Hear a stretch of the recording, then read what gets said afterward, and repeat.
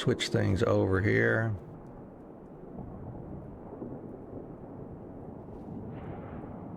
There we go. That should be much better now.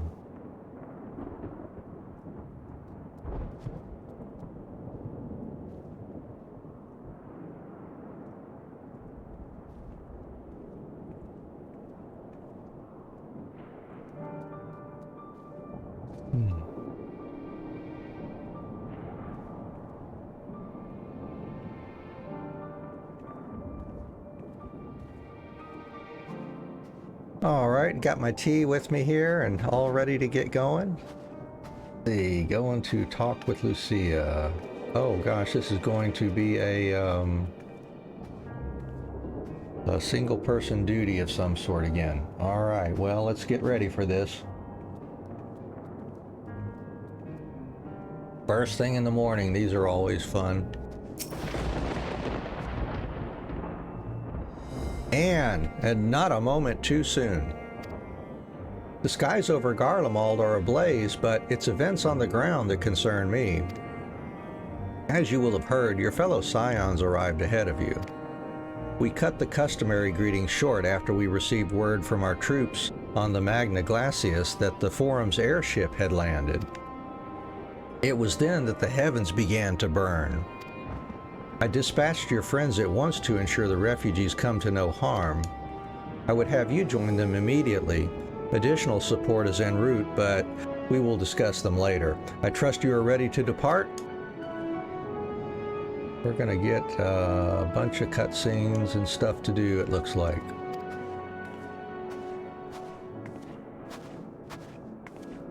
You enter battles associated with other quests. Oh, well, I'm not gonna be doing that. Alright, let's see what we got.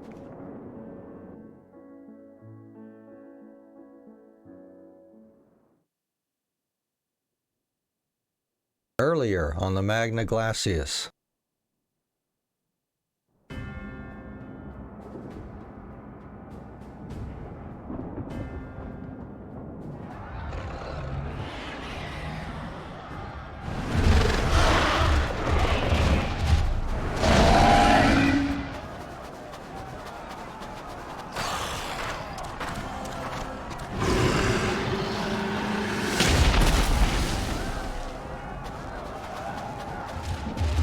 No. No. No. We were promised an escape. Not the same we fled.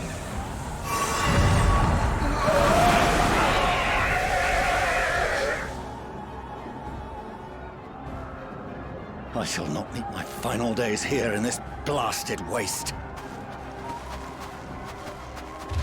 Calm yourselves. Your panic is our greatest enemy. Come, we must build a line of defense.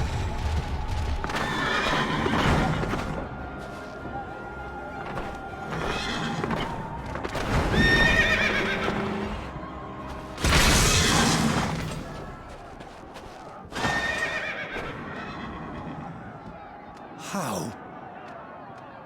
Leave the fighting to us, Father. You must lead the people to safety.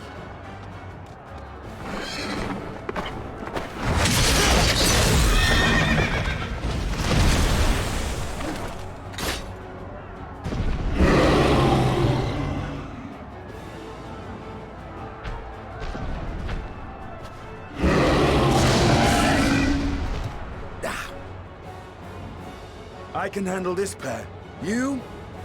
Shall tend to the refugees. Let us be about it.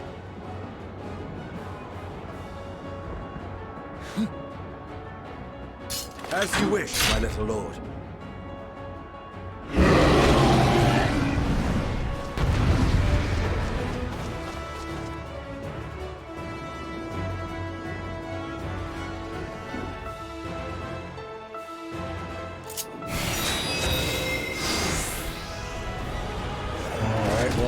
I'll command the beast's attention. See to the wounded. Heal the wounded. All right, let's see what we got. We got help is at hand. Restore target's HP. Restore target's HP. Interrects a magic barrier. Restores target's HP and restores own and HP of all nearby party members. Alright, well, let's see what we can do here.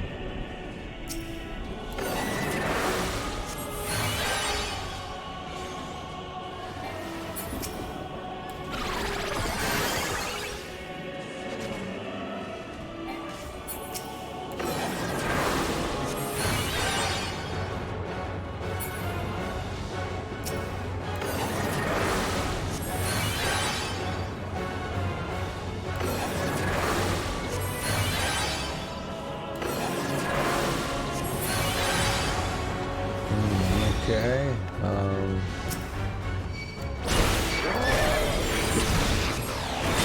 Leave it to me.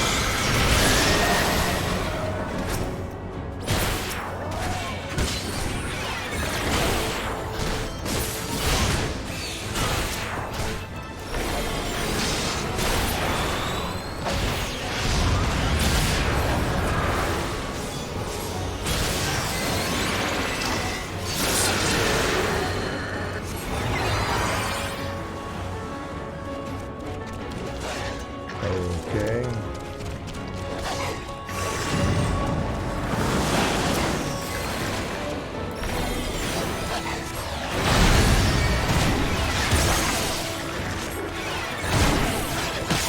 Those who can stand, come with me!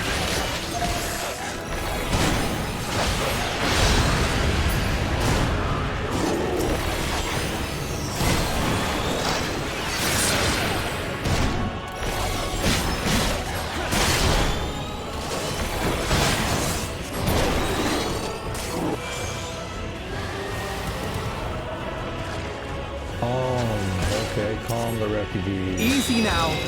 Deep Easy breaths. now. Easy now.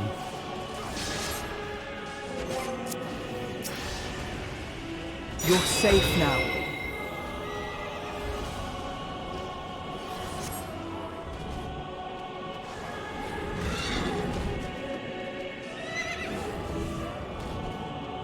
Worry not for the refugees, but for yourself, boy.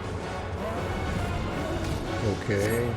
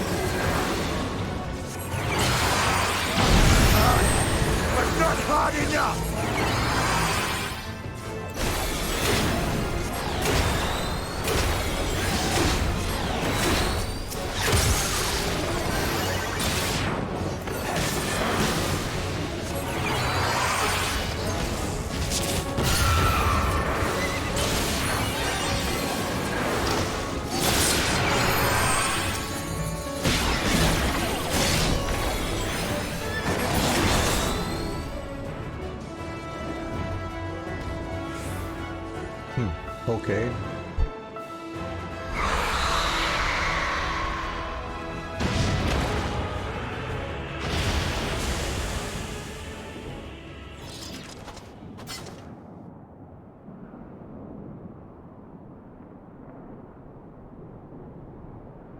Help! Someone, please! What?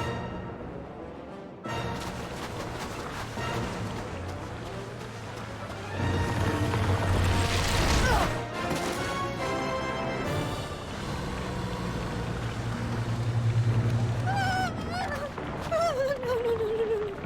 Don't. I don't want to die. Forward! Let not a single fiend escape!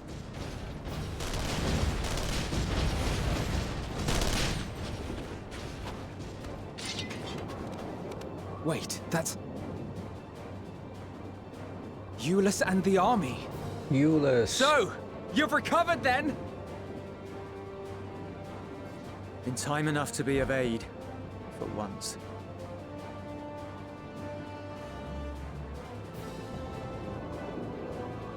We can speak of it more later. For now, we must fight! To repay your salvation in kind, or with better! For Garlemald has her pride!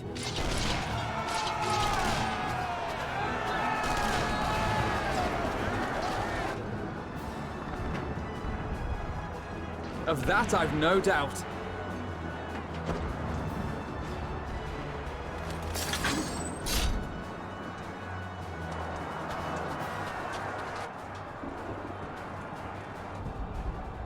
Good gods. Of all possible saviors, the Imperial Army. Oh!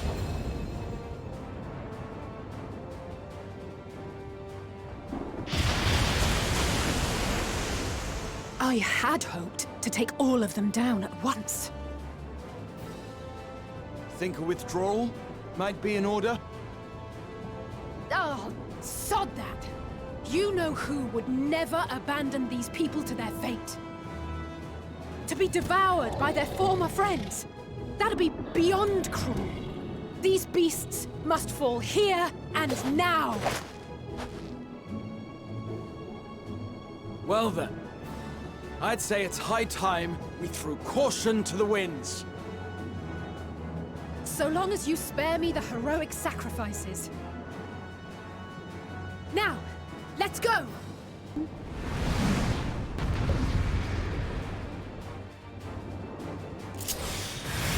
Okay. This time I'm Alisei. Alright, let's see. I've got combo, AoE around a target, AoE around myself, increase magic damage. That's a good buff. Alright, and then a cure, of course. Alright, well, let's start. See if we can do it. Let's pick one to start with here.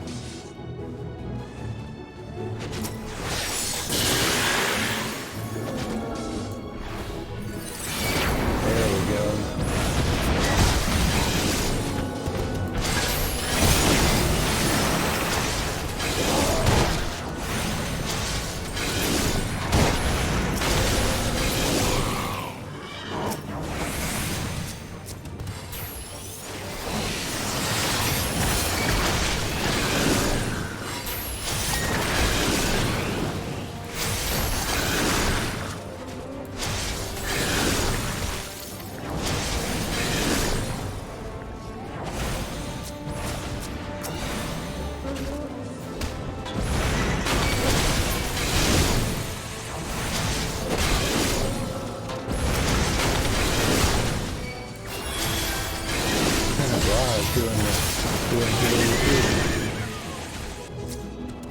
I'll toss in on you, buddy.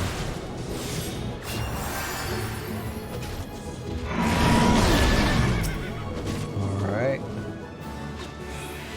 Now let's see, let's do this, I guess.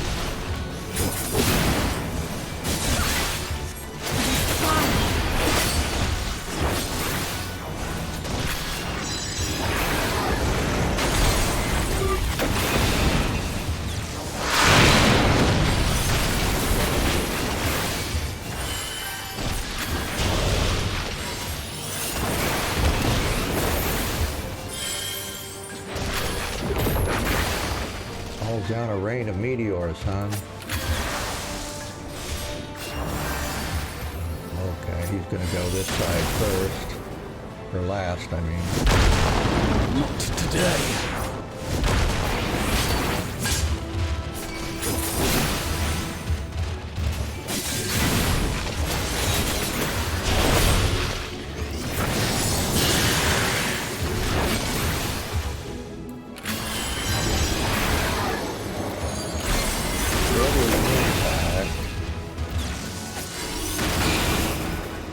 Which one's he going in? I'm gonna go here then.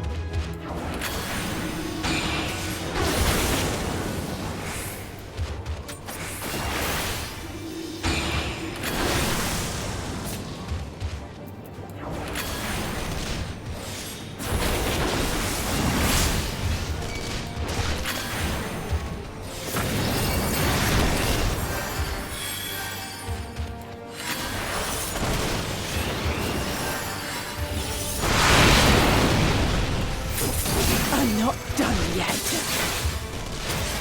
Oh, no, needs some healing. No, he's doing himself okay.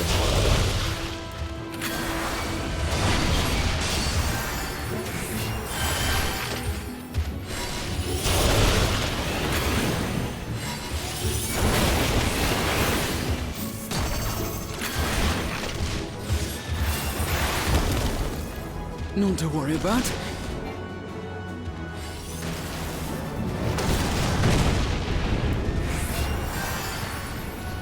The air crackles with energy. Find cover!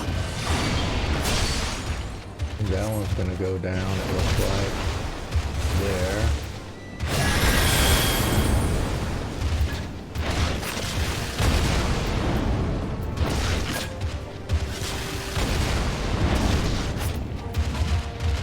And there I can't see. Okay. As they say, turnabout's fair play. Limit gauge is full. Alright, we're gonna use that bad boy. Let's go ahead. Oh God!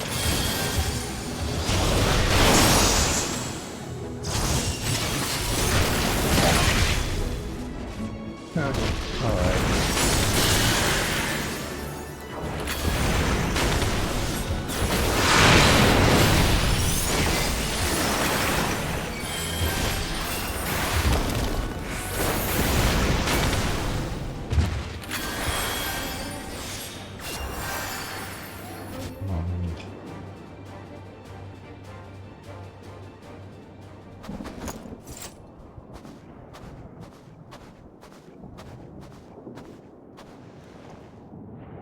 There's not the barest trace of ether. Maybe there really is no way to bring them back.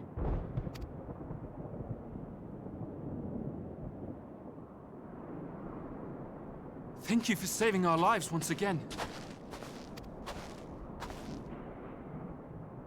I remember you, from Purusha. You helped us there too, didn't you? Ah, you're from Palaka's stand. I'm glad you're still in one piece.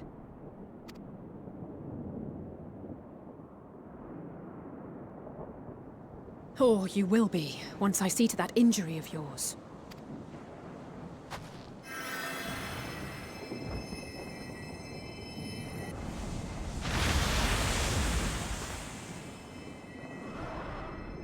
Look out!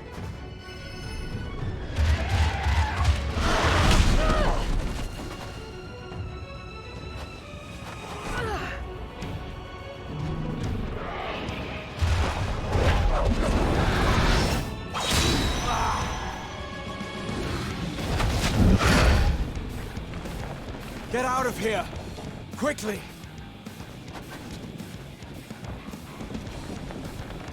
I won't lose them! Not a one! This will be a brighter future! I won't let a madman's apocalypse ruin everything we've fought to achieve!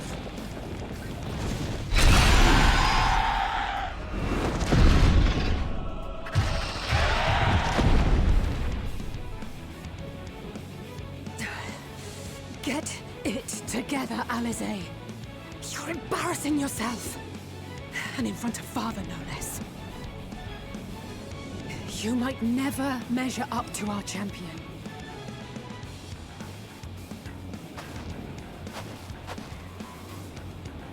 But we ask too much of her as it is. You mustn't let Eorzea's hero fight alone.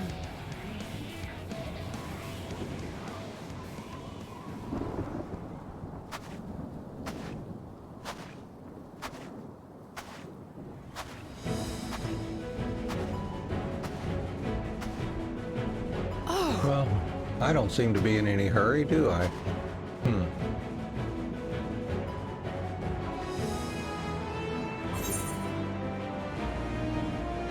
I'm back!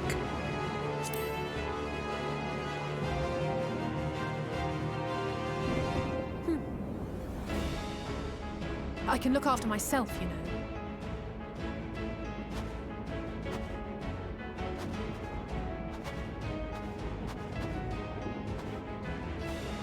Everything's in order, I trust?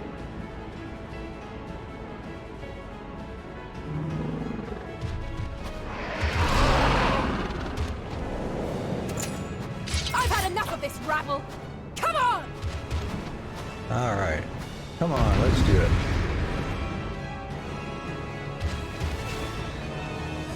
Yay, I get to be myself this time. Oh, a trio for the ages.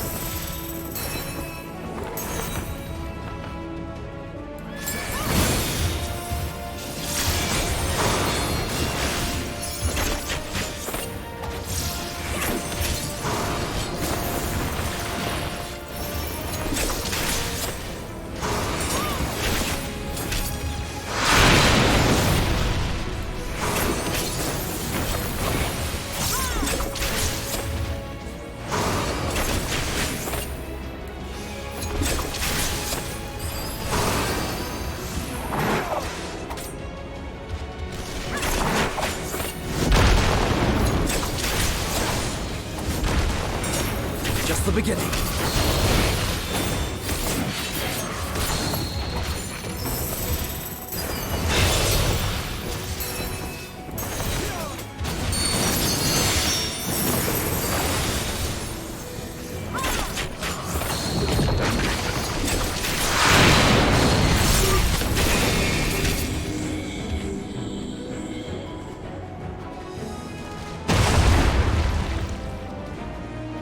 I had a feeling I'd find you here. This should be the last of the worst troublemakers. With me! Excuse me.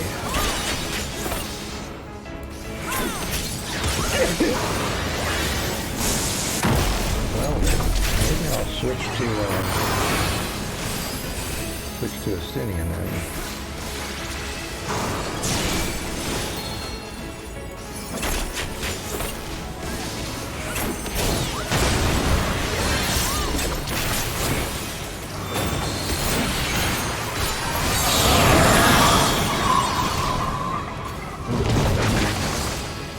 Be an opening here, I think. Yeah.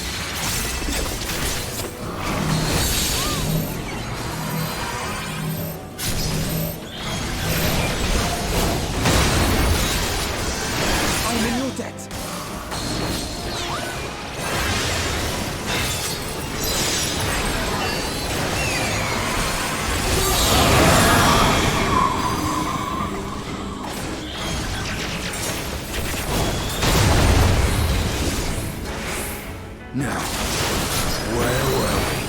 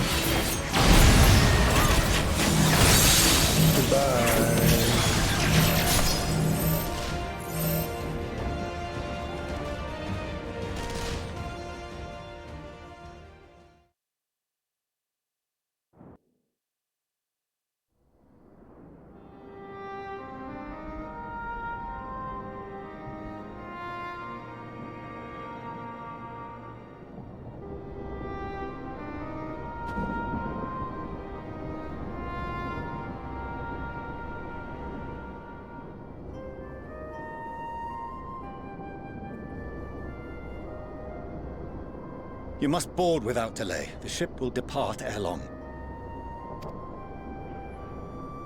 Your offer to host us in Sharlayan is most appreciated. But will the final days not soon fall upon it as well?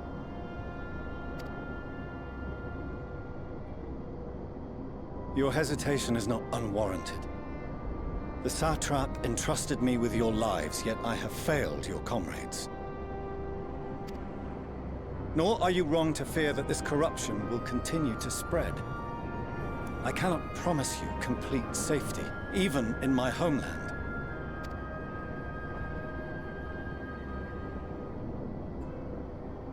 What I can promise is that I will do all in my power to protect you.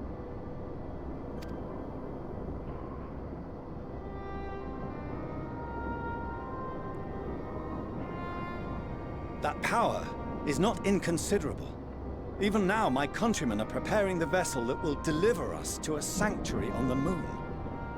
Join us on our journey there, and beyond, to new horizons.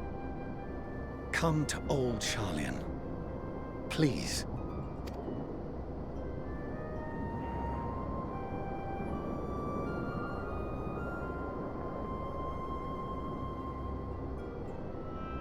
We would be fools to refuse such a generous offer made in earnest.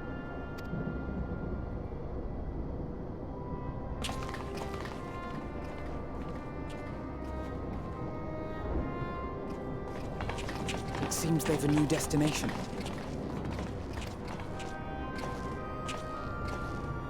The people of Radzat-Han have known too much suffering.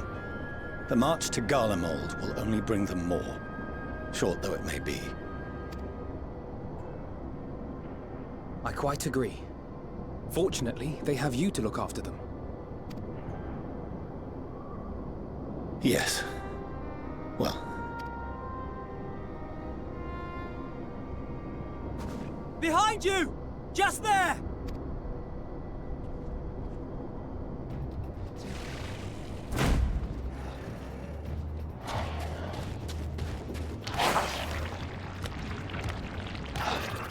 More of them.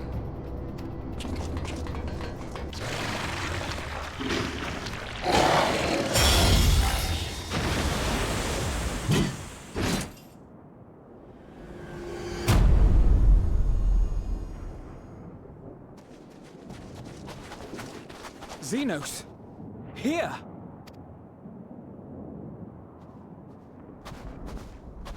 You'll be all right. Hurry to the airship.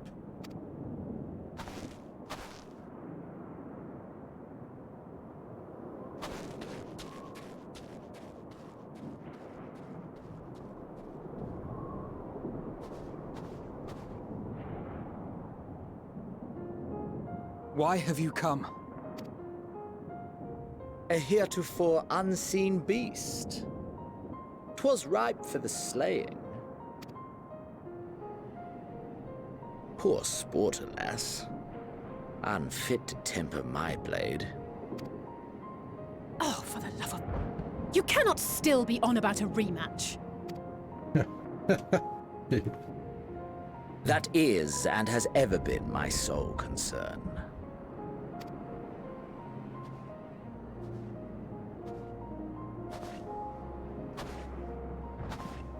You, on the other hand, are fixated on a different quarry.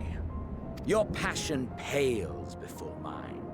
Yet neither hate nor despair seem sufficient to recapture your misdirected bloodlust.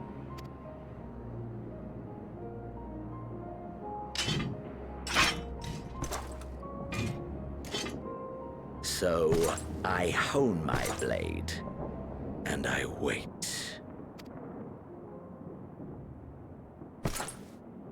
That's it. That's all you care about.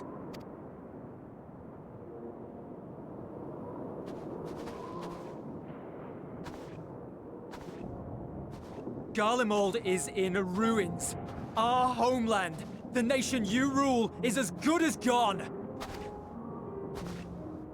Along with so many of its people. Not just soldiers like us. Not only those who fought and killed for power and duty. Innocent civilians. Murdered by their own flesh and blood. Lost and confused as they breathed their last. While we who survived with our lives and minds intact were left to freeze to death.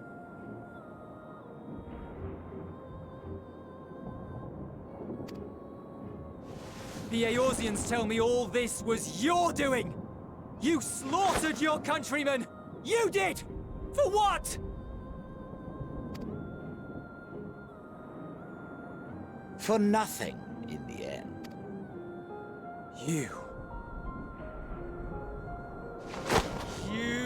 bastard! For your own sake, Eulus, you must control your anger. It will serve no one should it consume you and see you transformed.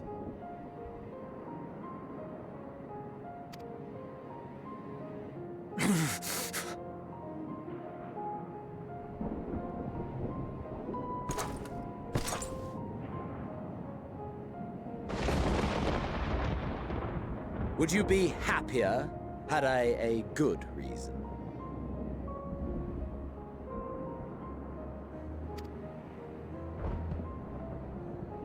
What?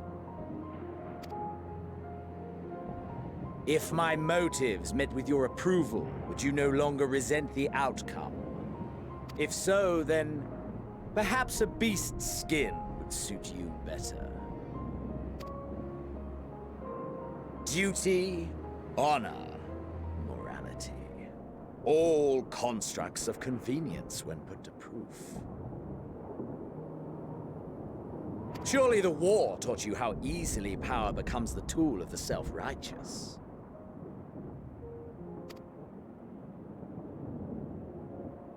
How the people's justice was merely a means to their ends?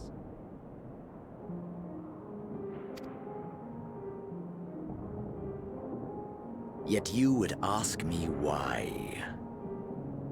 Ask any creature of this star and those above for answers, and they will tell you what suits their fancy. And they would be right to do so. What meaning there is to be found in the petty vicissitudes of your existence must be gleaned by you, and you alone.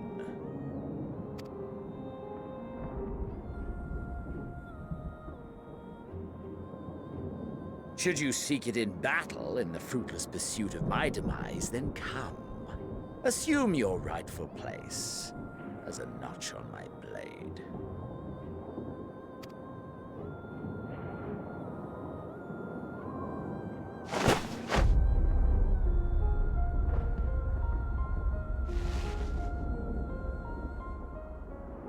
You are a blight on the Garlean race. And there would be no more satisfying way to expunge it than by beating you to death!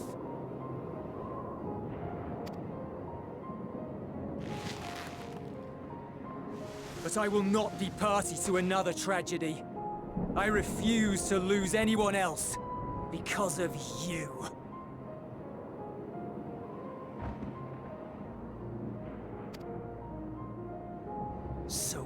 Go! Go! And may we never suffer your madness again!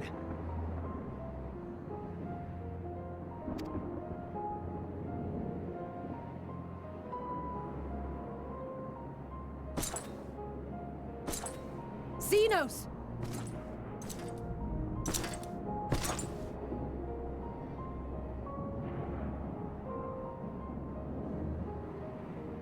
Perhaps you found meaning in living this way. I cannot deny you found strength. Yet if you only pursue your hedonistic pleasures and pay no heed to the plight of others, then no one will give you the time of day. You will never get what you want, not even the battle you pine for so dearly. You'll be alone for an eternity, and you'll deserve every agonizing second of it.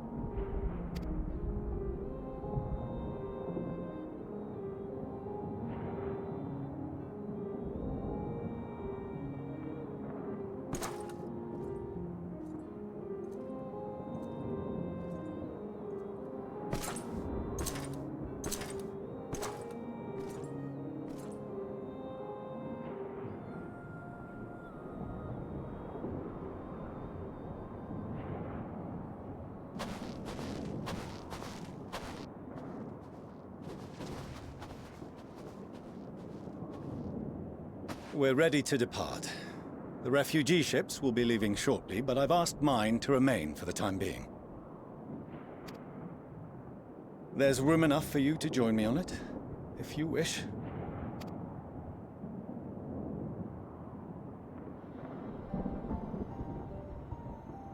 Do contain your surprise. I needn't agree with the Scion's methods or intentions to acknowledge that their deeds are deserving of gratitude. We appreciate the offer. But might I ask why you are delaying your departure? I presume it is not solely for our benefit. I must visit Garlemald ere we return to Sharlayan. Having caused such an uproar, 'tis only meet that I explain myself to the Ilzabard contingent.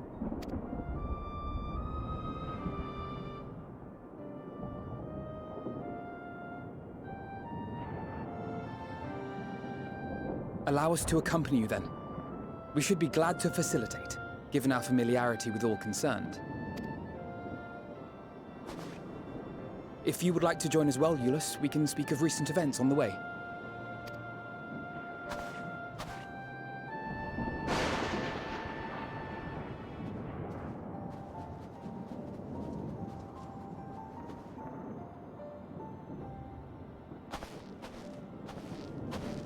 He'll be after your seat on the forum next.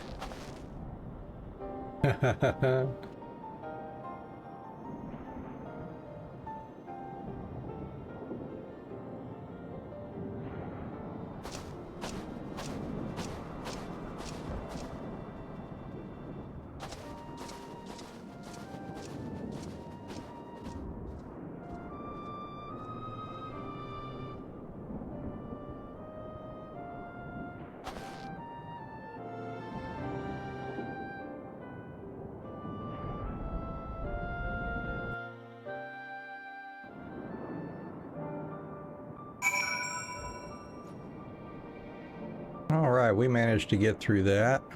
Let's see, let me check something here real quick.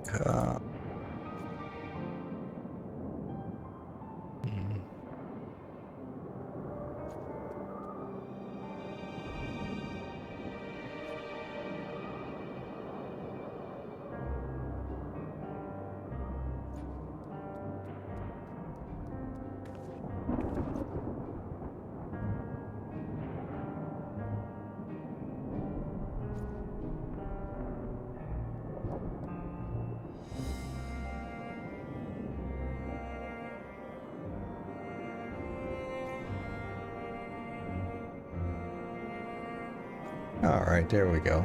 Just doing some tweaking here.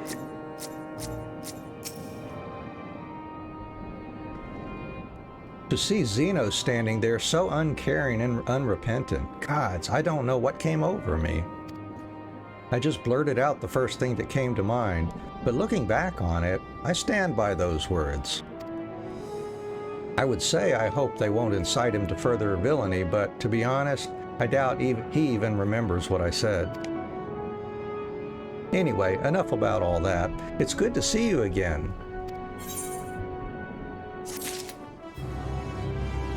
All right, new weapon time.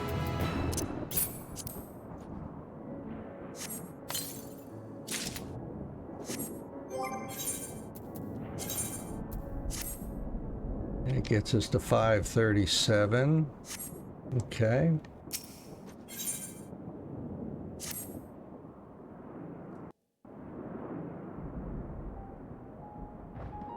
No major injuries then. Good.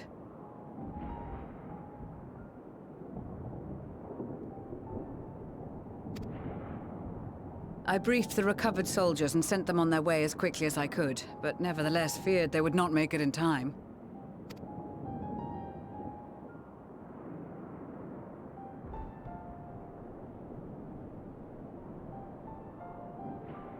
The additional support was invaluable.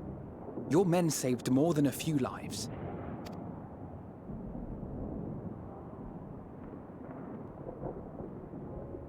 Though not all, I regret to say.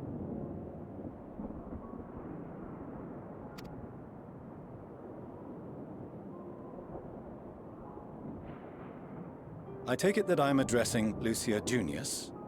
I'm the Forum's envoy, Fortuneau Leveilleur. And you are owed an explanation for these most dire developments.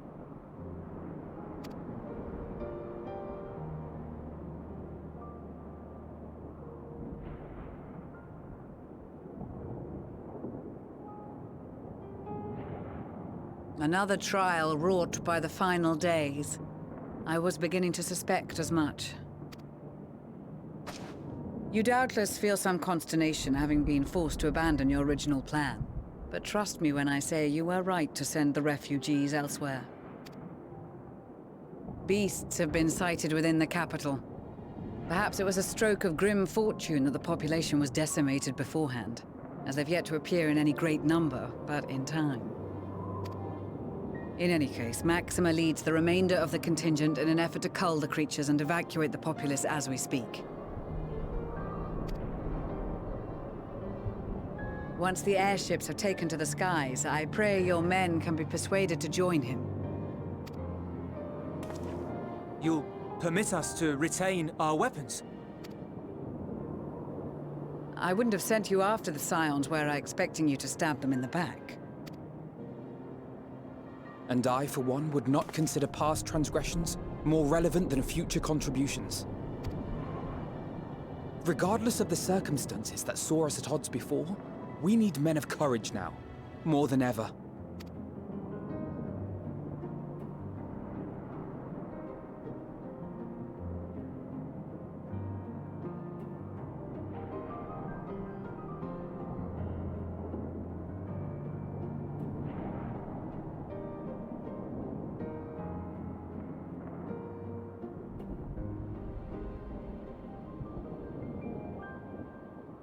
We swore to defend Garlemald, and so we shall.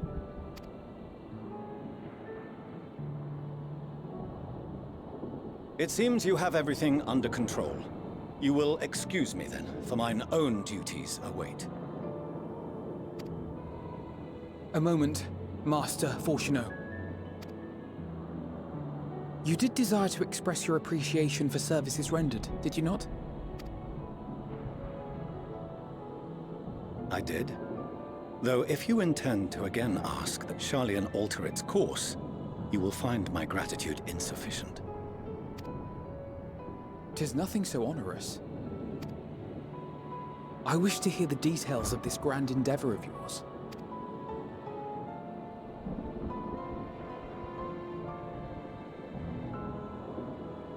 Do you swear to listen and to learn, and not to embark upon some scheme to impede us? I swear.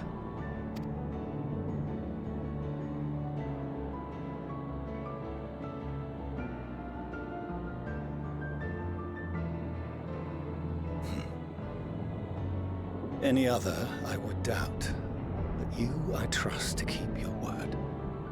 For not once have you broken it. Very well. I will request that the Forum make you privy to our plans. You may await our summons at the Baldessian Annex, assuming. It does. You have my thanks. Excellent. You can regale us with tales of your most recent sojourn to the First while we wait.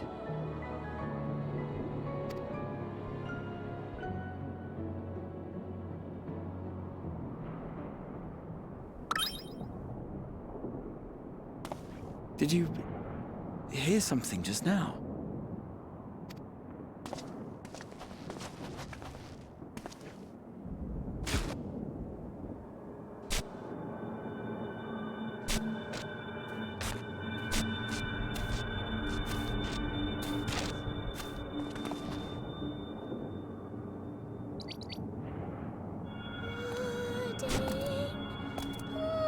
Hello, hello.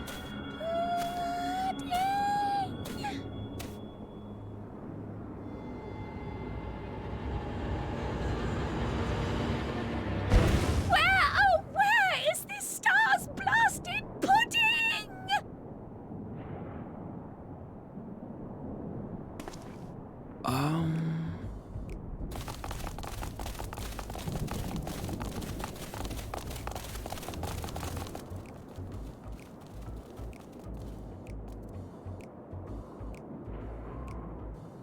Dawn may banish even the darkest night, and to this bitter clime bring warmth and comfort.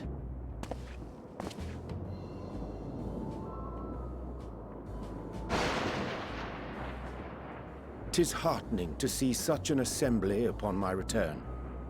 I thought often of you whilst I looked down upon our star's brilliance from the moon above. Yes, but what are you doing here? And dressed like that? Aren't you cold?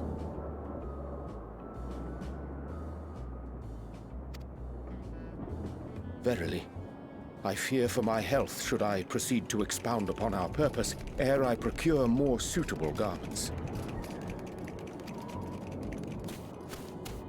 Then allow me to summarize. We're here because none of you lot are up there. Nor has anyone deigned to send word about any changes in the plans. It's rude, is what it is. At least that's what I thought at first, but then folks got to wondering if you weren't in a spot of bother, so we decided to take matters into our own hands. Come down here and help, if our help be needed. So she says, but it's also something of a convenient excuse to visit Aetherius. Oriange made it sound absolutely marvelous. More so before the impending doom, but still. And it's not like there will ever be a better time. What with the aforementioned doom? Marvellous, they say, yet not an ounce of pudding to be found. I must suffer Uriange's inferior works no more. Okay. Hey! Maybe consider the plight of present company before you go blathering on about pudding and doom? Ahem. As I was saying, should you require any assistance with whatever, we are at your disposal. We were born from Hydaelyn's love for the lives of this star, so naturally we would much prefer to see them continue. Twiddling our thumbs up on the moon is hardly conducive to that, though, is it?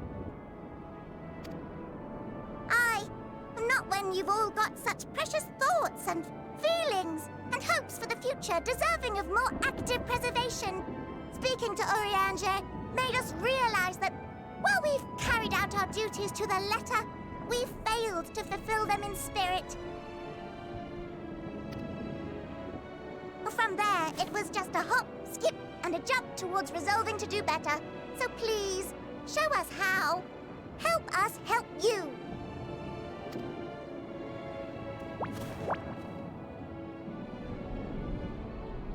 Forgive me, But are they... Thy distant collaborators, indeed.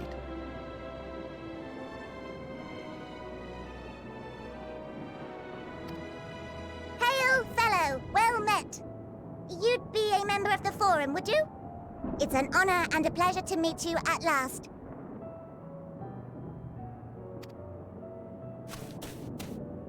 I'm Livingway, Hydaelyn's right paw! That last bit is very important. As am I, if I may humbly say so myself. I, bid you welcome to our star, Livingway. On behalf of the Forum, I thank you for traveling such a distance to meet us. As you have surmised, preparations for the Exodus have not proceeded as smoothly as we had hoped. I should be happy to personally escort you to our headquarters in Sharlayan, where you may advise us as you deem fit.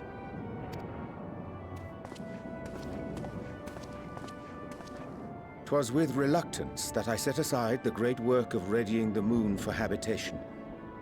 Be assured that I did so only after the Loperites made plain their earnest desire to come hither, and I myself felt a growing certainty that their contributions here would prove invaluable. 'Tis trite, perhaps, but I followed my heart.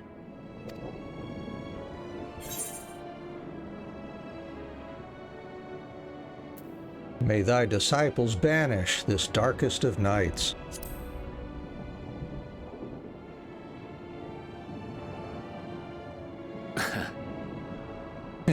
I am no esteemed philosopher of Eld. Nevertheless, 'tis my hope that what little knowledge I shared shall serve them well, and perchance help save us all. Will thou attend us at the Forum and lend thine own wisdom?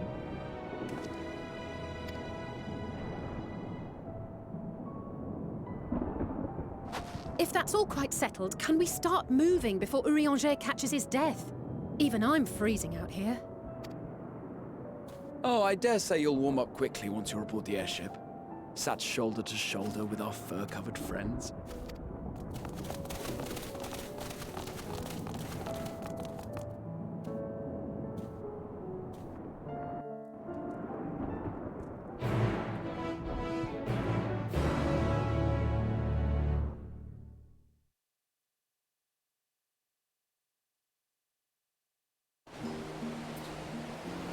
And we're back in Sharlayan just like that. Cool. I dare say Master Fortuno was as nonplussed as we to learn the identity of Hydaelyn's lunar custodians.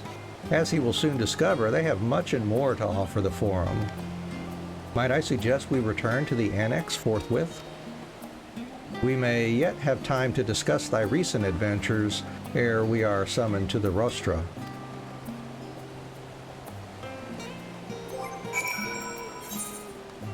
Nothing important new popped up here.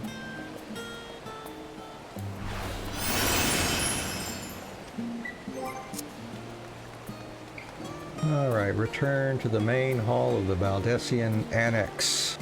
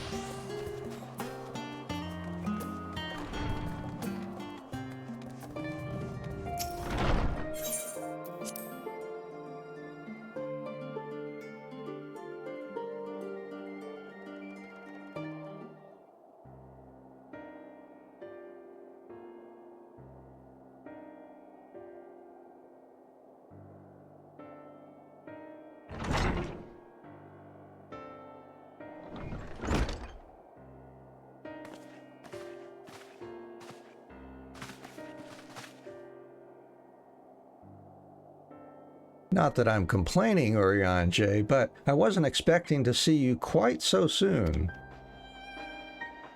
nor I thee. In extolling the virtues of Aetheris, I did inadvertently awaken in the Loporrits a desire to avert our beloved star's demise. Trial tells us you have obtained new knowledge that may aid us in our ongoing efforts. I've news to share regarding our study of the ethereal sea, but your findings are certain to be of greater interest, and so I would rather hear them first. To what revelations did Heidelin's Elpis flower lead?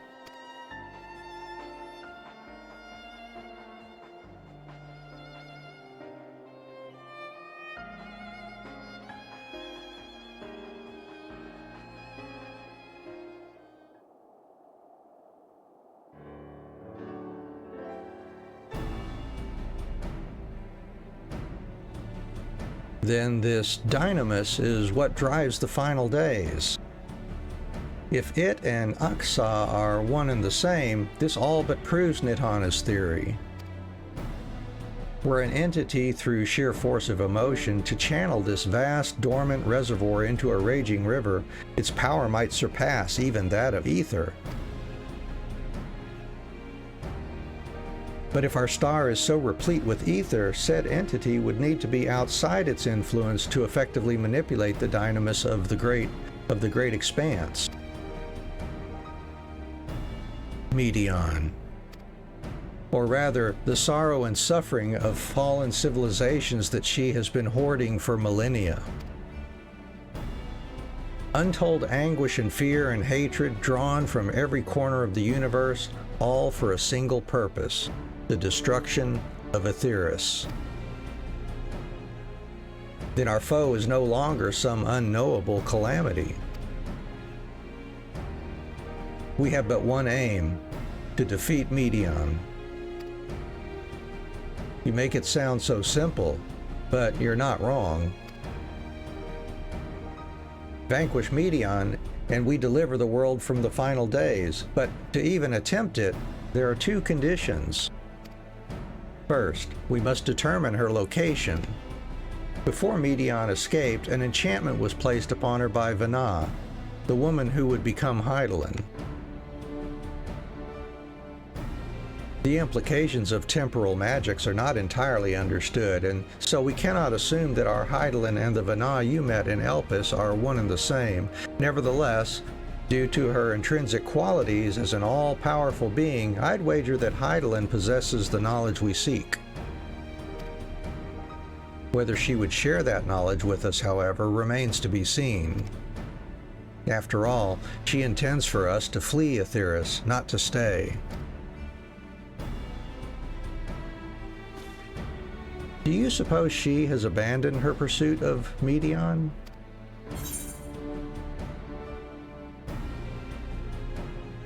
The Vana I know would never give up.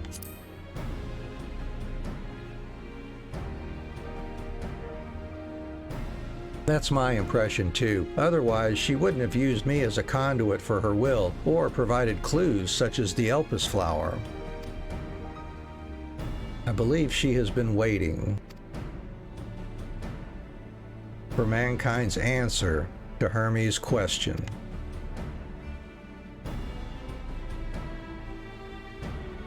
So, what's the second condition?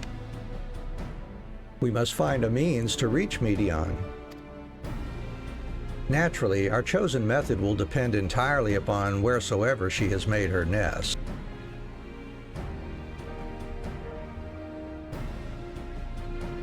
Then communing with Heidelin must by necessity come first. Did you and Master Matoya have any luck with your investigation into the ethereal sea? Sadly not.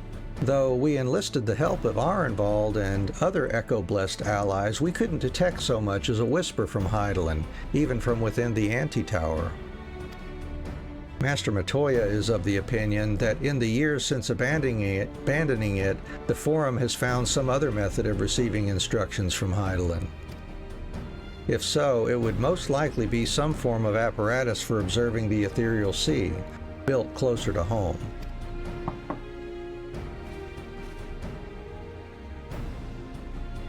Sorry to interrupt, we've just received word from the Forum. Your presence is required in the Rostra, where they intend to discuss the Great Exodus.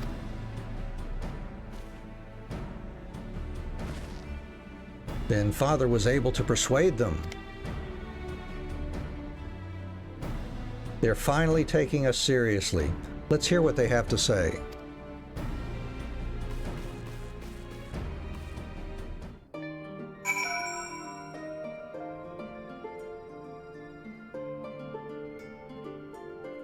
All right, let's go talk with the steward then, see what's going on.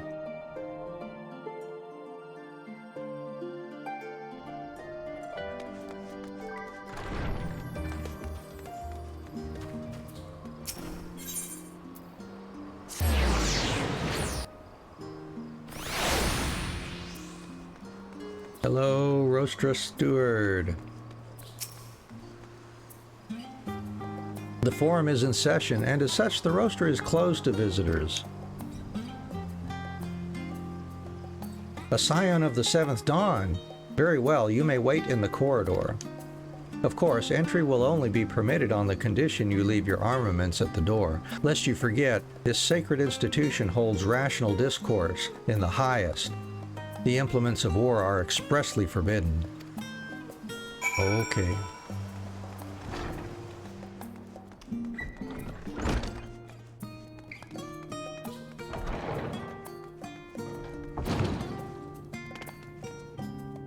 I'll just run through the middle here.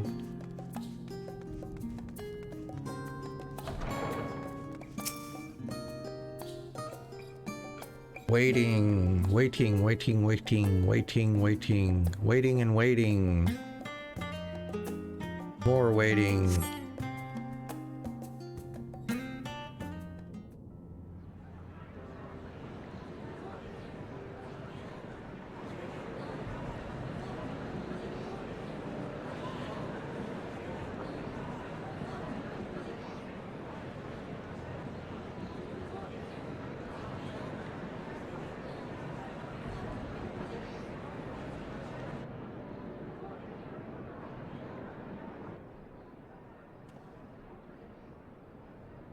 There is a matter I wish to raise with you before we enter.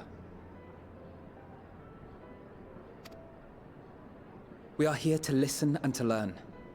But if the Forum's plans are more or less what I expect, then I should like to make a proposal that will serve our ends. By your leave, of course.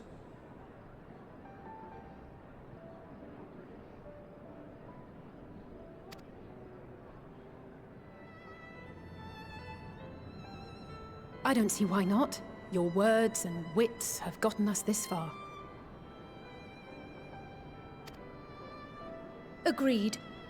I will present our queries so that you may consider the most advantageous way to advance your proposal without distraction. Thank you, everyone.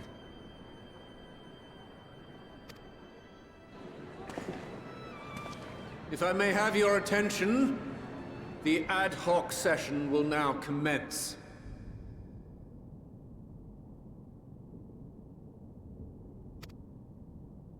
The purpose of today's assembly is to brief the Scions of the Seventh Dawn, at their request, on the Great Exodus.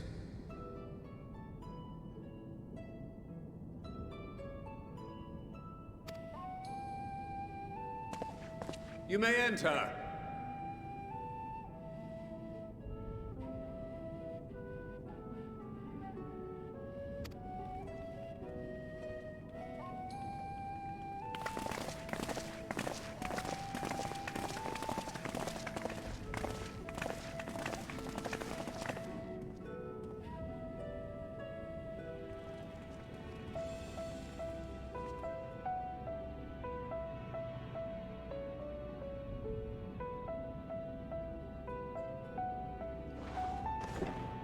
On behalf of the Forum, I commend your heroic actions on the Magna Glacies. We shall not soon forget your service to us, and the people of Radz-at-Han. The Satrap, whom we have informed of the refugees' new arrangements, sings your praises as well. As an expression of our gratitude, We will endeavor to answer your questions as fully and openly as we are able. Then let us begin. First, it is the Forum's objective to ferry the life and knowledge of this star to the moon. Am I correct? You are. It is for this purpose that Sharlayan has labored these many long years. We have collected biological samples and scientific records from across the star. When the time comes, they will be moved from their places in Labyrinthos and Numenon and conveyed to safety. Once that critical task has been accomplished, we will begin transporting the Sharlayan citizenry, which has been categorized into groups. The earliest arrivals are to ensure hospitable environs for those who come after. Following our people, we will send those of other nations in turn, beginning with our allies. Radzat Khan was foremost among these, but since the final days have already come to Thavnair, we saw fit to include the refugees with earlier groupings. An ambitious plan. You have accounted for the safety of all nations and tribes, then? As many as we can. And how, pray tell, do you decide who to leave behind?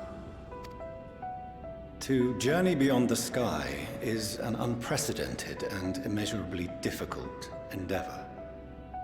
Introducing sources of inevitable conflict would condemn all to certain death.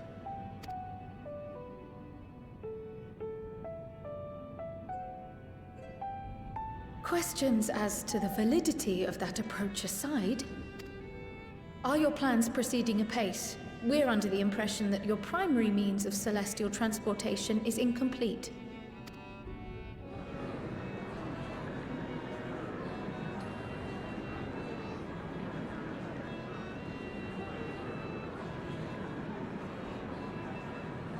If only in that it does not meet our optimal parameters, that is correct. This Ark, as some have taken to calling it, is fully operational and could be launched even today. However, the final days have progressed more quickly than we anticipated. At present, the ship is incapable of attaining speeds sufficient to meet our evacuation targets.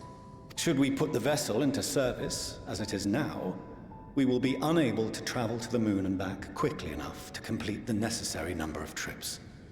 Precious lives and knowledge will be lost. Seven hells. Is there anything to be done? The ether burner, the primary means of propulsion once the craft is in the space between stars, is undergoing testing to determine whether it can be made more efficient. Though cargo is being loaded for the initial phase of the Exodus, we are prepared to continue our experimentation up to the day before launch, should it prove necessary.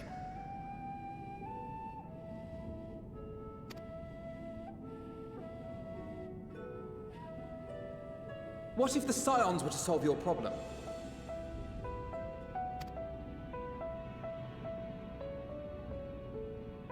We shall help devise a means to improve the ether burner's efficiency, on 2 conditions. If we succeed, you must allow us to meet with Hydaelyn.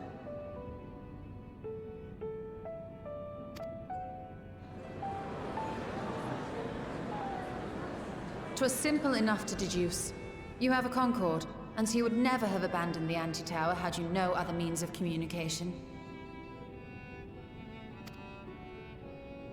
One far more convenient, I suspect.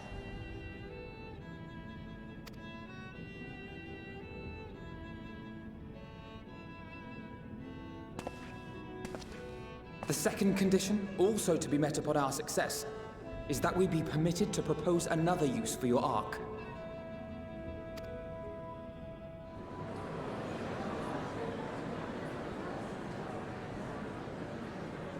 We would be at liberty to refuse this proposal. Of course. If we cannot prove its merit to the 99 here. Who are we to stake on it the lives of all peoples of this star?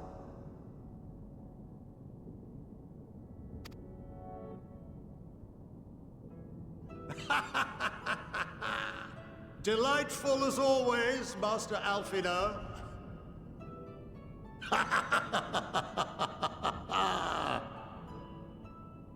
Oh, we couldn't have asked for a finer plan.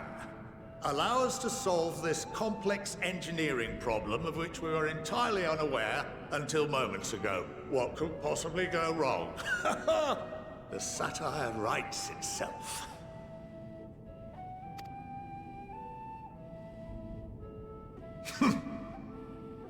Yet, what field has not benefited from a change in perspective? When we are at wit's end, what we need is not the same dry theories recited ad nauseam, but fresh inspiration.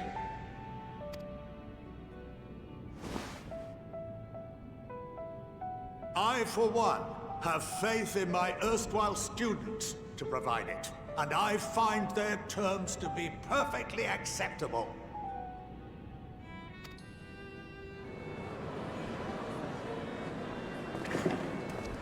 Order! Order! We have no time to waste on debate. I call a vote. All in favor of agreeing to the Scion's terms?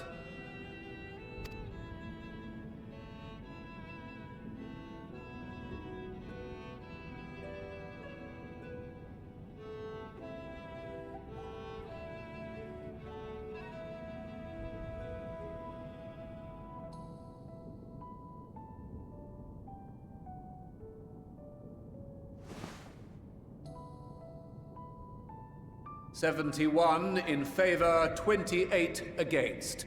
The ayes have it.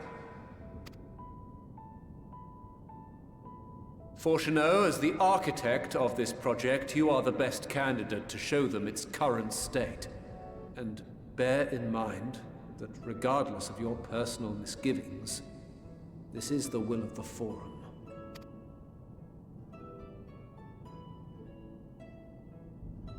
Very well. I call this session to a close. Return to your tasks with urgency. The final days wait for none.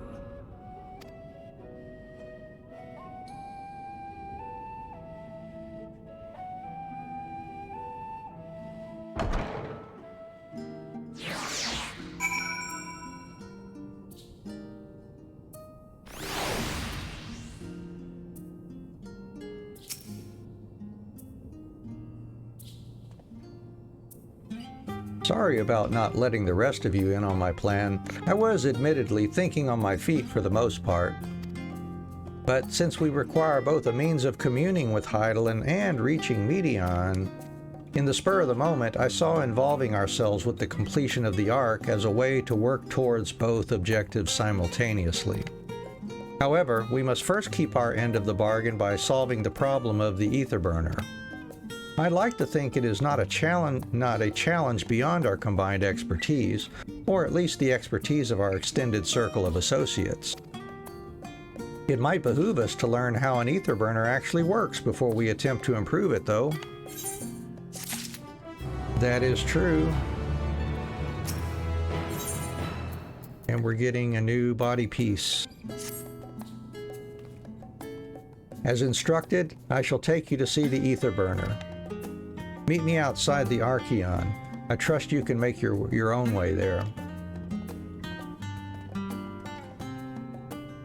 So, the Ark is being built in Labyrinthos. Hardly surprising. Where else could they conceal such a massive undertaking?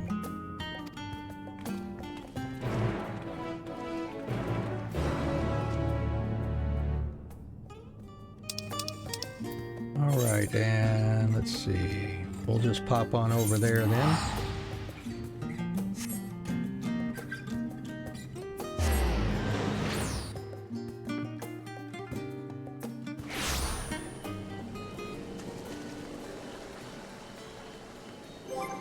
Anything else here? Nope. Our destination lies in the lower levels. The Forum, in its wisdom, has granted you access to the Archaeon's lift. Step inside and have Opaline take you to the medial circuit.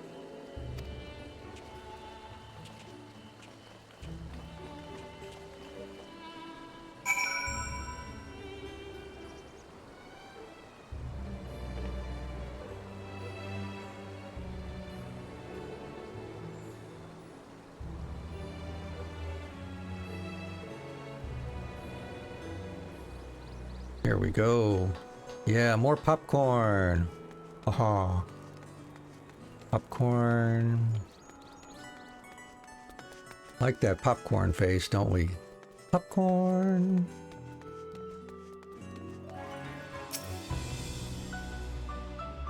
So we have to go down, it looks like.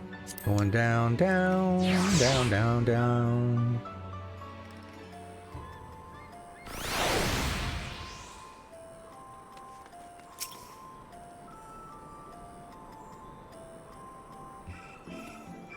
I have sent your associates ahead to Logisticon Alpha on the other side of Merrill Agronomics.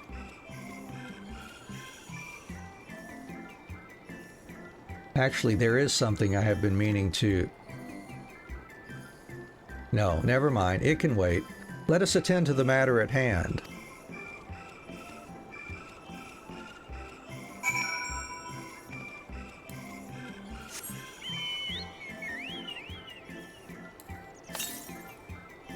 (183 southeast). Over this way somewhere.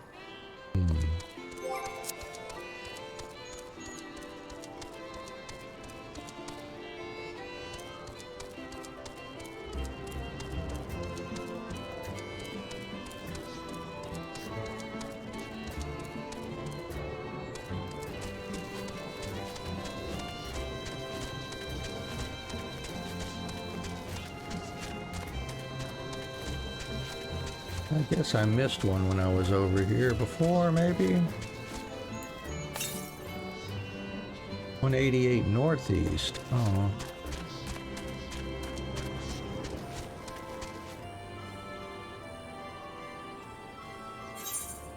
What did I miss? I don't know. Let's see if we can run on up here.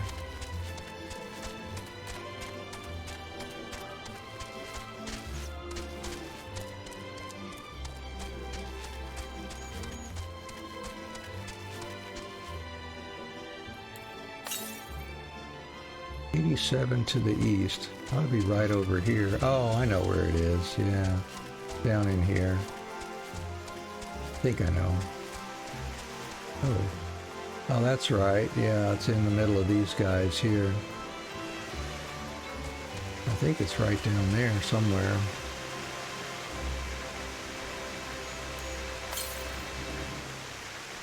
Yeah, we're like right on top of it. I just can't see it from this high up, I think. Oh, there it is. There we go. We need to be careful jumping down there in the middle of those guys.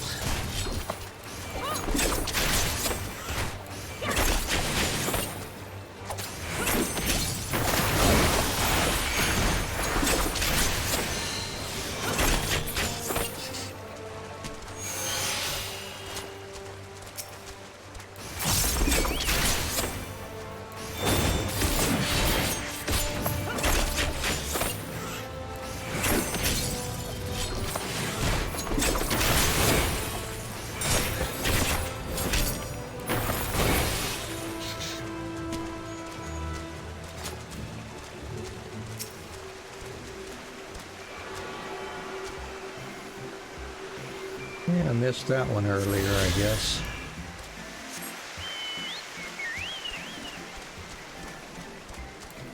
Let's see, next one is, yeah, it's a ways off.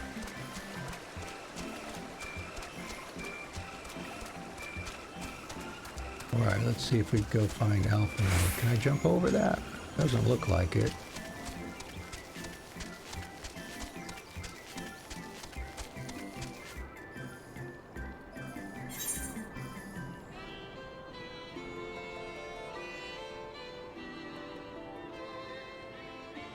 South. Oh, in that new area.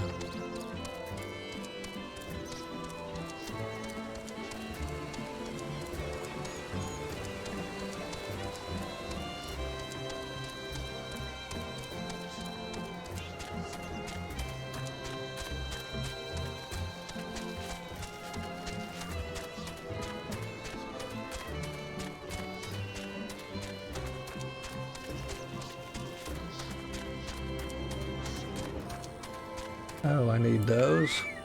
Oh, we'll take them.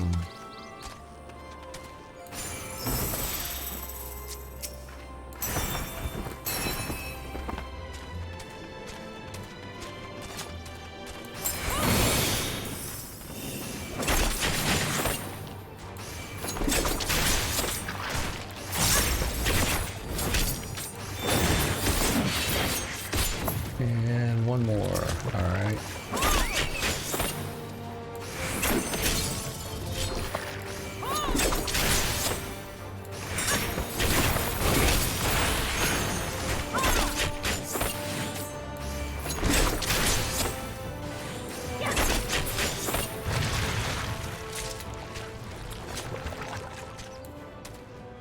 Awesome.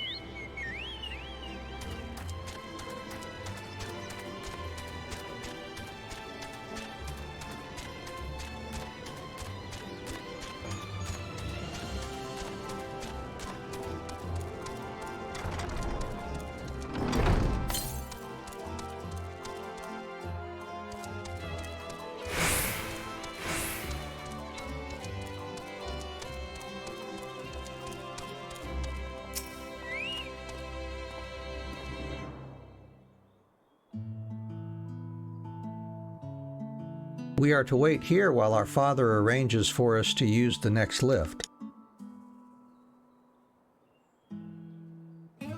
Here being Logisticon Alpha, where the atmospheric conditions of Labyrinthos are regulated. Water is drawn from underground and dispersed as vapor, simulating the formation of artificial clouds and rain. By manipulating the temperature and air circulation, they are able to create the ideal environment for the growth and preservation of the biological samples kept here. Hold on. How do you know so much about it? Why, Father brought me here as a child. What? And left me behind? Actually, you're the one who left me behind when you went off somewhere with Grandfather. The night before, I'd been asking Father how clouds are made, so he decided to show me. It was fascinating. I peppered him with questions the entire time. It is all too easy to take for granted the many interweaving aspects of the natural world, to grow inured to the wondrous. But having gained an understanding of the complex mechanisms employed by the Labyrinthos and recreating a similar environment, I have come to view such processes in a new light. The subterranean gardens of Labyrinthos, the lunar prison forged to contain the ancient Zodiarch, the habitations built for all mankind neath the moon's surface, each unique, yet undeniably similar. It is no mere coincidence.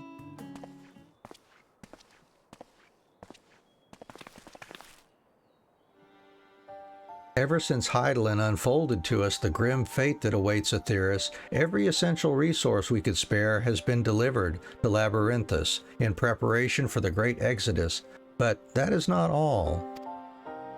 It is also a testing ground for the technologies that will allow us to settle on distant stars. Though the Labyrinthos have endeavored to make the moon inhabitable, That is not our final destination. Mankind must learn to propagate life where there is none, to thrive where all is barren. Alas, time is not on our side. I have arranged for you all to enter the central circuit. It is there that most of our preparations for the Great Exodus are carried out, the construction of the Ark among them. Though our plans have been made public, access remains highly restricted. You, however, will not be subject to said restrictions and will have free rein to come and go as you please. Such was the will of the Forum, after all. We will prove ourselves worthy of their trust. Your trust.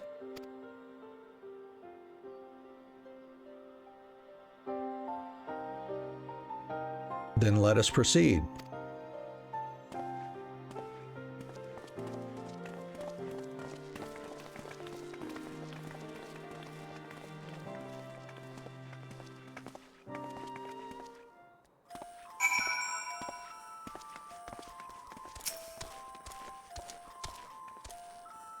By decree of the Forum, the Scions of the Seventh Dawn are permitted to enter the Central Circuit.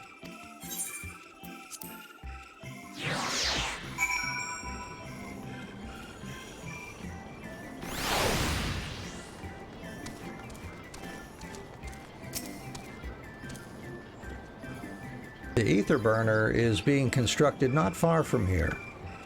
Overseeing the work is Kokol Dankol, after whom the forge is named. Once the necessary introductions have been made, I shall leave you with him to discuss the particulars. This way.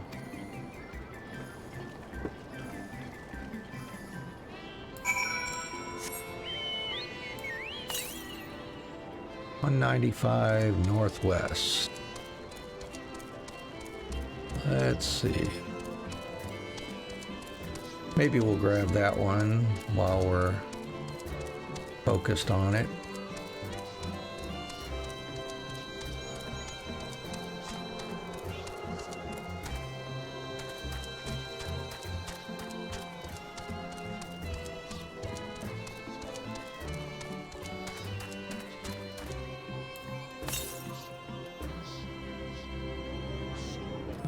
West. Oh, okay, it's down here.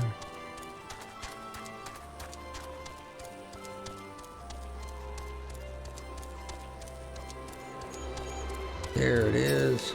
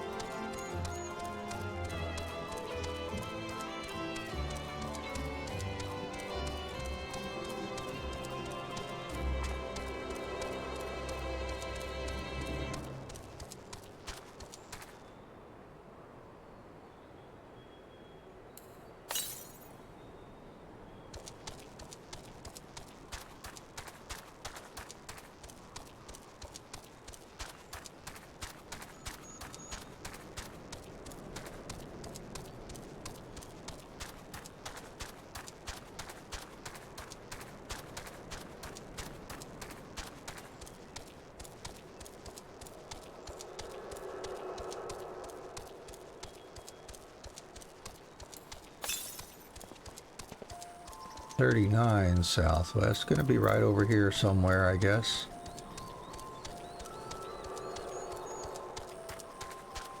Oh, there it is.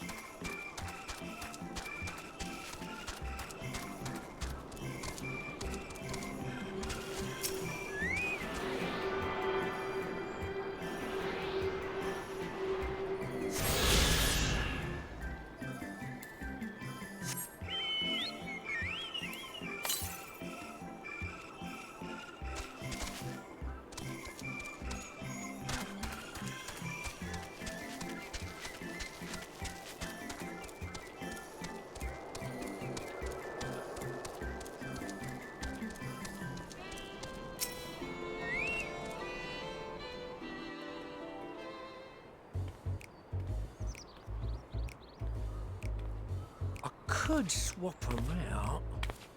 No, been there, done that. Damn near lost my eyebrows. Think, Coco, think! We'd be well on our way to paradise. Visionaries patting themselves on the backs for their grand accomplishments if you'd only think! Yes, that does sound rather lovely. Yeah! I mean, Master Force, you know, what a pleasant surprise. We're not blasting off already, are we? The schedule remains unchanged, for better or worse. Which is why the Forum has elected to accept assistance in resolving the ether burner conundrum.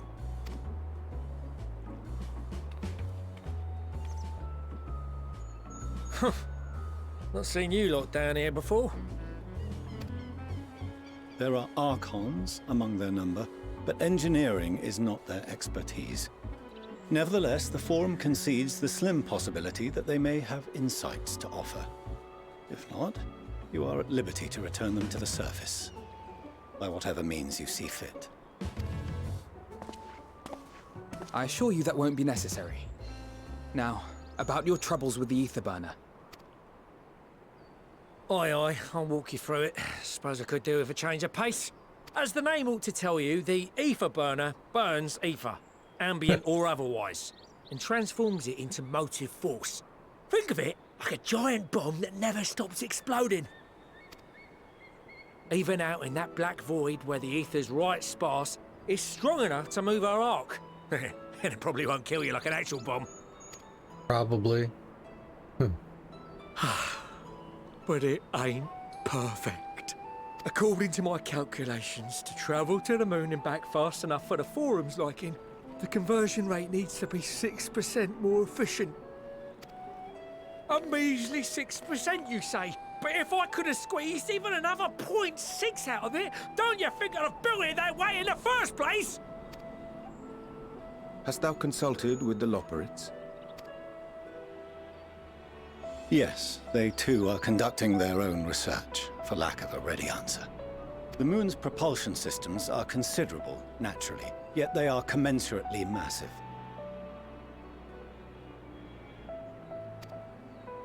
It is no easy feat to convert their technology into an efficient means of propulsion for a teeny tiny toy boat, as they say, and as I most certainly do not.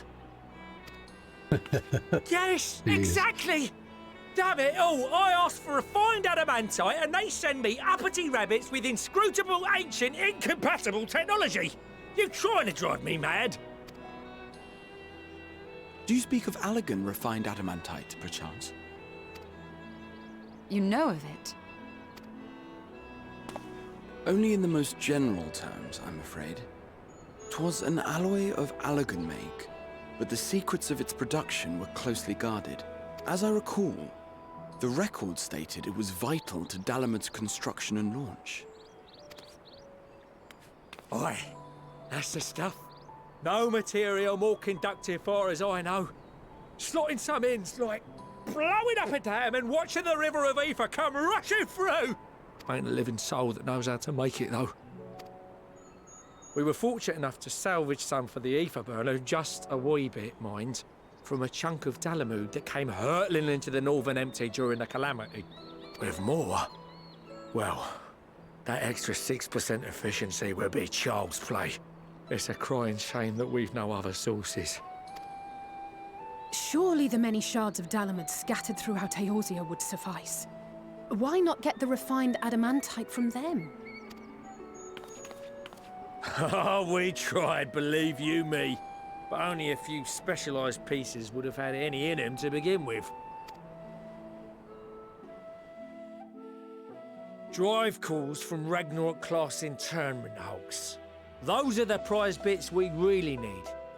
According to the Gleaners, getting to them means delving deep into the shards. And the defences are still very operational and very eager to blow them up. It's rough going in there, even for the Queen. Not sure they'd make it out alive. You want me to go and fetch the whatsits?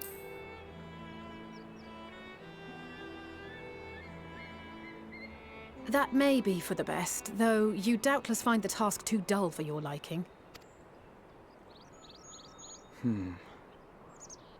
There are multiple internment hulks in Eorzea alone, so handling this ourselves may not be the most efficient option. Rather, if we could salvage adamantite from the shards simultaneously... Thancred, is the link shell we established before you went to Garlemald still active? Of course. The floor is yours.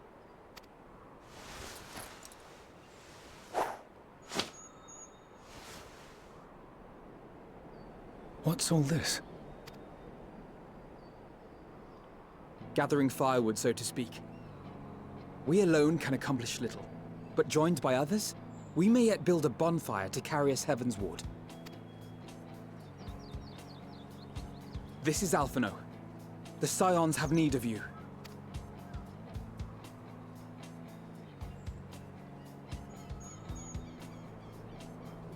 Understood. I will contact the Lord Commander and dispatch our finest at once. My sisters are somewhat preoccupied with the final days, so I will lead the 12-Sword expedition myself. Are you aware of any other sources of refined adamantite? Logically, such an invaluable alloy would have been utilized solely where absolutely necessary, in components intended to conduct or collect surpassing amounts of ether.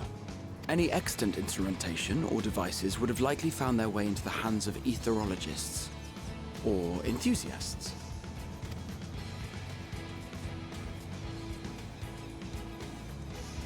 Magical artifacts of Allagan design? The Eastern Alliance will send word to one and all. Are there other ways we may offer aid?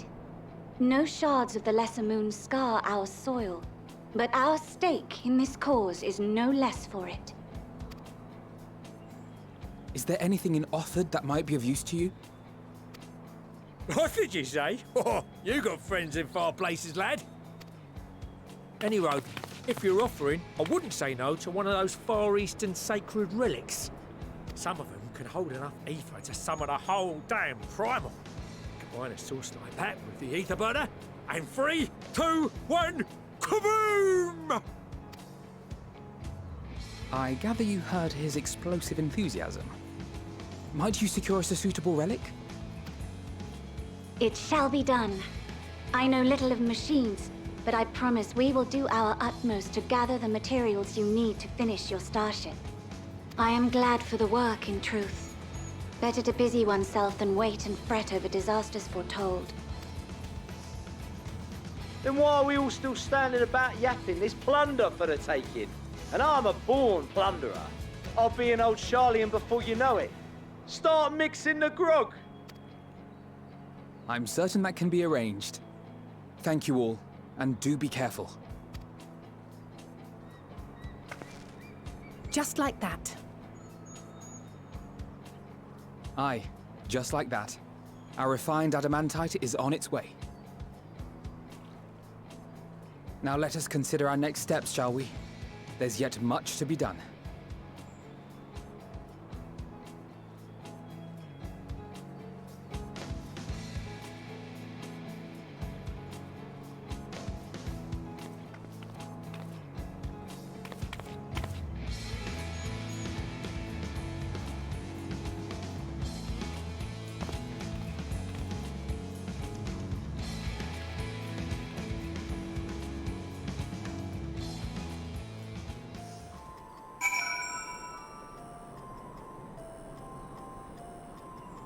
All right, we'll get this underway here in just a moment. See, I think first I'm going to need to take a short intermission, but it will be just a minute or two, and I'll be right back.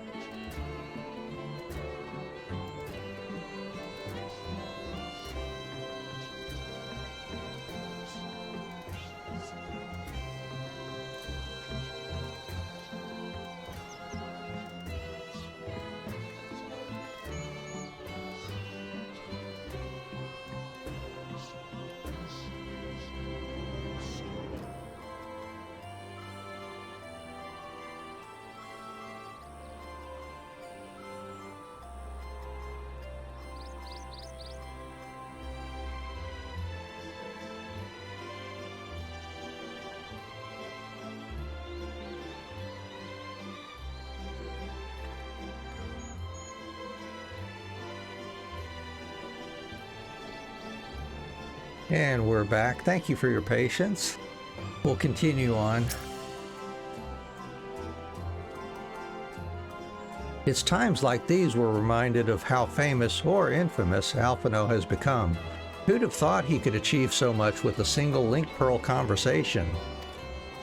As we're expecting rather a lot of visitors in the near future, I'd best return to the surface and inform the relevant parties. I also have a contact of my own that might be worth a try. Oh, and who might that be?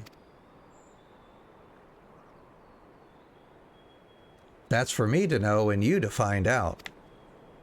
And on that note, I leave matters here in your capable hands. Best of luck.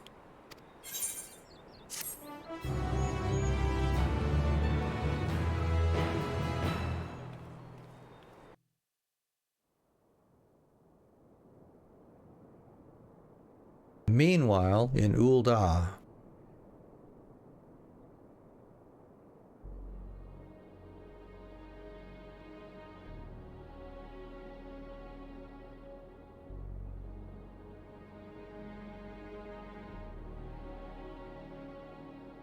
Our course of action is clear.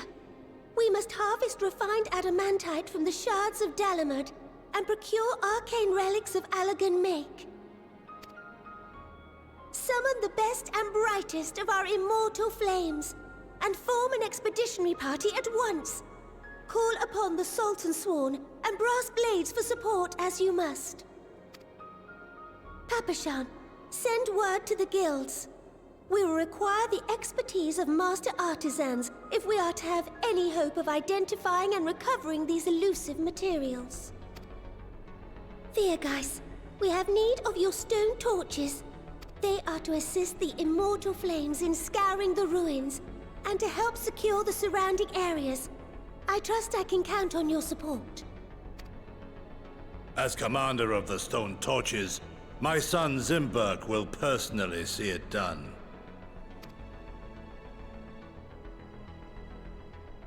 Pippin, I would have you lead the raiding party. Assemble your finest, and with Chizona's blade, clear the way. Lord Lolorito, I pray you take charge of the search for Allagan relics. Surely you know of some being traded on open or clandestine markets, or sleeping in collectors' vaults. Of course, I ask not that you do this out of the kindness of your heart. By all means, profit on the transactions. I wish you the joy of it. The final days descend upon our world. If circumstances are truly as dire as they say, Ul'dah's best efforts may be for naught. And yet, when we Eorzeans rose from the ashes to rebuild our broken realm, did we not learn one simple truth?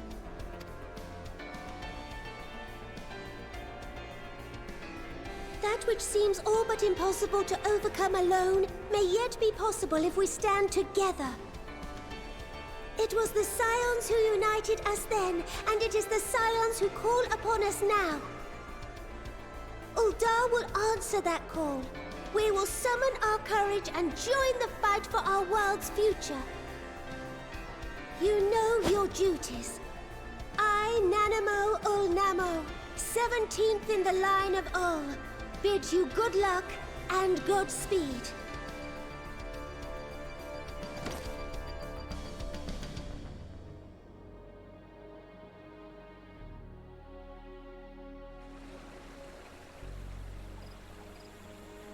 Meanwhile, in the Black Shroud,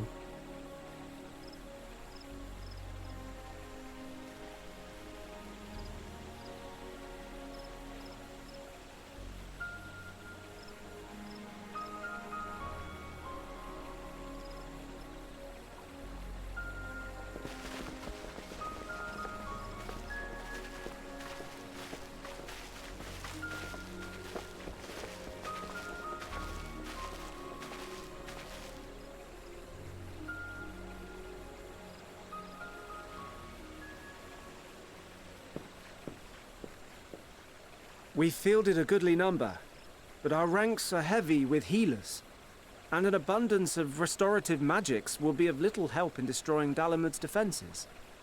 Still, it has ever been thus with Gridania. We must steel ourselves for a protracted engagement.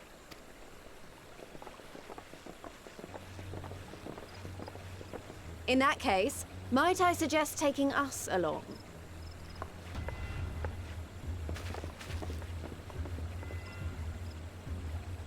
Commander Hext, what are you doing here? None of the shards in Girabania are big enough to hold an internment hulk. So we said to ourselves, why not lend our neighbors a hand? We thought you might be short on people with a talent for breaking things. While it pains me to admit it, you are right. Are our deficiencies so plain to see? It might have been a lifetime ago, but I was once one of the scions assigned to the Shroud. I know this forest well. I know your people. And I know we will be stronger if we fight this fight together.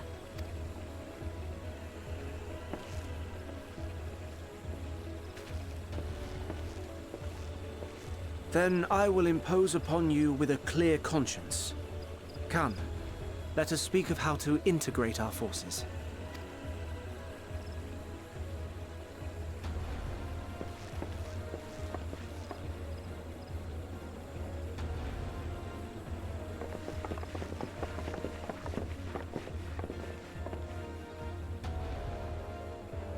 I won't let it all be for nothing. I promise you, Papalimo.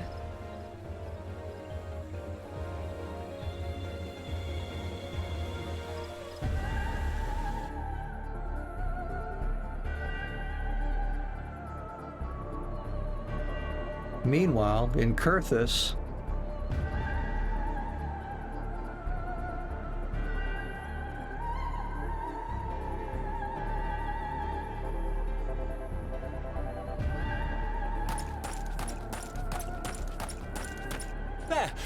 There you are! We've no time to waste, brother. Everyone has already... Ah.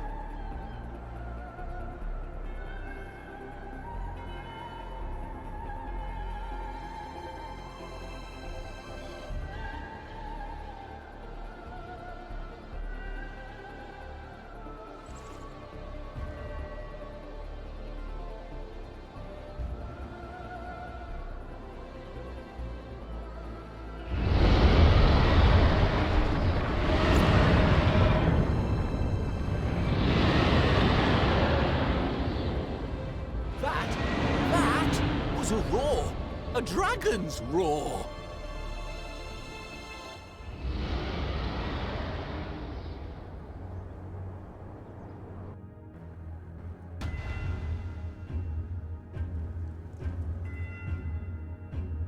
Meanwhile, in the Ruby Sea,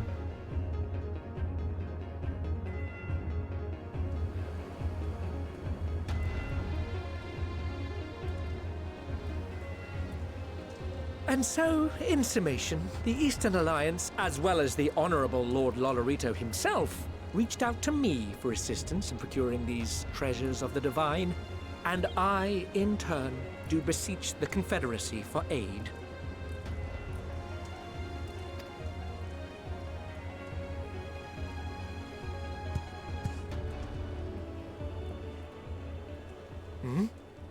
Is that... Hancock? What a surprise this is. And a fortuitous one at that. I have a favor to ask, you see.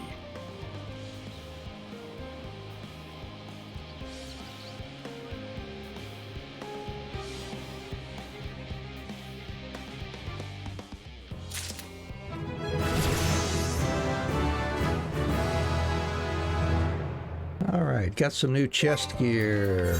Awesome. Let's see what we can do here. Get that pulled out.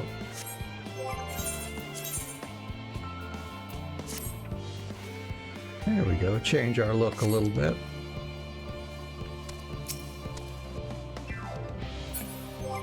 And what did it pop us to? Yeah, bumped us up another to 538 eye level.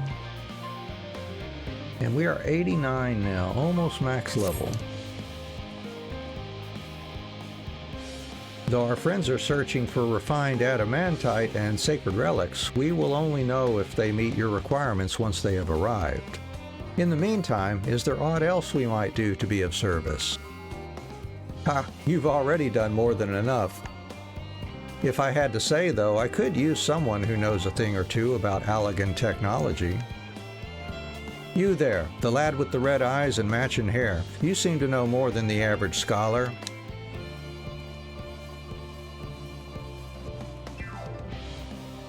Ha! If only Master Kokol knew how right he was. While he and Graha establish a rapport, why don't we help with preparations for the Great Exodus? Indeed, this would mean going above and beyond the terms of our arrangement, but I propose this not to curry favor. As confident as I am that we will succeed, we must be ready for every eventuality. This would also be an opportunity to familiarize ourselves with logistics of traversing the Great Expanse. And if nothing else, it beats twiddling our thumbs while we wait for the adamantite.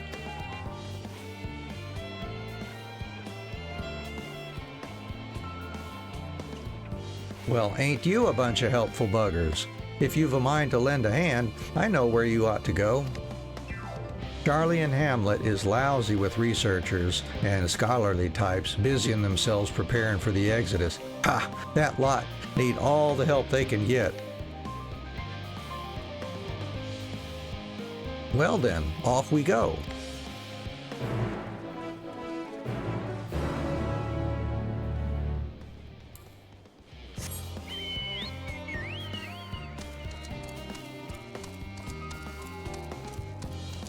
All right, so we will head on over there then.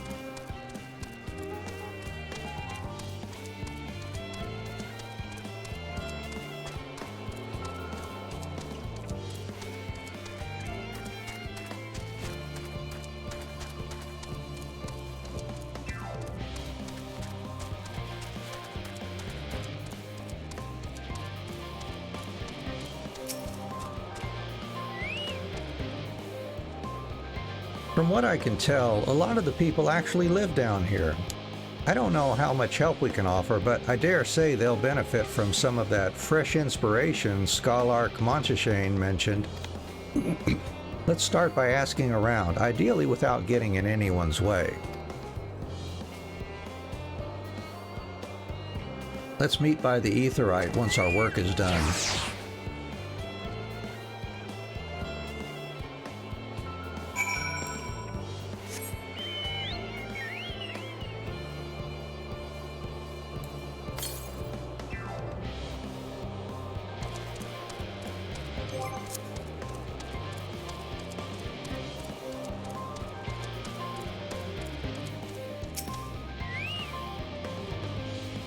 Helping with the Ark? Even with all the power Master Kokol's managed to squeeze out of the ether burner, it's still not enough, apparently. And now I hear the final days have arrived. Horrible creatures running rampant all over. If only we'd begun the Exodus sooner. People are dying, and there'll be no end to it if we don't fulfill our duties. But we will. We've spent years preparing for this moment. Believe in the plan, and all will be well.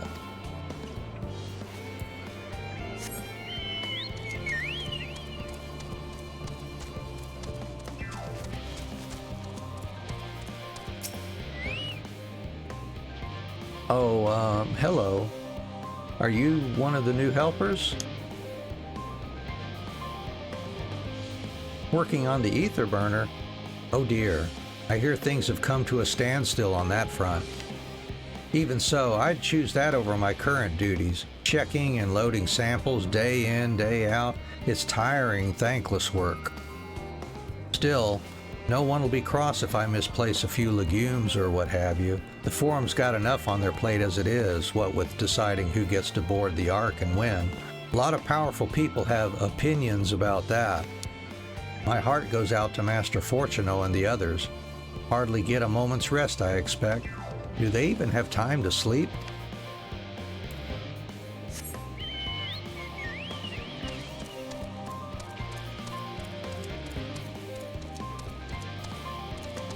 Yeah, we'll want to pick this up here, I think. Oh, there's Chocobo Keep.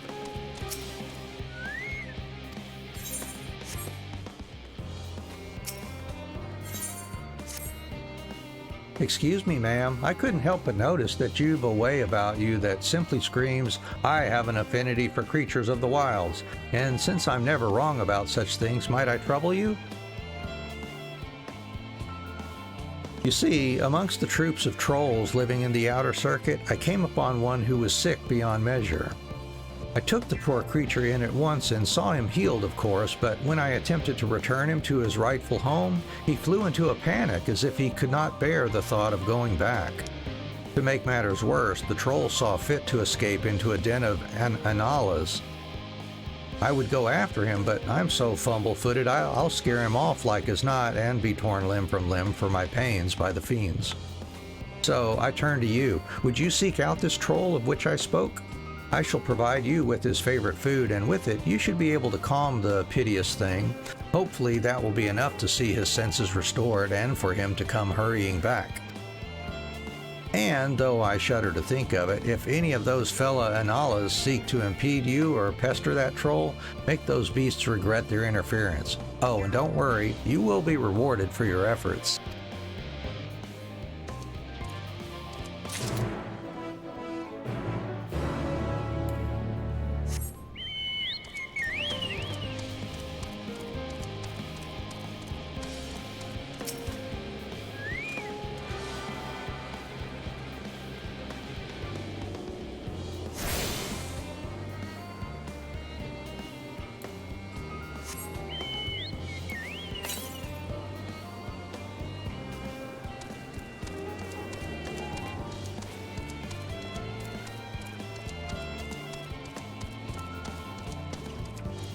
And there's the third one here for our main story. Offering to help, that's very kind, but I should be able to organize the rest of the documents by myself. It's mostly lists of the things we'll need once we arrive on the moon, and then whichever star we choose as our new home. My duties largely concern the maintenance of living conditions, so I'll be a lot busier after we depart. I hear that our lunar collaborators have come down to assist in our efforts. I'm looking forward to finally meeting them in person after having communicated with them in such a limited capacity thus far. To be perfectly honest, I've not even the slightest idea what they look like. I do hope they're not enormous looming giants. Why, I would much prefer something small and fluffy like that behatted rabbit that ran by. Well, I think you will get your wish.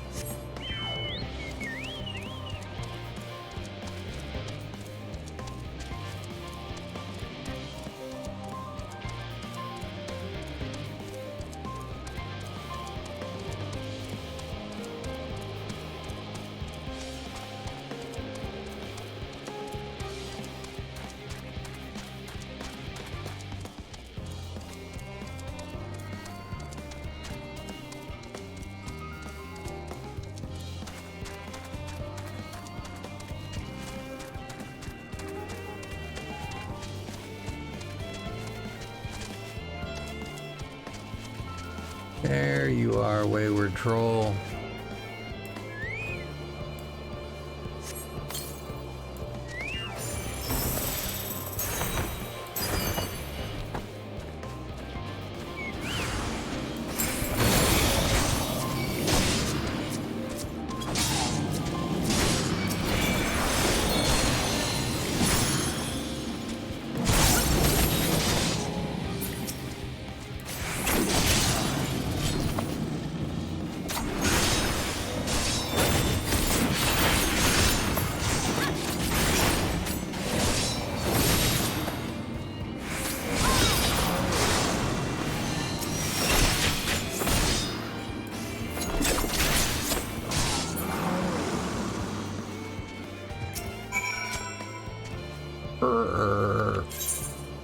Here, have some ripe fruit. Whoa. Okay.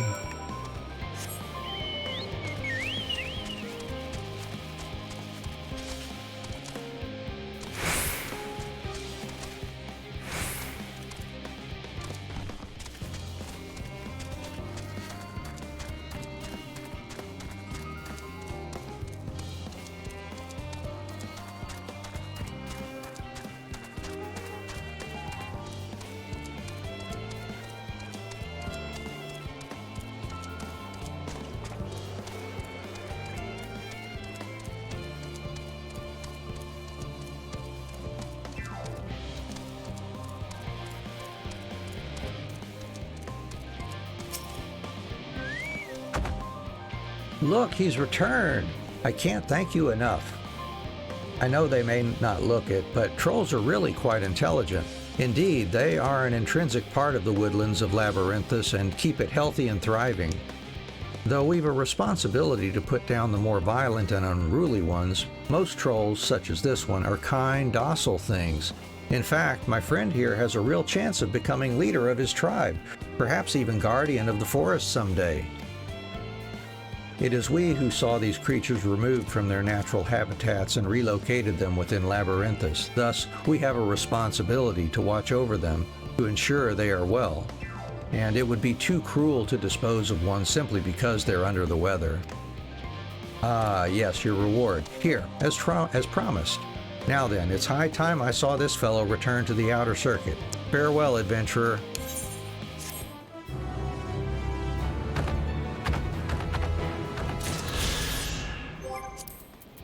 Any more? No more. All right.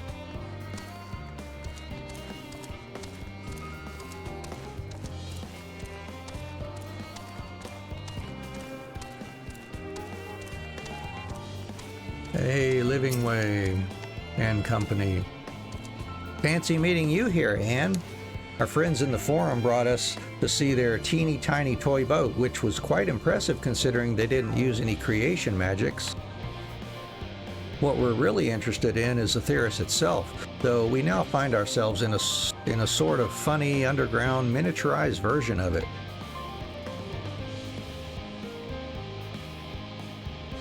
We were hoping the forum would give us a guided tour, but it appears they're rather preoccupied.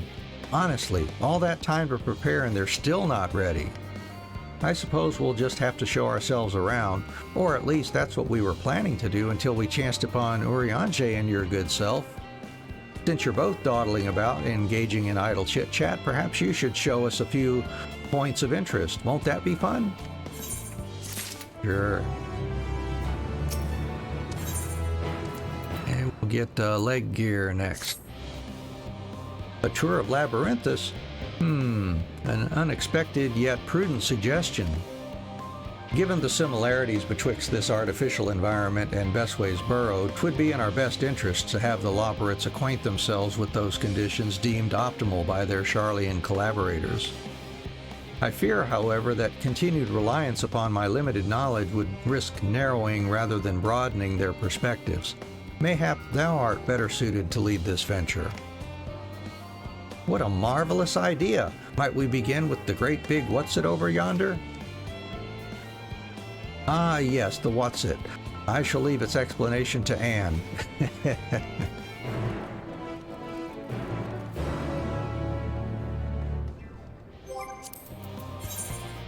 And nothing new. All right, let's go look at the big what's-it over here.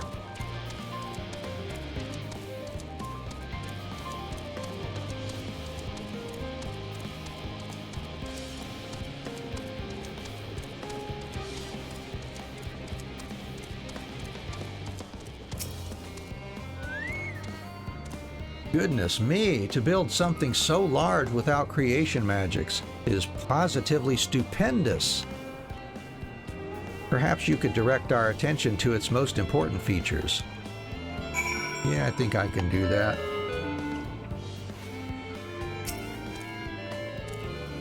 We will search for points of interest.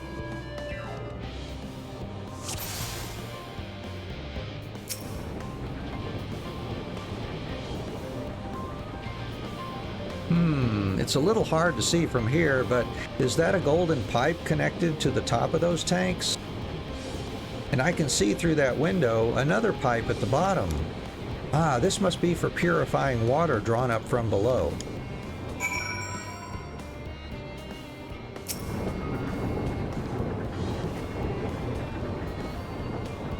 Is that water I hear from inside that great big tube?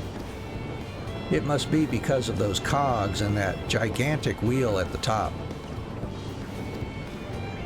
Oh, I see. That's how they draw up the water. There's probably some sort of spiral-shaped mechanism inside it, too. Makes sense.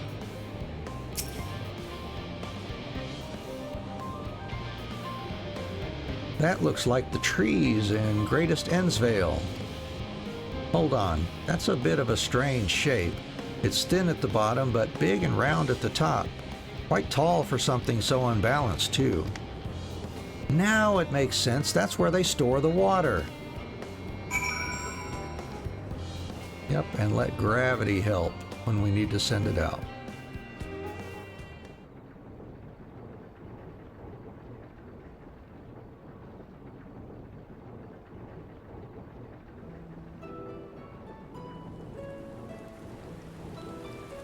Well, if I were to hazard a guess, water drawn from underground, presumably with some other mechanism, is purified here and stored in that tower before being distributed elsewhere. I'm right, aren't I? I knew it! A design brilliant in its simplicity. I dare say it would take only a moment to install in even the harshest of environments. For us Loporrits, that is. Indeed, securing a reliable source of water is one of the utmost importance for any fledgling settlement.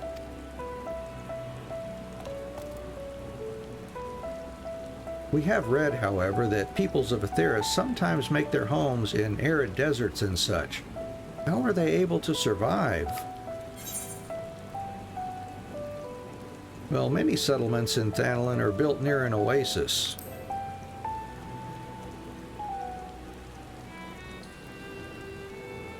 So, wherever you choose to live, you're never far from water. Oh dear, I worry we won't be able to procure the necessary amount. We can provide enough water to keep them from drying out completely, but it would appear they rely on it far more than we'd anticipated. A few adjustments may be in order once we've calculated the average rate of consumption per individual. It may also be worth learning more about how exactly they obtain their water in the first place. Master Alphinaud spoke of the machinery responsible for that feat during our journey through Logisticon Alpha, did he not? Mayhap the Loporrits will share his appreciation for the engineering marvel. Oh yes, that sounds absolutely splendid. We must journey beyond the sanctuary of Sharlayan Hamlet, and I shall lead the way. You mean we'll have to brave the untamed wilderness? A valid concern indeed. We could not help but notice the many dangerous-looking creatures with big, nasty teeth lurking beyond the safe confines of this settlement. Were we not escorted here by burly custodians, I dread to think what would have become of us. Regrettably, to many a hungry predator with the aforementioned big, nasty teeth, Loporrits may appear to be a potential and rather appetizing source of sustenance. Might I impose upon thee to assist in securing safe passage to Logisticon Alpha? For my part, I shall act as escort to Living Way and Cooking Way. I entrust Singing Way and Growing Way to thy care.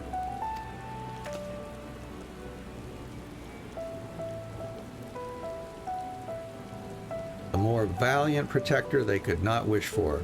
Godspeed.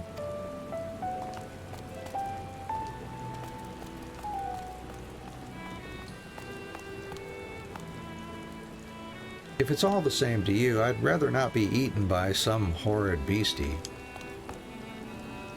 Come along, Growing Way, to the water extraction What's-it.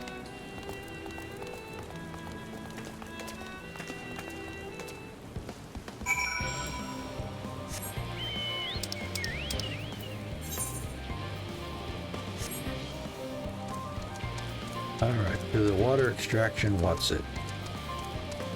Survey the designated location, defeat any enemies that appear.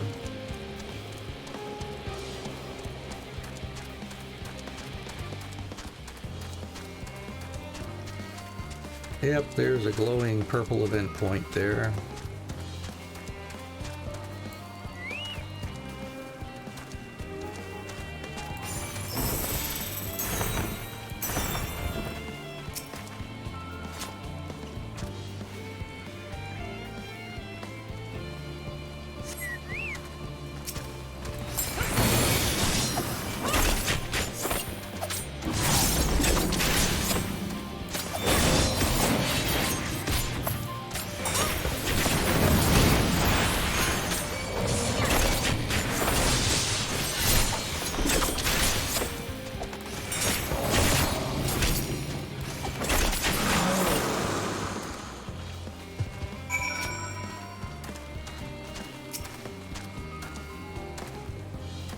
Thank you so much. I really hope this water extraction is worth these harrowing experiences. All part of the fun, some might say, but I'd rather not be burnt to a crisp if it's all the same to you.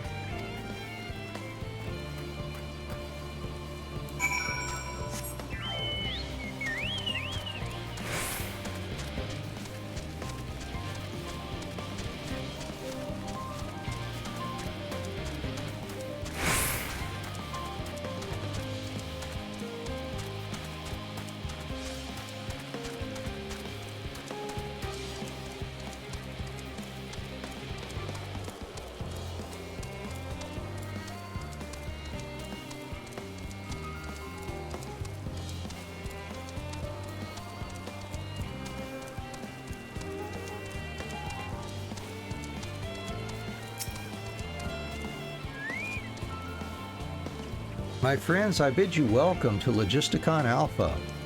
Our destination doth lie at the lift's top. Pray, follow me.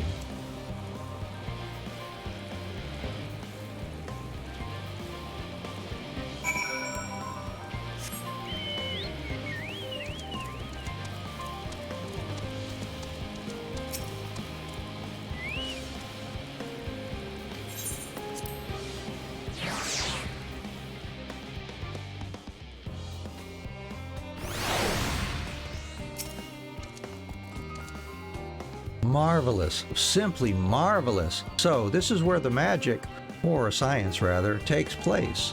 The perfect environment to sustain life, artificially created. The knowledge we'll gain here will be essential when we start looking for new stars for your kind to inhabit. Apparently most of them don't even have air for you to breathe. You're all very lucky that Aetheris just so happens to provide you everything you need to thrive. Or did mankind turn out the way they are because of the available resources, I wonder? Either way, it's nothing short of miraculous, and I cannot wait to see more of it.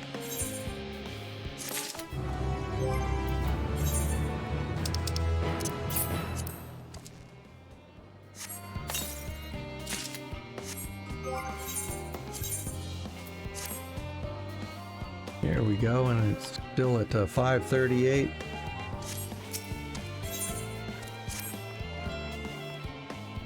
This is all very wonderful, I'm sure, but I was rather hoping to learn more about your nourishment provision facilities. In other words, where's the food? I believe both the knowledge and consumables you seek may be found at Merrill Agronomics.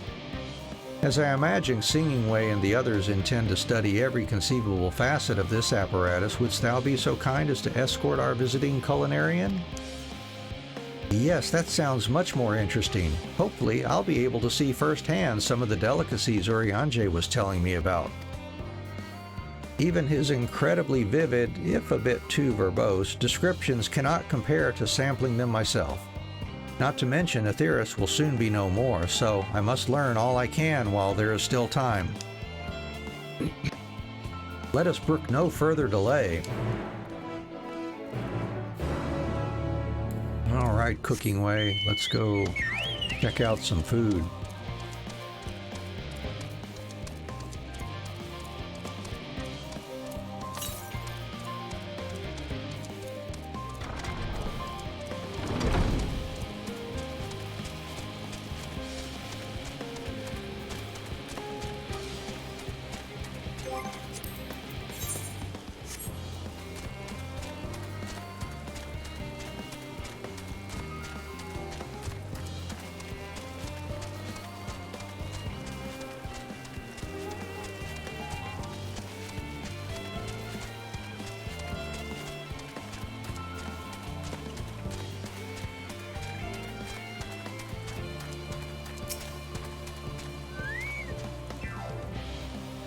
This is the place, yes? The heady aroma was enough to guide me here, and I've spotted several of the fruit and vegetables featured in our compendium.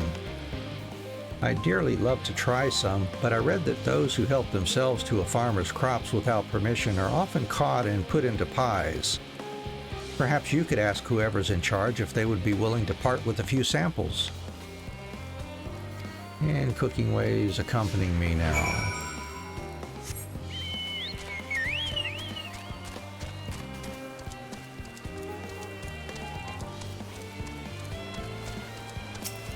Hey, Jebke. What a fine mess this is. Ah, it's you, the one who climbed down the mine shaft. I'd show you around if I could, but I'm rushed off my feet preparing for the Exodus.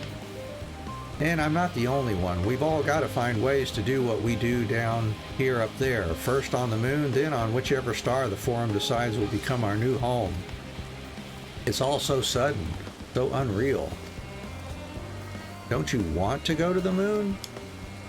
Well, it's better than waiting for the final days to claim us. But no matter how carefully it's all planned, we'll never be able to take every variety of flora and fauna with us. Even the ones we can take may not survive in their new environment. So many species doomed to extinction. Sorry, that's not what you came to talk about, is it? Nothing quite so dire, I assure you. We merely wish to sample a little of your produce if we may. By all means, help yourselves. Much appreciated, my good fellow. So, where to begin?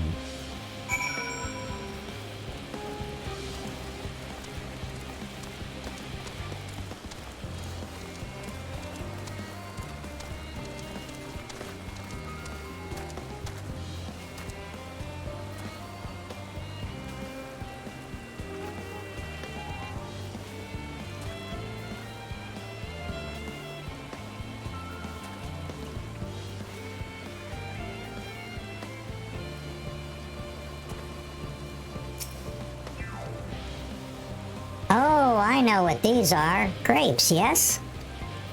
Let's see if they are as delicious as they look.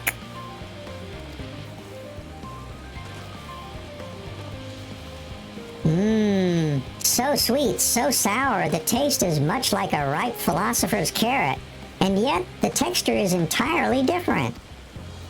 The contrast between the outer skin and the fruit within is most peculiar, though far from unpleasant. Yes, I think I'll try another.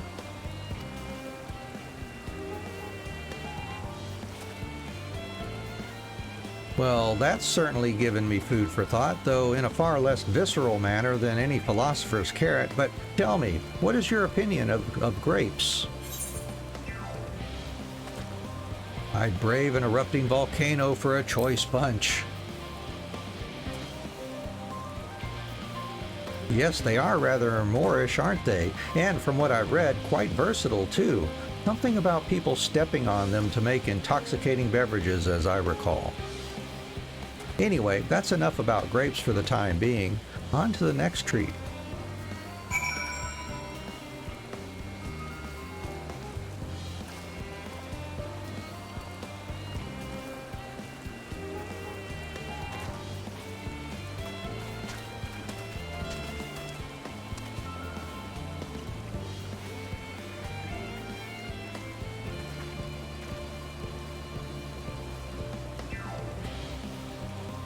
On to the next treat. Orange by name, orange by nature. What came first, the fruit or the color? Who cares?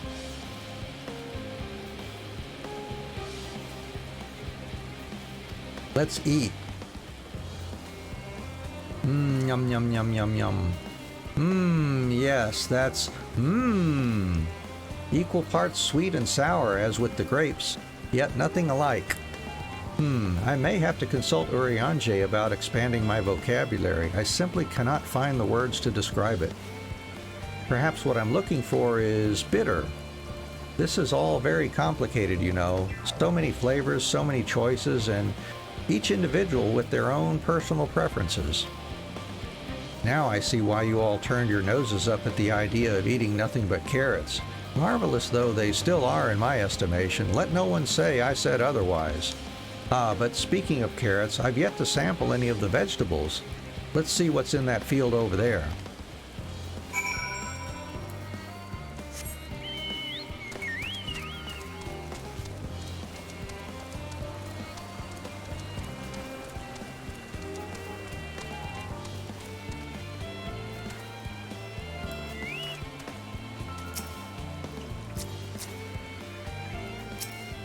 There's cooking away.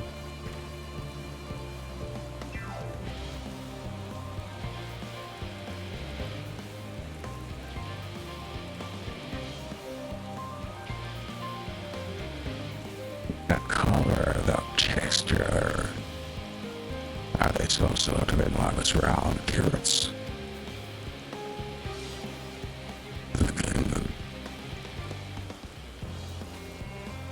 No, in any case, proper nomenclature is less of a concern than the taste.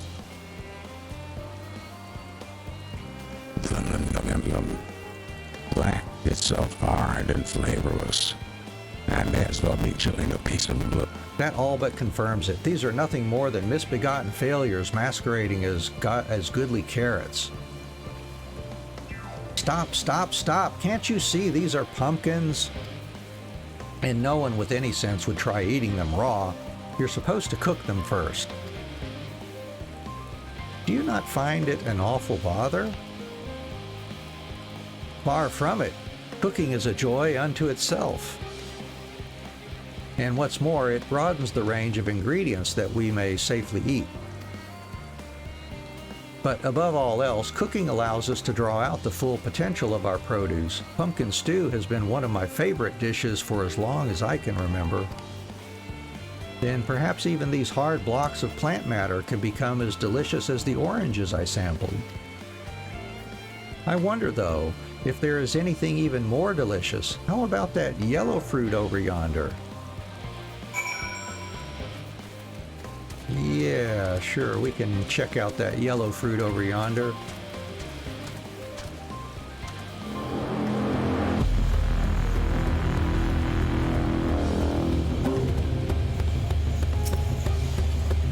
Cooking away, the wondrous fragrance plot will have a flavor to match.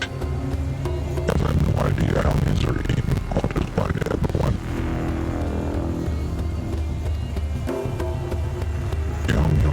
Oh my goodness.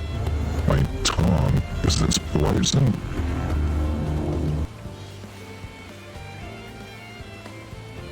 A lemon? You mean it's supposed to taste like this? How can something so similar to an orange be so revolting? It may be some time before my palate recovers from this ordeal. As such, I had best call an end to this round of sampling. Let's say our farewells and return to the others.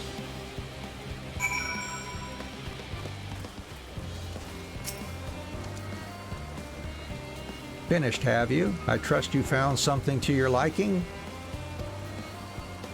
I'm rather enamored with the grapes and oranges, less so the pumpkin, though I learned the hard way they're not to be eaten raw.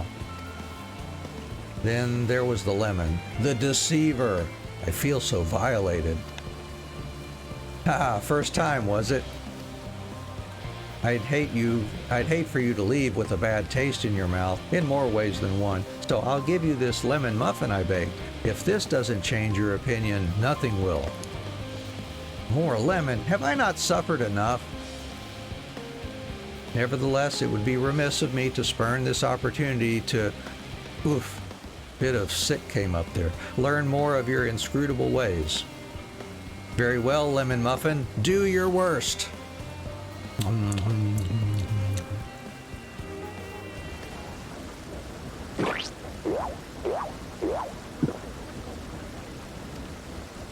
This is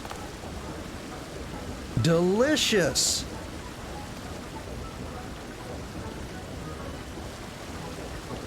Although I still detect a hint of lemon, it complements the sweetness of the dough to create a perfect harmony. I never would have guessed its vile bitterness could be utilized so elegantly. My good chap, this is simply breathtaking. See, we rarely use lemon in its natural state, but it has a starring role in all sorts of recipes, and the same is true for many other ingredients. It comes down to making the most of the resources at our disposal, and sometimes that can even be the difference between life and death. I know we won't be able to take every species with us. No doubt the Forum agonized over what was worth preserving and what will be consigned to history. Hard choices, but make them we must if we're to survive. Such strength of will. Now I know what Hydaelyn sees in your kind.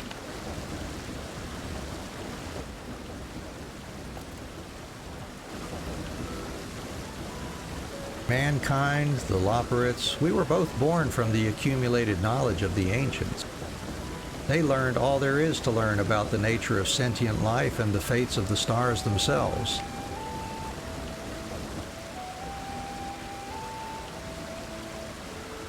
Once a civilization has fulfilled the basic requirements for survival, it will inevitably seek to eliminate all forms of negativity and achieve perfection. And therein lies its folly and its downfall.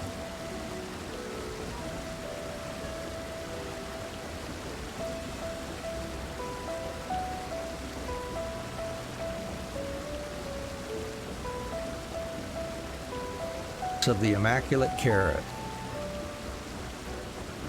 Yet civilizations since time immemorial have deemed the pursuit of perfection as progress.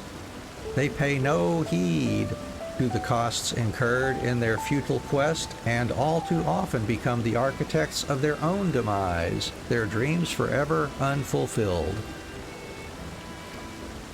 What then is the alternative? The answer lies in knowing that our existence can never be perfect, to be content with what we have and make the most of it.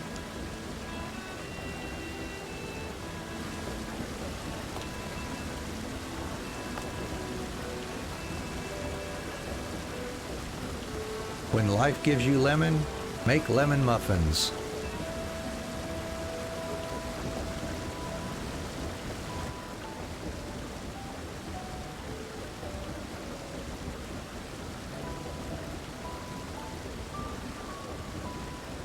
Pardon my Eorzean, but what in the seven hells are you on about? And who are you anyway? Cooking Way at your service. I'm here to help prepare for the trip to the moon.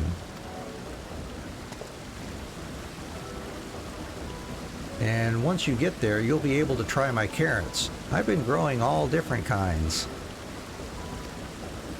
But don't worry, there'll be room for your crops too. We'll work together to preserve as many of the Theris' species as possible, if you're up to the challenge. Yes, of course. I look forward to it. Well, this has all been highly productive. Probably. Let's go and see if Urianger and the others have run out of machinery to inspect, shall we?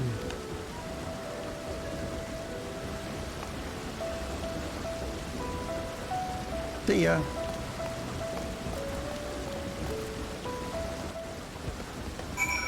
All right, back to the next part.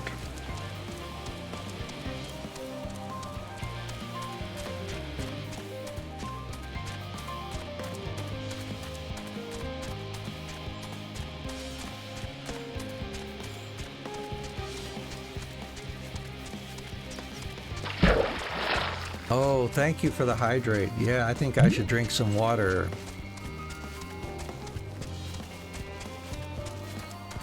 Here we go. Yum, yum, yum.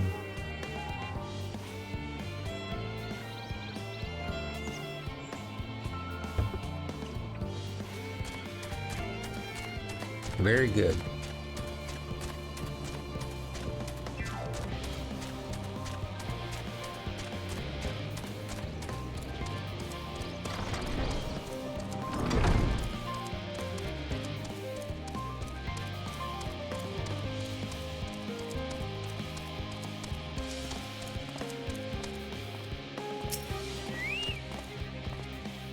That was most enlightening, especially the part with the lemon muffin. Actually, I was wondering, do you know of any other places famed for their cuisine?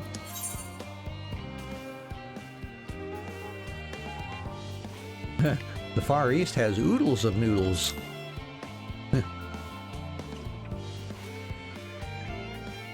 Would that I had time to visit. The more I learn of Aetheris, the more I wish we could spare it from the final days. Alas, Hydaelyn's orders are to flee, not to resist. If only there was some other way.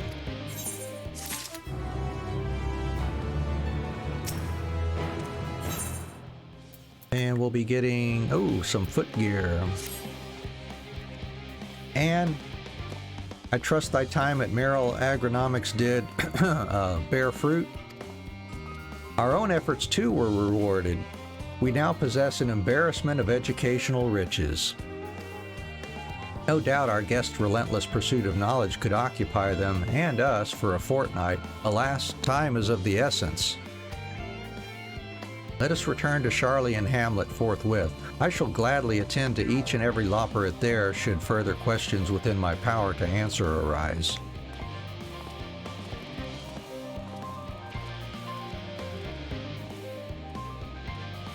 Oh.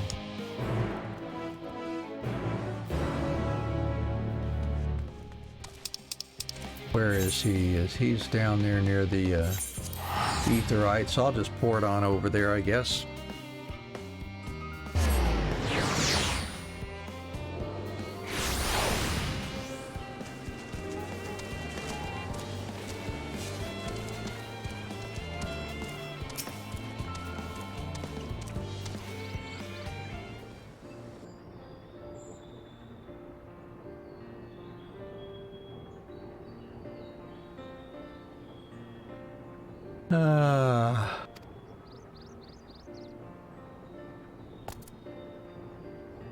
Yes, and that was indeed me verbalizing a sigh to express my emotional state.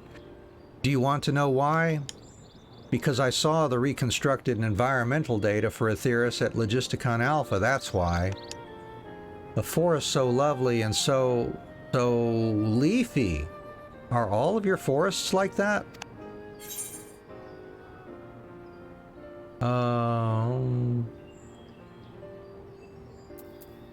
You should see the forest of the first. One was purple.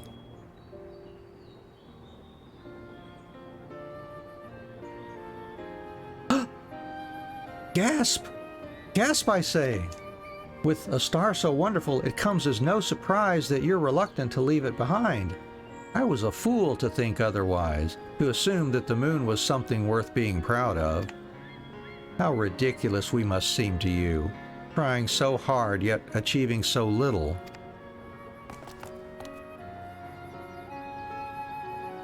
Not at all. Thy works are no less worthy for their uniqueness. I thought I heard tiny voices. Thancred!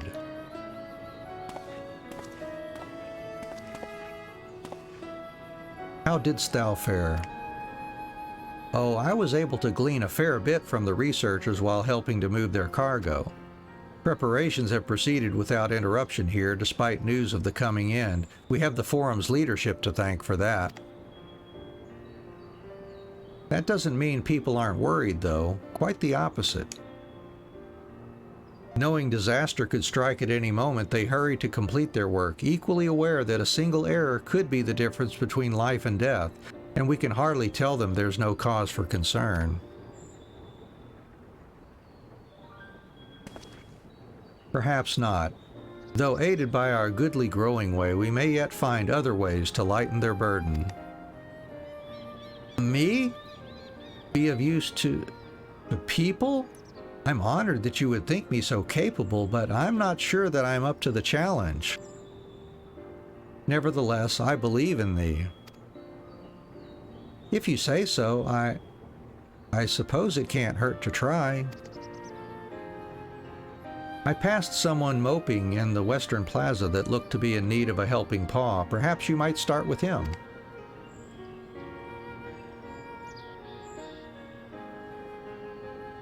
'Tis as good a place as any. Come.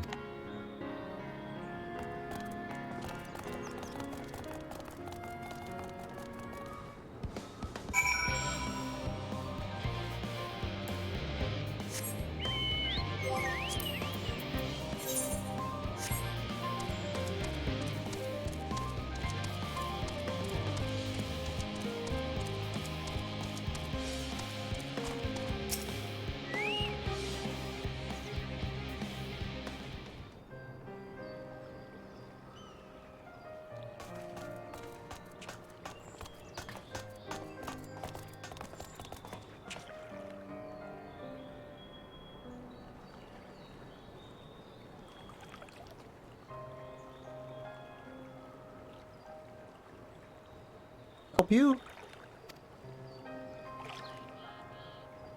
Well, you see, we want to do some help here. Is it you who would help me? Is my anxiety truly so obvious? A burden shared is a burden eased. Pray, tell us of thy troubles. Those little fellows do look like good listeners.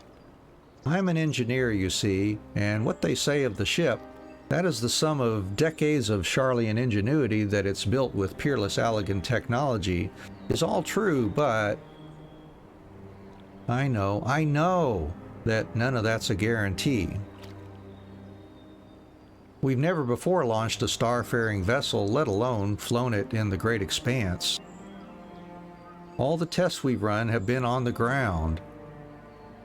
Look handsome? Thank you.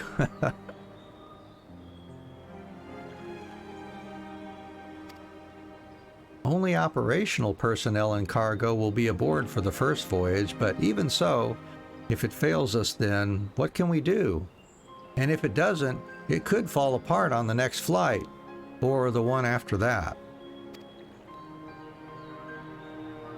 We've done everything we can to prevent that from happening, but it hardly matters. We thought the ether burner's design was flawless too, and look how that turned out. Thou art familiar with these most daunting technologies, and thus dost thou hold the power to allay his fears. Oh, I'm not sure about that, but, well, maybe you could tell me if there are any aspects of the ship's design that you're especially worried about. Our ability to walk about and perform our tasks, for one. I've devised a means by which to employ gravity, a spatio-temporal spell, to regulate the environment, but what if it's not strong enough? What if everyone floats away and begins crashing into things as soon as we've left the star? Aha, gravitation. Maybe I can be of help after all. Up there is not so different from down here, you see. The same rules apply, and if you consider them as part of one great big cosmos rather than separate places,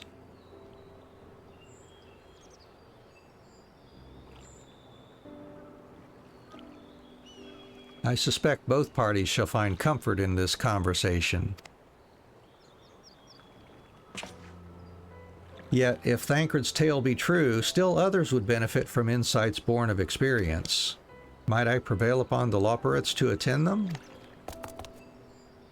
An excellent idea, if I do say so myself. There is naught we'd like more than to ease the hearts of the fine people of Aetheris, and learn more about them while we're at it.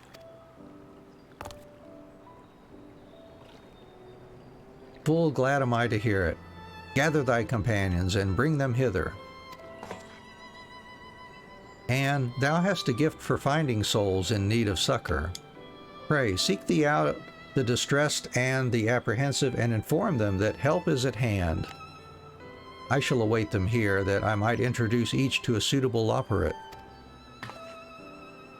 You can count on me. Oh, I do so look forward to that. A place for every Labyrinth, and every Labyrinth in their place.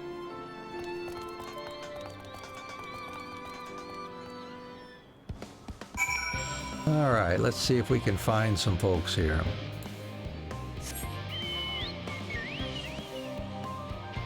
There's one over there. Let's see.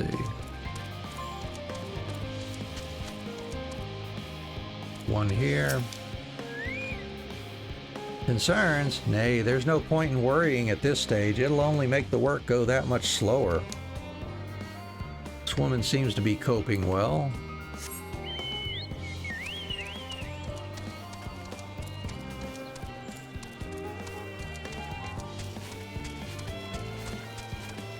Another one over here. Yep.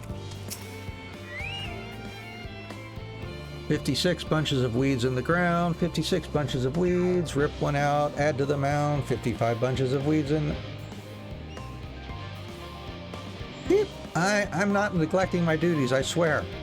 I was in need of a little break, you see, but then I found myself unable to relax at all, so I went on a walk and then I noticed these weeds and... Pleasant conversation partners and oh so fuzzy. Goodness me, that does sound like a much better way to relax. All right, we got one.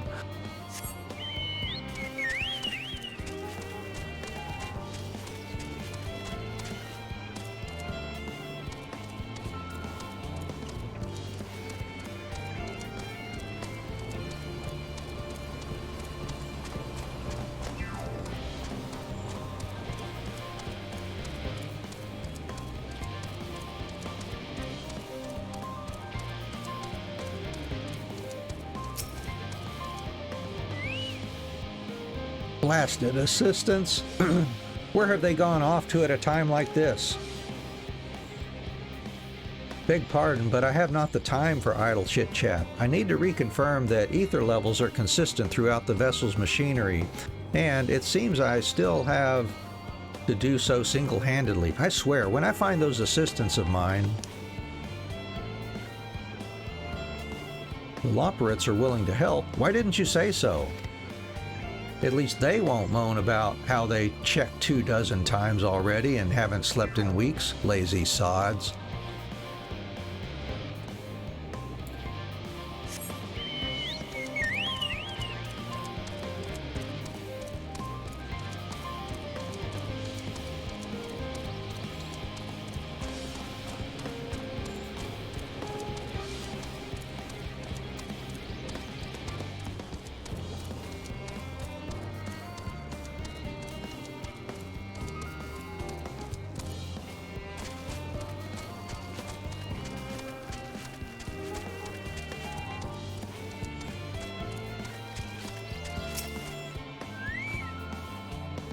How might I help you? My, what a lovely idea.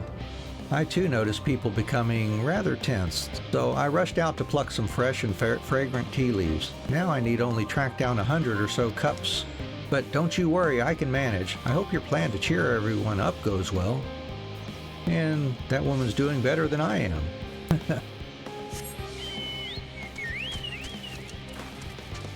Well, let's check around here.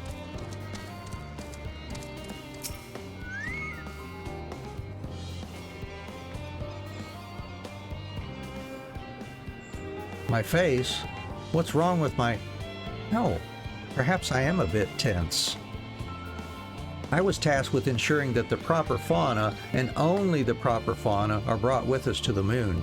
However, the suitability of a few species is still under debate, and I can hardly make the decision myself when I know so little about the environment up there. Maybe the Labyrinthos can help. Including the Labyrinthos in our discussion is a wonderful idea. I absolutely will, thank you. Perhaps their biology itself might offer some clue as well.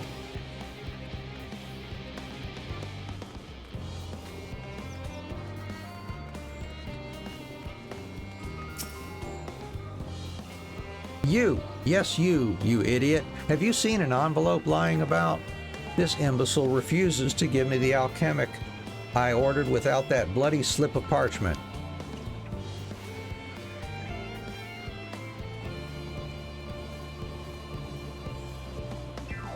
Unless your friends have a spell to make me remember where I dropped my damned envelope, I doubt they'll be more help than you, and you've wasted enough of my time already. It would be unfortunate for all involved to inflict this man upon the Labyrinthos.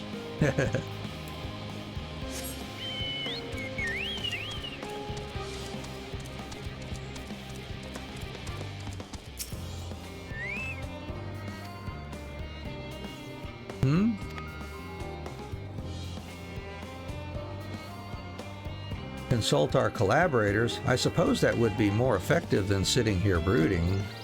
I'm attempting to calculate how much cargo we can consolidate into fewer trips should the ether burner make our original estimates unfeasible, but there are simply too many variables. I feel as if my brow will turn inside out.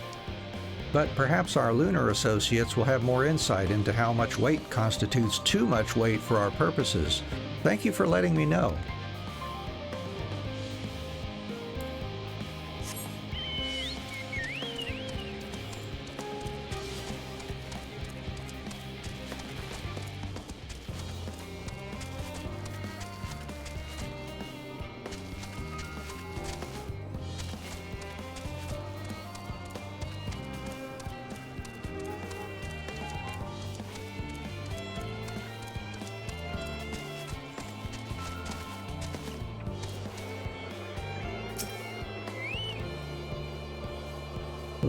Worries. No, I believe I'm fine, thank you. I've been confiding in my colleagues and it's helped a lot. Can't recommend it enough. This researcher already has the support she needs.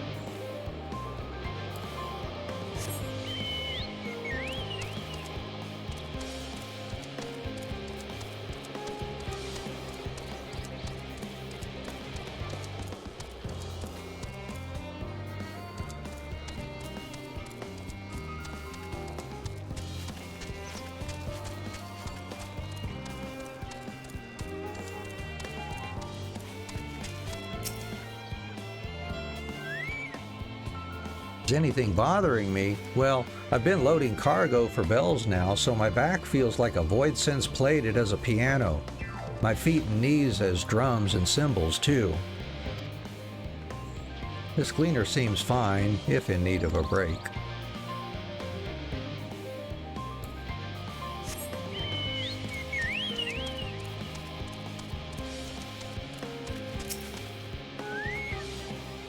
Just leave me to my misery. The Forum can appoint someone else.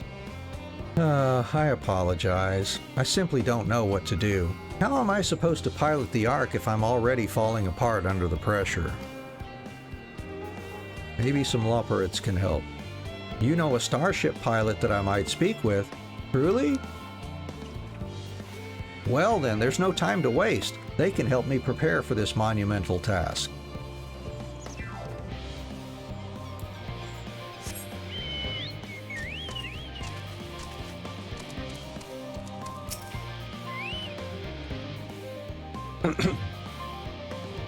Have you heard anything of what's on the moon? I have no doubt that we can make it up there, but the searching for a new star part of the plan sounds awfully vague to me. I asked the Forum, but they will only tell us that our collaborators have everything under control. Forgive me, but I don't feel particularly safe wandering through the sea of stars on God's know what made by God's know who. Maybe you should talk to the Labyrinthos. You mean to say that I can speak with them directly? Amazing! I hope they like questions.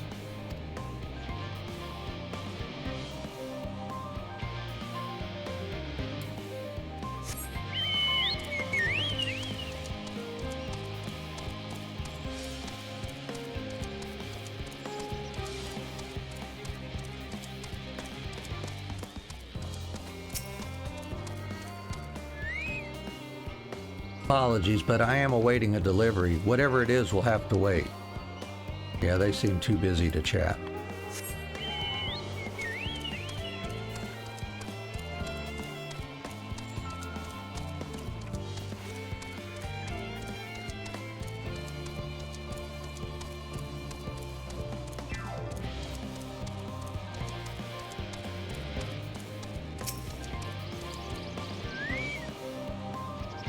What am I thinking about?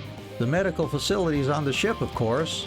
I designed them with the assistance of our sages and Chirurgeons, but to imagine every illness or injury that one might face in that great expanse is beyond any of us, to say nothing of the effects that living out there indefinitely might have on the body.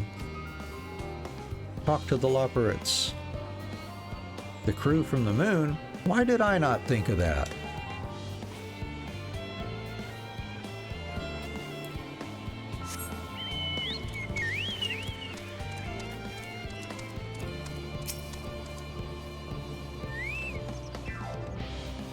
Aha! Ha ha ha! The end of the world is nigh, yet the work goes no faster. Schedules are such temperamental things, feasible one moment, utter bollocks the next. And yet, I've never felt so alive. This one is beyond your help. Only sleep can save her now.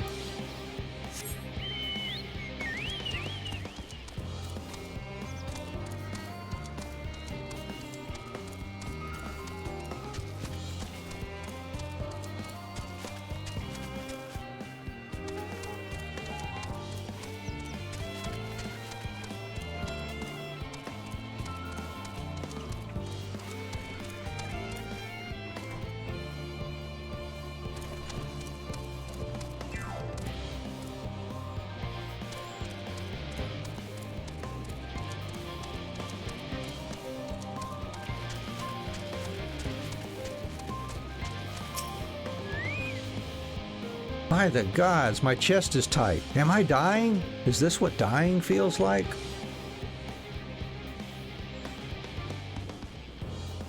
Oh, do pardon me. I didn't see you there. There's no cause for concern, I assure you. No cause for concern. Even though we may need to depart at any moment, and if the hull I designed buckles under the strain, the entire vessel may explode on launch, claiming countless lives and dooming all mankind, but that is highly unlikely. Yes, highly unlikely. Highly. Here, talk to the Labyrinthos. Our visitors can help me triple check for structural flaws, you say. Why, that would be wonderful. I'm breathing more easily already. There, we've talked to everybody we need to talk to.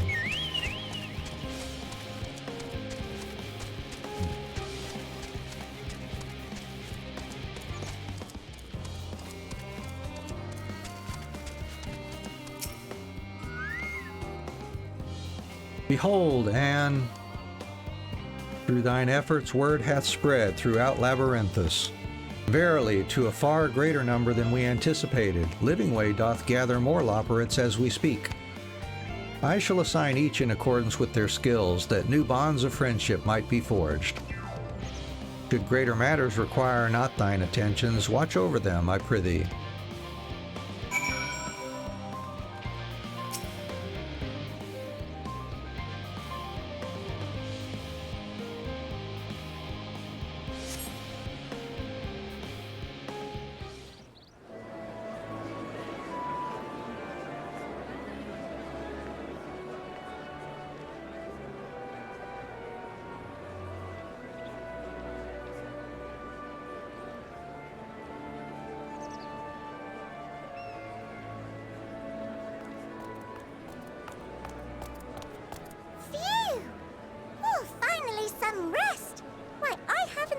So much in forever. Lively, isn't it? The town is abuzz. Everyone eager to meet with our friends from the moon.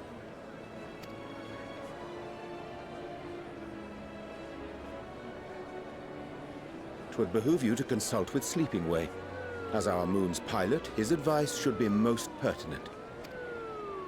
I'm impressed. Truth be told, I struggle to tell one from another. No offense intended, of course. None taken. After you and your friends left Mare Elementorum, we spent no small amount of time with your Urianger. Oh, the conversations we had. He told us all about Atheris, answered our every question, no matter how trifling or trivial. Look! Every page filled to the margins with knowledge. When I first arrived, I was struck by how little I knew. It was daunting. But then I realized that, were it not for Urianger and his teachings, we'd still be stuck on the moon. gazing at your world and wondering what we've been missing.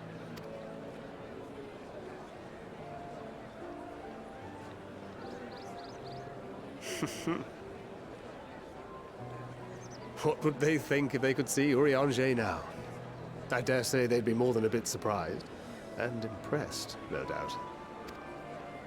Master Louisoix, Minfilia, Papalimo, and not to forget.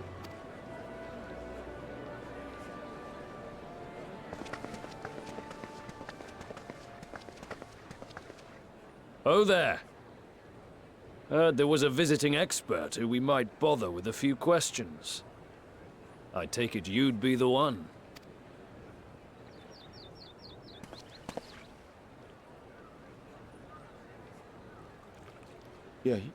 Yes, I am.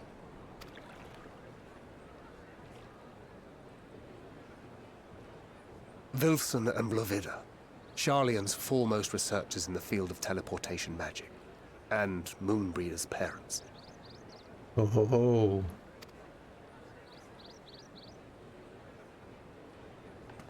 It hath been some time. Tis good to see you in good health. Likewise, old friend.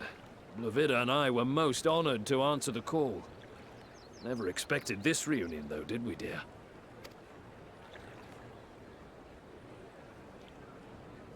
Alfei, the nerve.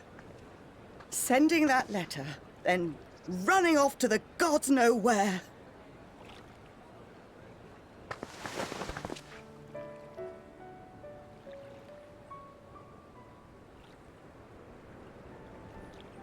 Do you have any idea how worried we were? I'm sorry. 'Twas remiss of me not to deliver the news in person. No, more than that. 'Twas I who... Our daughter was disillusioned after Master Louisoix left her behind. The day the Scions called upon her was the happiest I'd seen her in years. She made her every choice of her own free will. No one could have ever forced her to do otherwise. Don't blame yourself for her death. Celebrate her life. You know that's what she'd want. If there is one thing we resent you for, it was that we could not be there to mourn her with you. Reading the words you penned in that shaky hand, we must have cried as much for you as we did for her. Aww.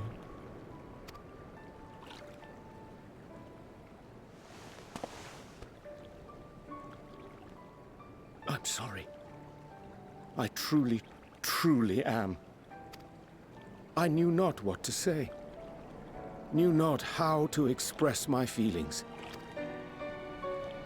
The poems and platitudes of wiser men, musings on sadness and loss, studied and memorized, and meaningless in the moment.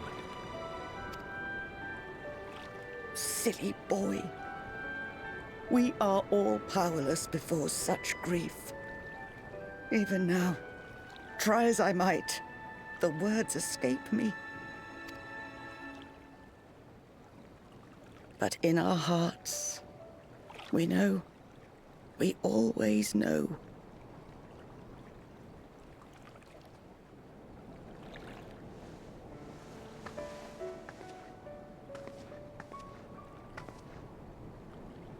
I remember when you were young, how the lads teased you for choosing the company of books over others. Our moon didn't take kindly to that. Be nice to Urianger, she'd shout, and give them a walloping. No matter how many times we scolded her. So we offered a suggestion. Rather than starting fights, why don't you be the bridge between Urianger and the others? She had to mull it over for a while, arms crossed, brow furrowed in intense thought. But from that day on, she never let you be alone. She'd drag you outside to play, pepper you with endless questions, read the same books you read, all to try and understand you that much better. I'm sure it was annoying and exhausting at the time, but she only ever had the best of intentions. And look at you now, at the center of the crowd. The reason there even is a crowd, having brought these people together. You've no idea how proud we are. To see the boy, our daughter, trusted and believed in more than anyone, grow into the man she always knew he could be. I can see her in you, too. Feel her. She walks with you wheresoever you go. So thank you, Urianger, for being who you are.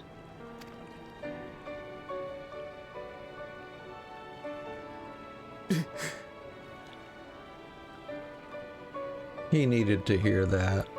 I think I can feel her too.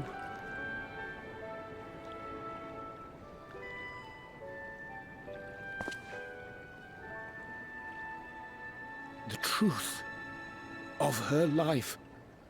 Not sorrow, but hope and love.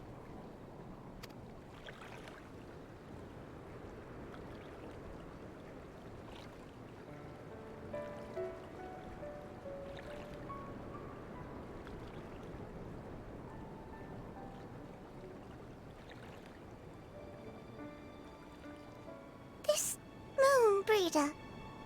She was important to him, wasn't she? Oh, yes.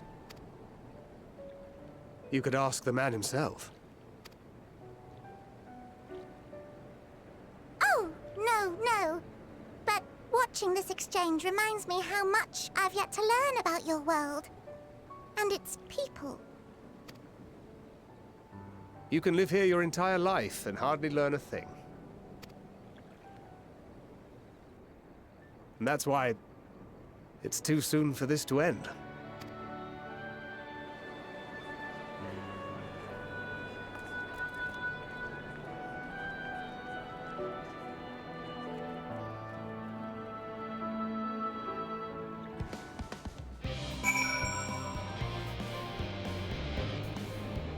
Yeah, Urianger needed to hear that. That was good.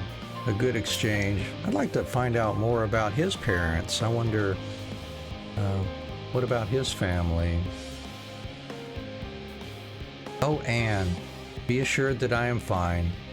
I am. Full glad to see them too after so very long. Gladder still that it was in your company. As difficult as it was to accept their kindness, 'twould have been far harder had I faced them alone.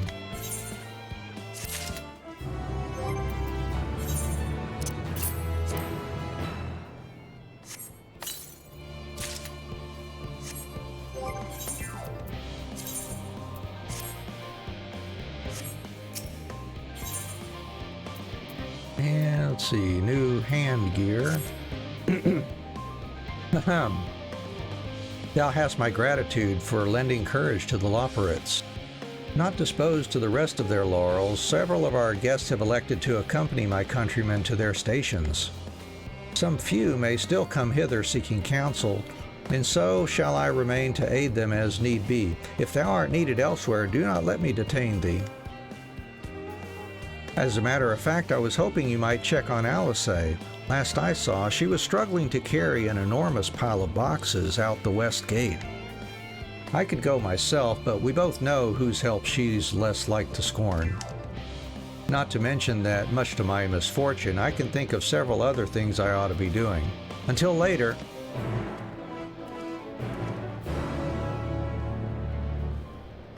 And there's another quest opened up, it looks like.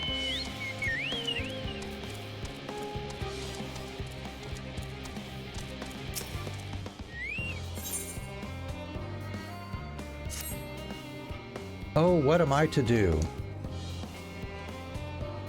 Ah, you're that adventurer who helped the students of Baldessian, aren't you? I suppose it matters not to you, but my son seems to have run away. Why was there a child here in the first place? Ah, yes. Simply put, my wife and I work at Aporia, and she happened to conceive whilst we were living here in Charlian Hamlet. I assure you, we had many sleepless nights wondering if we should quit our job and leave Labyrinthos, or entrust the child to a friend of ours who dwells somewhere more suitable. Ultimately, we decided to continue our work whilst raising the child here. After all, our research is focused on the very future of our future that our offspring will inhabit. The issue is, however, that the magic that prevents us from revealing anything confidential is too potent to be used on children. Of course, we can't allow the little one to roam freely. There's no telling what he might impart unto others, so he has spent his entire life thus far within the confines of Charlian Hamlet. We recently had a slight spat with him and, well, he decided to flee. I imagine me going after him would only make things worse. Could I ask you to talk to him in my stead? I'm sure he'd be much more willing to listen to anyone other than his parents at this point. Yep, just leave it up to me. Thank you. Verpalain, my boy, is most likely in the plaza to the east. I cannot imagine he struck out any further on his own.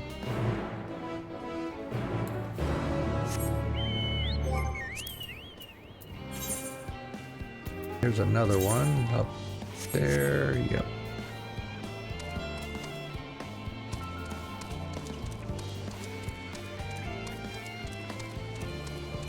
There it is on the radar.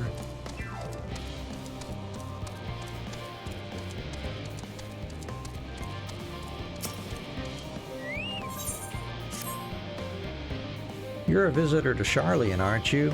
You do have a worldly look about you. As a gleaner, I too have journeyed far and wide. Tell me, where's the farthest you have ventured?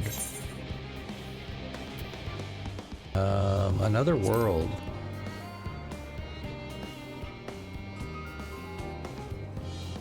Is that meant to be in jest? The look on your face tells me you're serious. Hey, you should do nicely.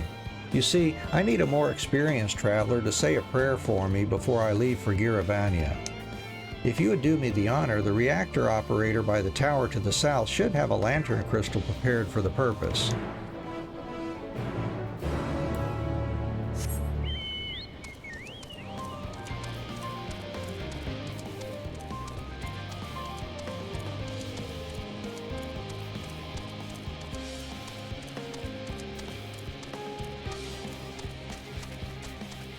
There's Verpalain. Well, who are you? And he runs away.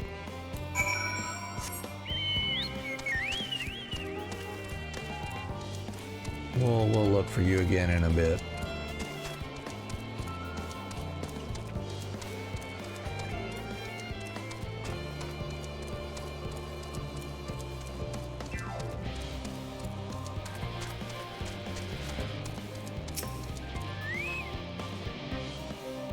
Are you here for the crystal? I hope it does some good for that gleaner. Those folks need all the luck they can get. Lanterns light the way through the darkness, a tool which can mean the difference between life and death. They are synonymous with safe passage, and as such, it has become custom in recent days to imbue the crystals inside with the prayers of a more seasoned traveler. And today, that traveler is you. Simply face the crystal and pray for the safety of the traveler to be, if you will. Okay.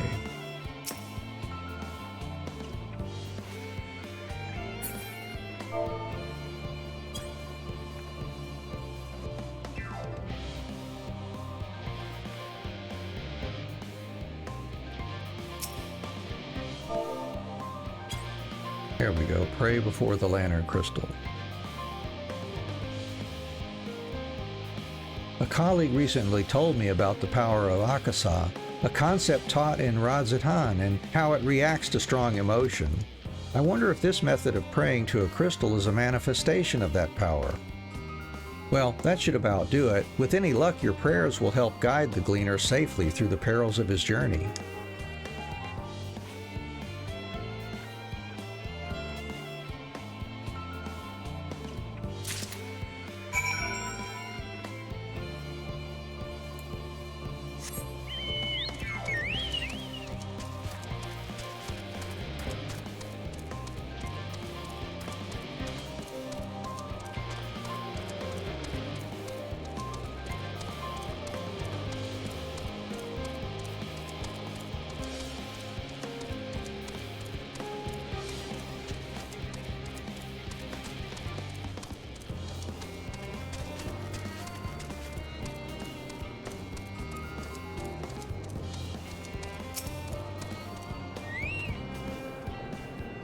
Do you have a lantern crystal for me? Yes, I do.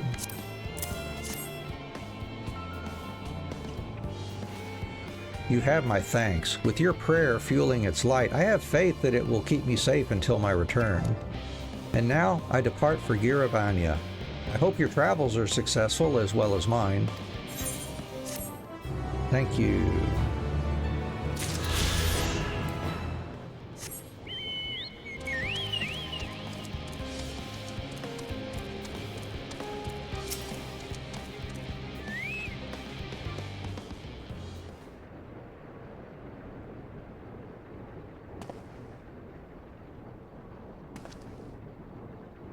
I am not going to go home so easily. You probably won't believe me either, but I've noticed that all is not right in Labyrinthos.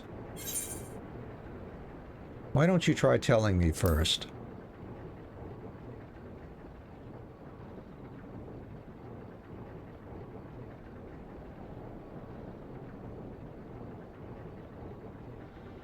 Fine, I shall tell you what I've seen. The color of the artificial light here changed recently. I'm sure most people haven't noticed, but when you've spent your whole life here, the difference is like night and day.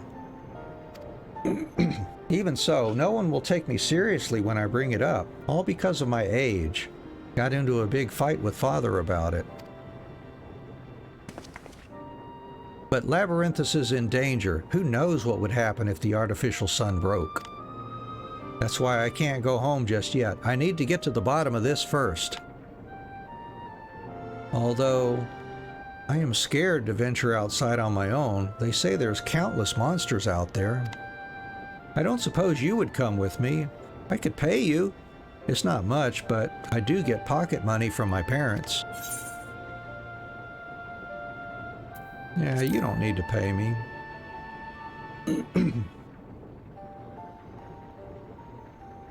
I thought you were different from the rest, but now you're treating me like a child too. This is a proper deal, all right. You've got to take my money to make it binding. Then it's settled. What am I getting? Oh, a necklace. All right.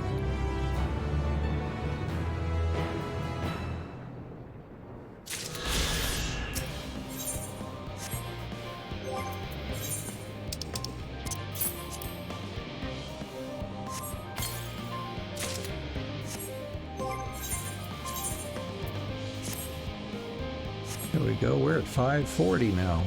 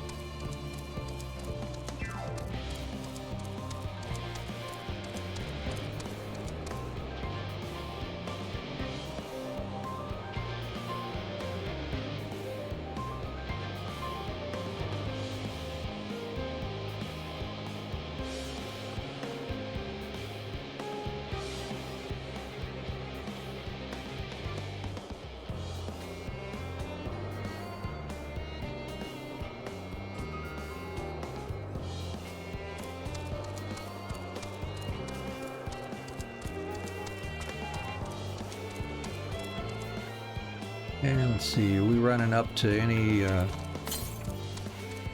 181 north. Something up this way, maybe.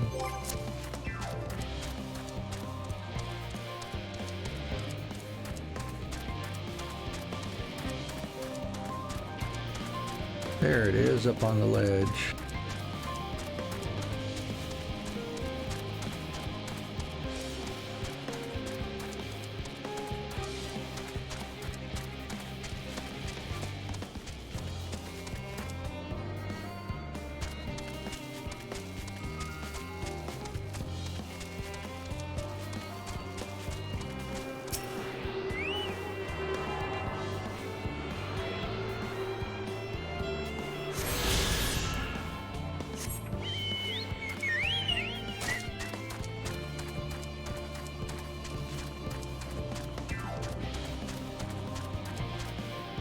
next one, out this way somewhere.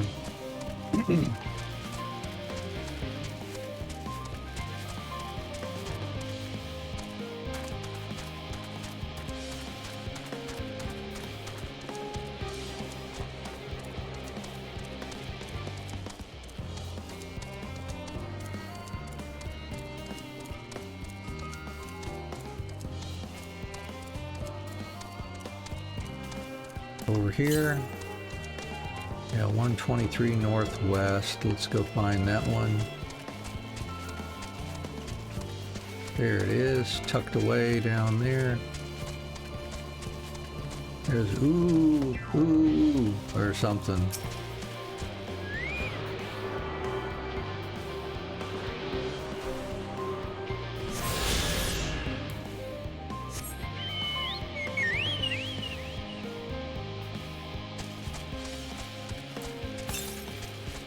And another one way south. All right. All right, Alice, what can we help you with here? Anne, what are you doing out here? I come to help. No, I don't mind if you help with the boxes, but it's far from the most exciting of tasks. Are you sure? Well, I appreciate the assistance. We need to get these to Aporia. Time is short, of course, but they're full of organic specimens and samples, so try not to be too rough with them. Alphino should be waiting for us when we arrive. I'll see you there. Deliver the crate. We have 3 minutes. All right.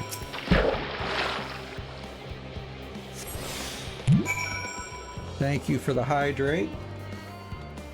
I'll drink and run.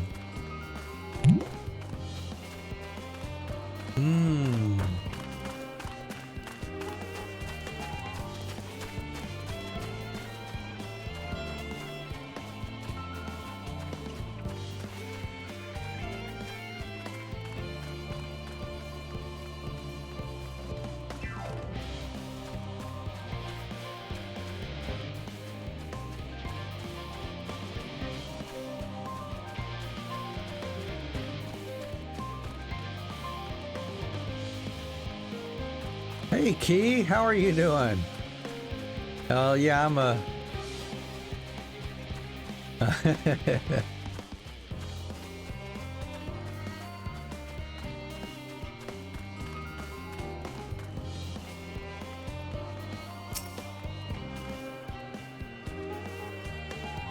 Oh, you're helping with the crates. Wonderful. You can put that there with the others.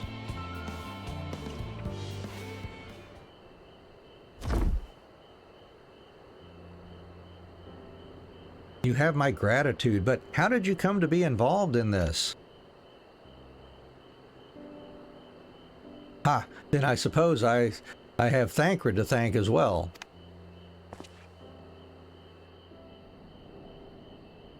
If you're wondering why we were tasked with bringing these boxes to Aporia to begin with, so was I. It turns out that this is a base of operations of sorts. Those with the final say as to what is included in the ship's manifest can be found here. Oh, hey, yeah, hey, Key. Yeah, you're out of ad now? Cool. How are you doing? No problem being late, by the way. I mean, I'll actually be finishing up shortly, I think. It's been about almost 3.5 hours here so far. Father included, I suspect.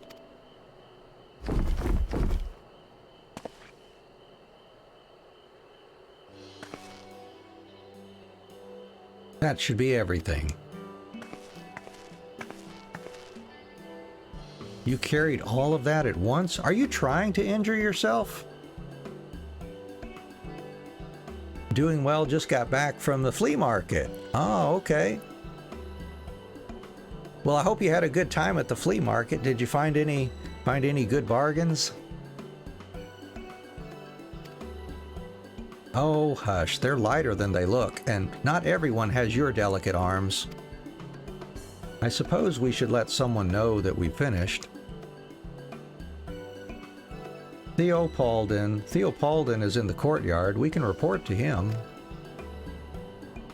Why don't you come along? You should get credit for your assistance at least. Considering where we are, we might even learn something interesting.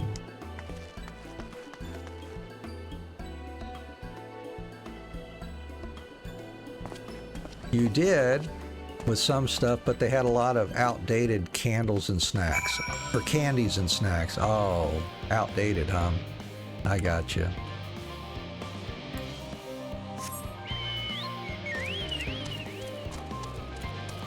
Here we are. New location.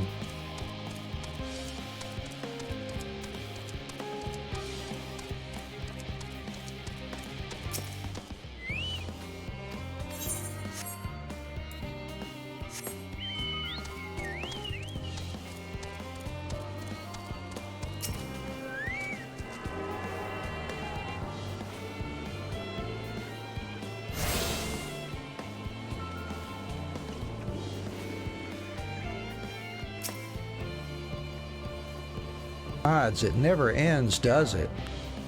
What can I do for you? We brought samples from Charlie and Hamlet. Series 110? The crates are by the entrance. Ah, thank you. I had expected one of my colleagues, but we are dreadfully short-handed. Just a moment. You are Fortuno's children, are you not? Alphino and Alice at your service. You're well acquainted with Father, I take it. Quite. I've been friends with your parents since our days at the studium. I remember when you were yay high, waddling hither and thither. Clearly, it's been quite some time since we've met. It's good to see you again, wielding your father's newless, no less. You knew our parents when they were young? What were they like, pray? Spare no detail. I should like nothing more than to regale you. Alas, I am meant to be in charge here, and reams of paperwork want for submission. We can help with that, in exchange for the sort of stories our parents would never willingly divulge, of course. Very well then. There happen to be 3 sets of documents in need of delivery, so how about you each take one?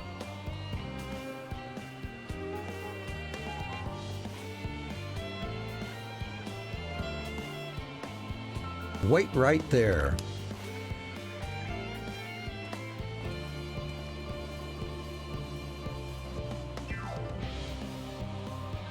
You will find a forum representative waiting to collect these near the southernmost structure. I hope I haven't kept her waiting too long.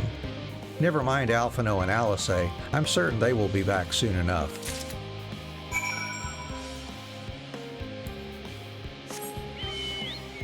Okay.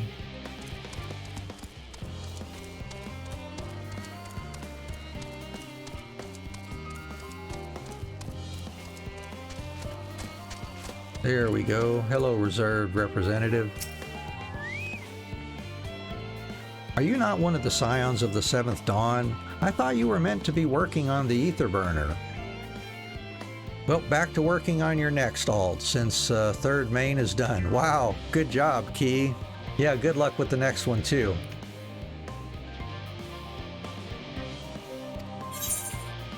Here's a document for you, reserved representative.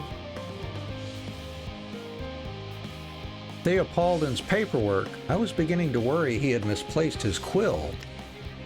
I appreciate your help in seeing these documents to my hands at last. As for your other task, pray keep this between us, but I sincerely hope you scions succeed. Yep, should be done today and start next alt after that. Ah, super duper. That sounds great.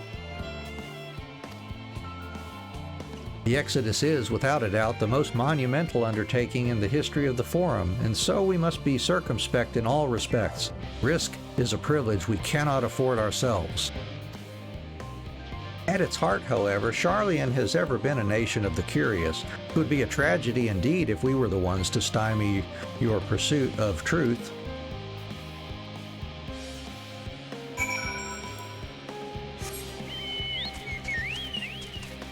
Yeah, don't stymie my pursuit of truth, please.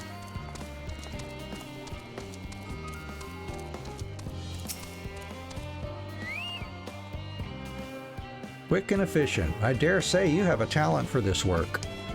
The twins' papers only needed to be delivered to elsewhere in the facility, so they should be returning any moment.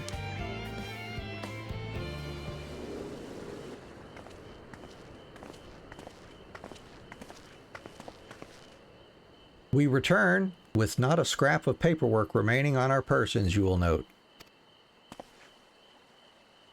You both have my thanks, and my apologies for sending you on an errand far below your ambitions.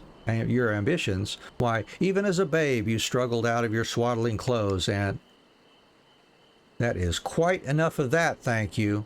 It was compromising stories of our parents that we'd asked to hear. Or, to reiterate...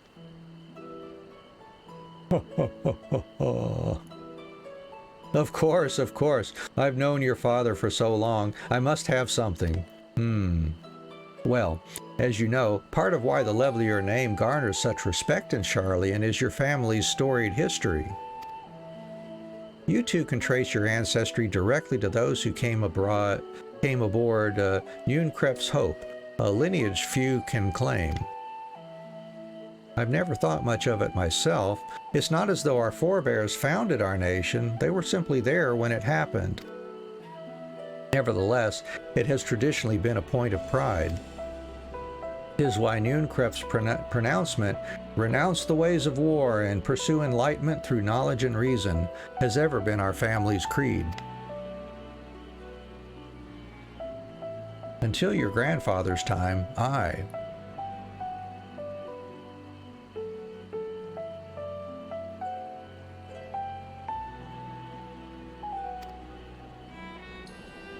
Archon Louisoix looked not to Nunkrep's words, but his deeds. He asserted, in defiance of his peers, that choosing to save the great and the small from the rising tides was the true mark of our founder's virtue. Perhaps it was his expertise, his knowledge of ancient prophecy and the fall of civilizations that led to him to conclude that to eschew conflict at every turn was to consign mankind to his doom. There will ever be conflict and calamity will follow. Thus, to ignore the plight of those one might conceivably save is not wisdom, it is indolence. You remember his words well. Indeed, Archon Louisoix lived by that personal creed and used every means at his disposal to bring succor to those in need, Sharlayan or no. No one loved and admired your grandfather more than his son. Yet Fortunato could not reconcile Louisoix's deeds with the philosophy of their forebears and his peers, a philosophy in which he believed so fervently, yet made a pariah of his father. Fortunato agonized over this contradiction for much of his life. God's father! A son may carry his father's blood, but his choices are his own to bear. Is it not always thus? Gods know Fortunato's a cranky old goat, so I'm sure you butt heads often enough. Yet even so, you must know that you are constantly in his thoughts. Every moment of every day, and that is not an exaggeration in the slightest. You should have seen him when you were born. Barely recognizable he was, with a kind of dumbfounded grin I'd not seen since he first took a fancy to your mother. He was practically skipping when he told me the news. Take my word for it, he loves you to an embarrassing degree.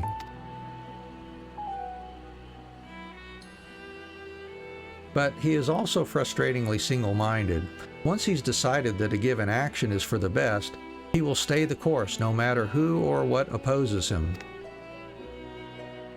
A profoundly annoying habit when you're on the other end of it, as I'm sure you will agree.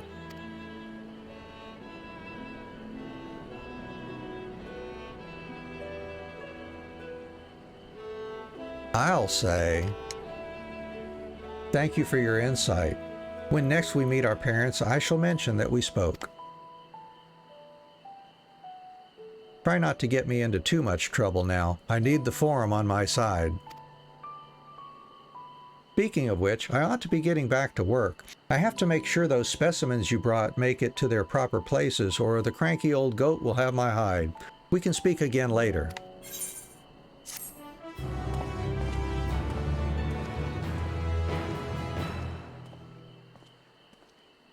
cool, you three.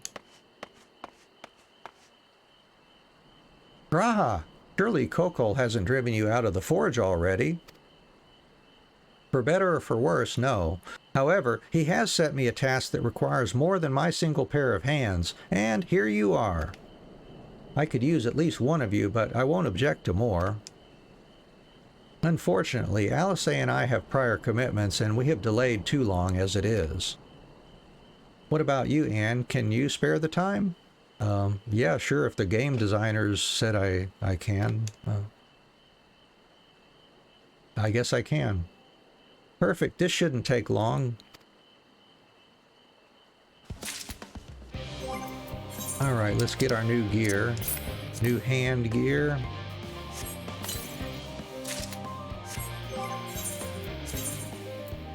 And we're at 541 now. In the event that our, and I quote, promised heap of adamantite falls right out of the bloody sky and into my lap, Master Kokol wishes to be ready to put the proverbial hammer to anvil at a moment's notice. To fabricate these parts, however, he needs the flames in Kokol's forge to burn hotter. He sent me to increase the amount of ether being funneled to his furnaces. The flow of fire-aspected ether in Labyrinthos is regulated by an elemental reactor south of here, to which I have borrowed the key. The adjustment will require 2 people to carry out safely, but I can explain the process when we arrive. This is where we part then. We'll see you in Charlie and Hamlet once the adamantite arrives, if not before.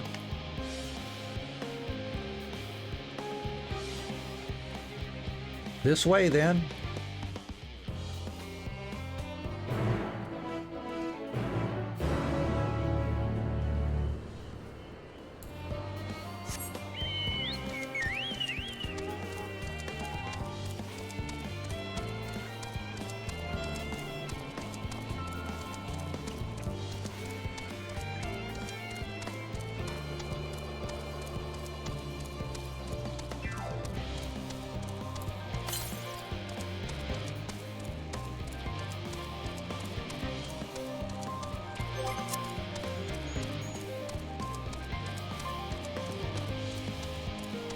Let's go get this ether current first.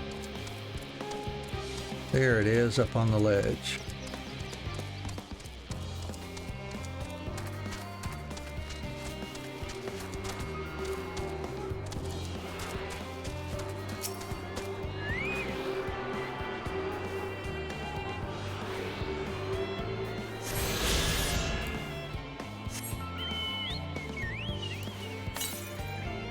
And that was the last one, out in the wild.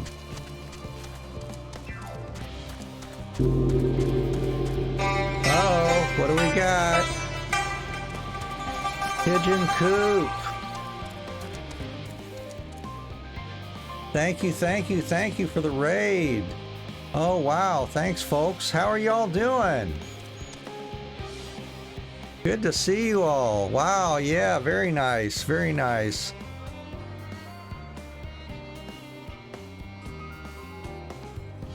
Let's see.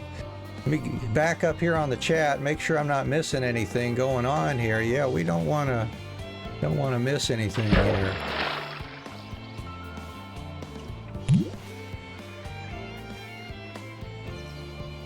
Oh, RKO, yeah. Allie, how are y'all doing anyways?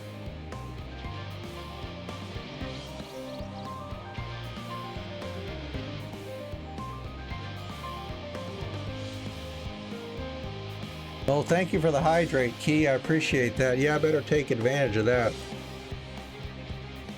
Ooh.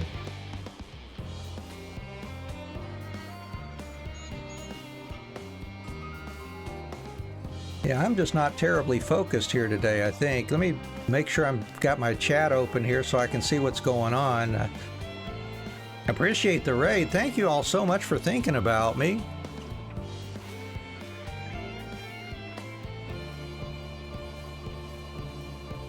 And all the new people coming in too. Wow, love it, love it. Thank you so much. I am so glad to see you all again. I keep trying to find Allie or RKO on, and I guess our times have just been recently out of sync, and I haven't been able to find you all on when I'm normally watching. But yeah, thank you all for being here. Everybody else as well. Let me switch over here for a second. Just introduce myself briefly. Thank you all for joining the raid and being here with me. I'm Audible Zen. I've been mostly playing Final Fantasy XIV, usually Tuesday, Thursday, and over the weekend. I've also been playing a game called Infinite Undiscovery on Wednesdays and Fridays, and sometimes on Mondays as well. But I consider myself a variety streamer of sorts. I tend to play music sometimes while we stream. Also, like to go for achievements and trophies. I like to focus on getting those in the games that have them. So welcome. Just kick back and enjoy yourself. Check out the commands we have available.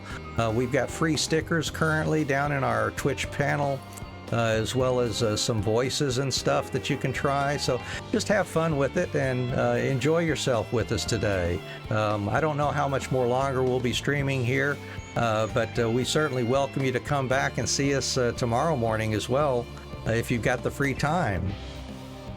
You guys, you are a treasure too, RKO. I appreciate you and Allie's support specifically, and everybody else who's joined us here. So thank you so much for dropping in here with us.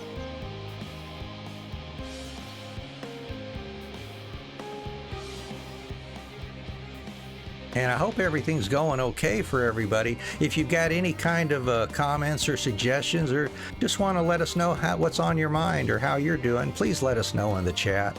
If you'd prefer to just lurk and enjoy the atmosphere in the stream with us, by all means, do that too. We're just happy to have you here and hanging out and enjoying your time together.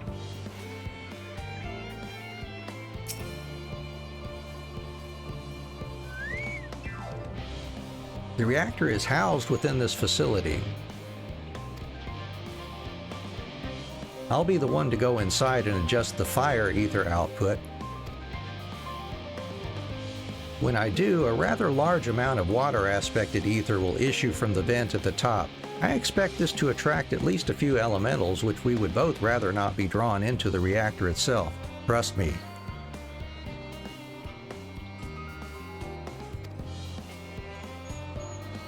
Yeah, I love the new emote wall that I got running on this one too. That's kind of fun, seeing all the emotes dancing around the screen like that.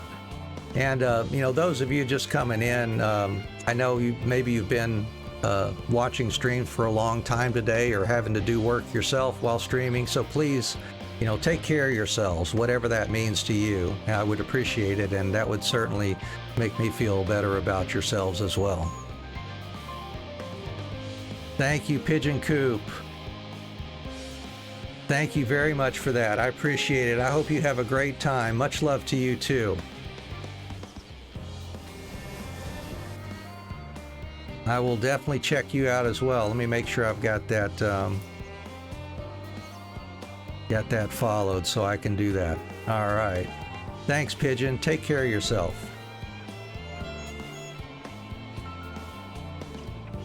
Can I ask that you put down any that draw too near? They'll pose you little trouble, I'm sure.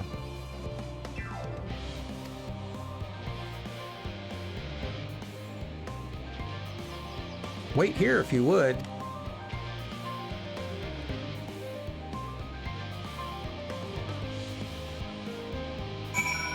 All right, well, let's get our bird out, and bird can help us out with this purple glowy event point here. No experience, unfortunately, but oh well.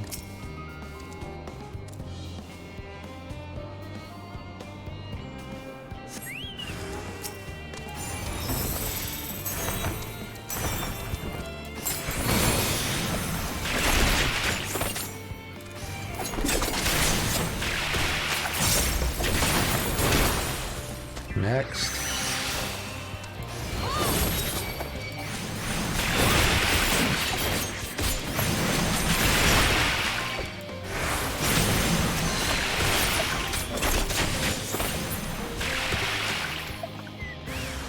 Oh, more.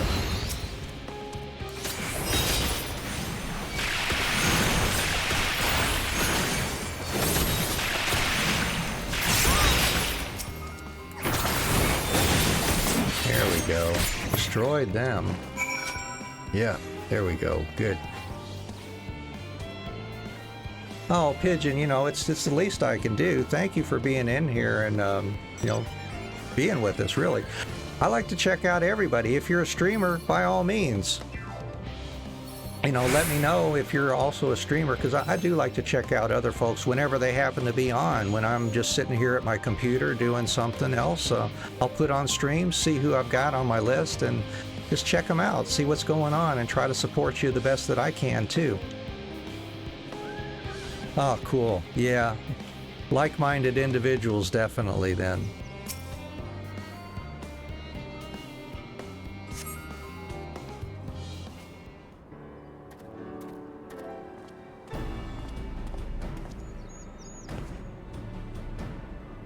Did everything go smoothly out here?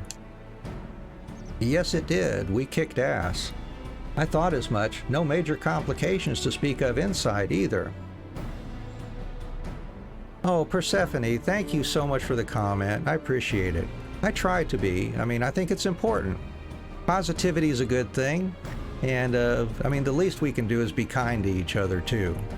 So, thank you for the comment. I appreciate that.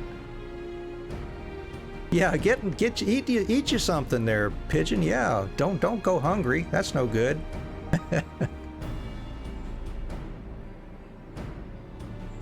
I thought as much. No major complications to speak of inside either. And the water ether appears to be venting properly. I expect Coco will have seen a difference in his forge flames by the time I return.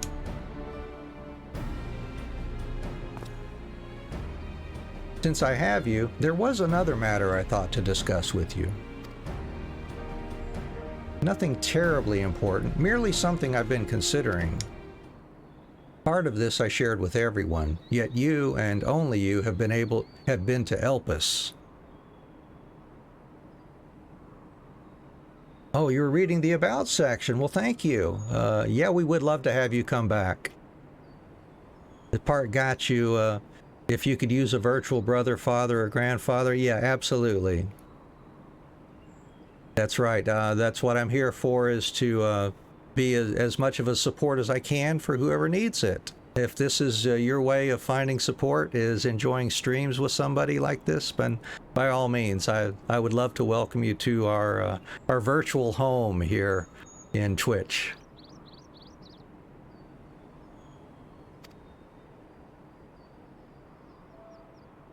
As we have established, refined adamantite is a product of Alag, of the Empire's twilight years, in fact. It was a material which saw much use as part of the Allagan's efforts to extend beyond the bounds of this world, Dalamud, of course, being the most prominent. Of those who would push further, expand Allag's empire to encompass the heavens and the stars above, perhaps the greatest was its infamous technologist Ammon.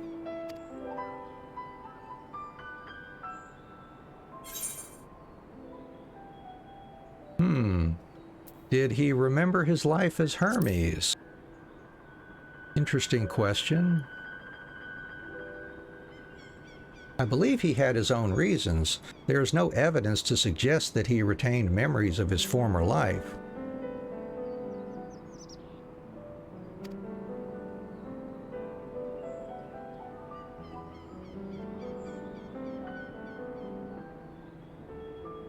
He only joined the Ascians once the Empire was all but dust, as you know.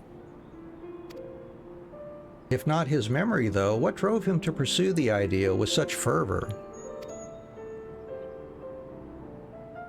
This may seem far-fetched, but what if souls like minds have a personality, so to speak, a natural disposition towards which they are inclined? We know with relative certainty that it was the gross decadence and inexorable decline of Allag that moved Ammon to resurrect Emperor Zandi. The Empire's people spoke lightly of death and destruction, experimenting on those they deemed beneath them to fill the emptiness in their hearts. In facilitating Xandi's return, Ammon provided these languid souls with the means to free themselves from the mire of their own indolence. Or would have, had not Xandi been convinced by his own death that life itself was meaningless. Ammon's desire for his countrymen to conquer the heavens could only be a means to the same end, to instill the people with new purpose. Like Hermes before him, Ammon was appalled by how those around him lived, but could never bring himself to believe that those lives were devoid of meaning. And both of them sought that meaning, that hope in the distant stars. Such is my theory, anyway. Ultimately, it is the consequences of their actions which matter. Their motives are of no moment, and yet, to reach those stars on wings of adamantite, to travel to the ends of creation and beyond, the promise of hope everlasting, that much I do understand.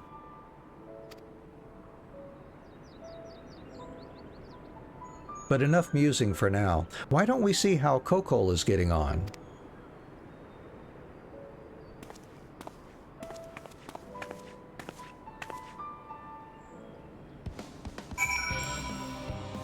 Alright, let's go check on Kokol.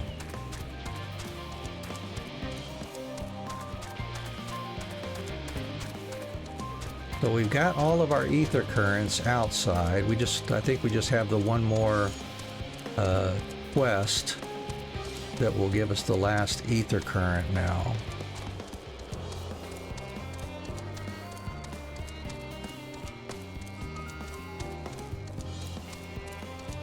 And they are likely going to make us run around a bit here. Going to make us earn it. Who's this big boy here hanging out? Yeah, I need to stay away from you, don't I? Oh no, you're not a boss, are you? You're a regular monster. Alright. You are a regular monster.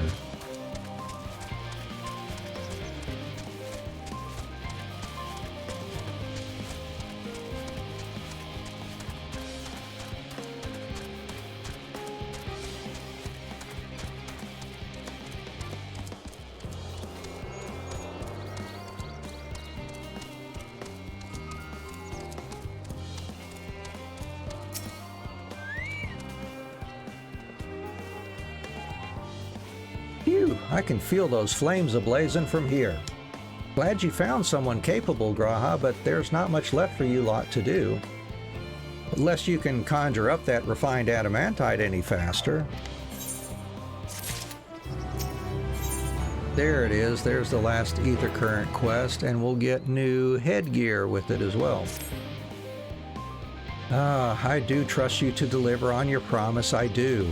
Only, I hate waiting. I want that adamantite and I want it now.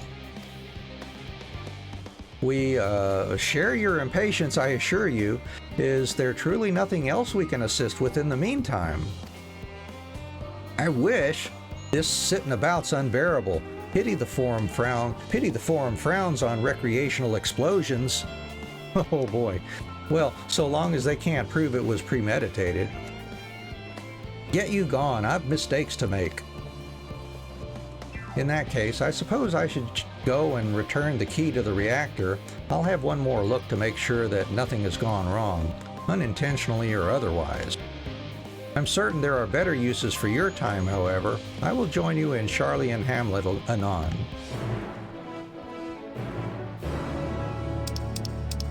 Okay, I guess we'll head over there then.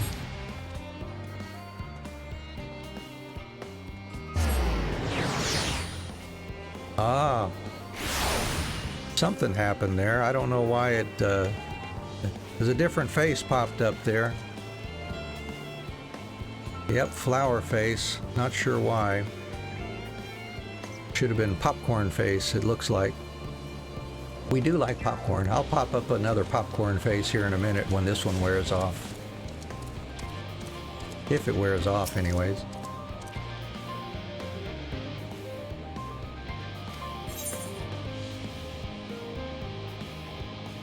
Await our companions. Here we go. Let's try it. Let's try another one here.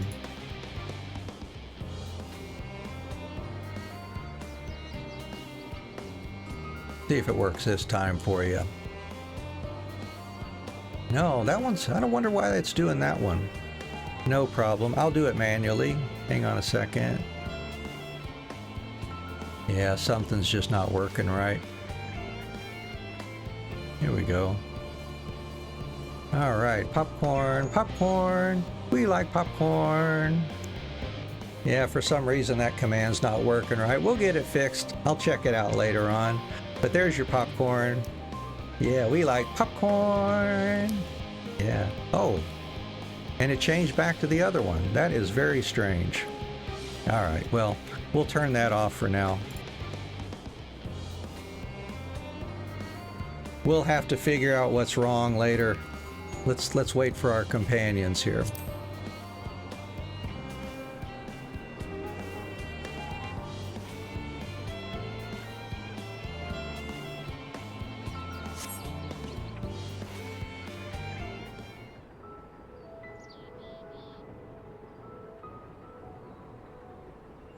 All set, I take it? We finished what we could. Delivered supplies, tracked down escaped animals. Trivial tasks as they may be.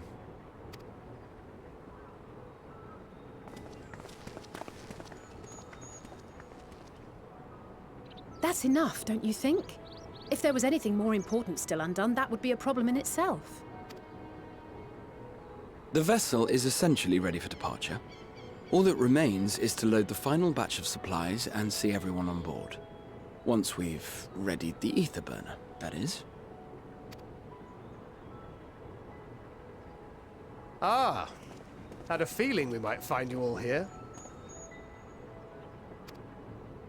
Our consultations with the Labyrinthos, too, have run their course. Pleased I am to say that our researchers' concerns have for the most part been allayed, though some insist on making adjustments to the very end. For their part, Livingway and her peers have graciously offered to stay and keep the people company, lest any lingering queries go unanswered. All that remains is to wait for the refined adamantite. Alphino, are you there? It's me, Kryl. Your special delivery has arrived. Round up everyone and come to the harbor at once.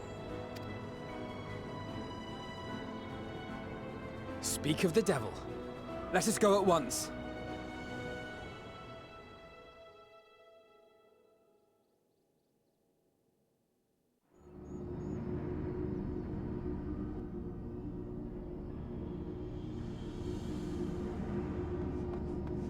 Forgive the intrusion, Master Fortuner. I bring urgent news. A great commotion has broken out in Scholar's Harbor.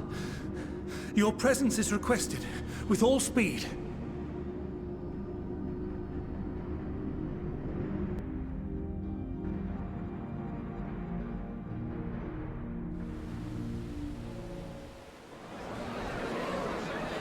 Now, where might this delivery be?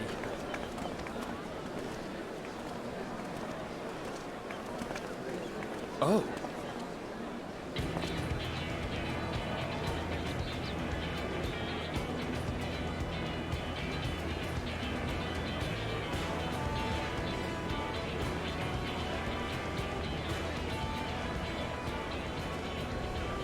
I'm sure it's very important, but we cannot accept these without the proper permits.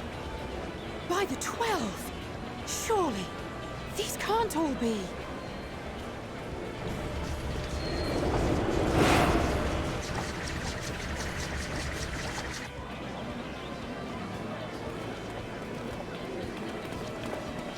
Bleeding hellfire!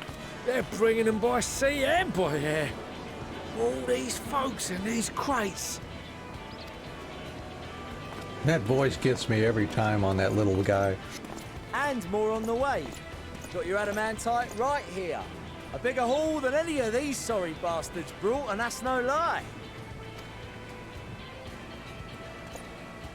Yes, because you were charged with seeing the shipments from Gridania and Uldar here, along with your own. Give credit where credit is due. Sounds like the sorry whinging of a sore loser. An hypocrite to boot. Ain't no way a scrawny whelp like you took a dozen steps inside a Dalaman shard.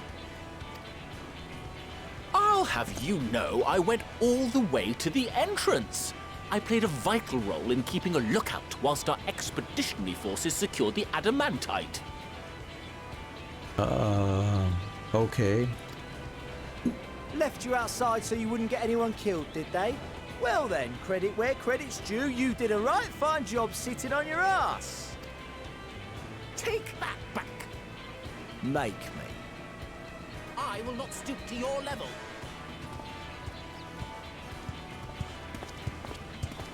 My, what a grand welcome party.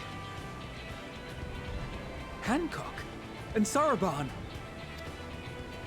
We come bearing relics both sacred and Allagan, as well as a few other gifts that may be of help, to be presented with best wishes from the Eastern Alliance. I myself have come with a sacred relic of the Kojin. Upon learning of your need, Bunchin bade me deliver it on behalf of the Blue with all haste. Fearing I could not swim here with the necessary speed, however, I thought to beg our Confederate allies for aid. To my delight, Hancock was already preparing for departure at the selfsame port, and had space for additional cargo. We did, of course, need quite the impressive vessel to get it all here in time.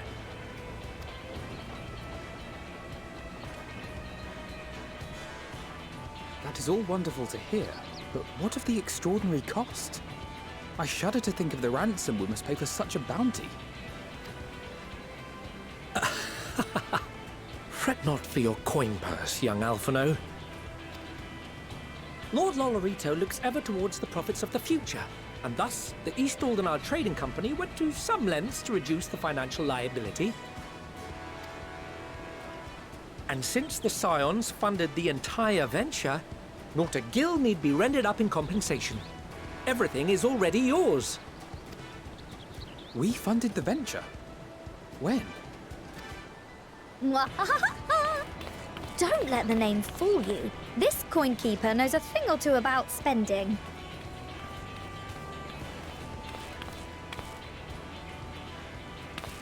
When it comes to capital investiture, a sprinkling of gil here and there will not do.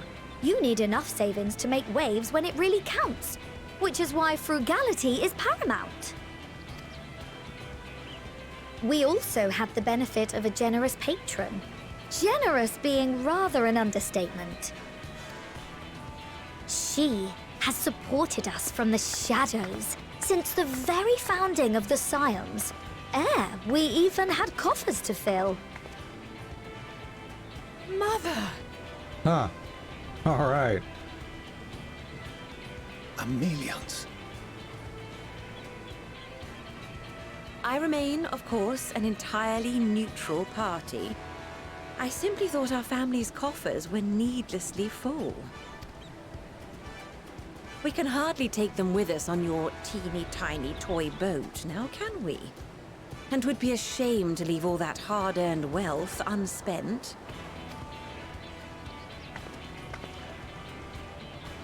Waste not.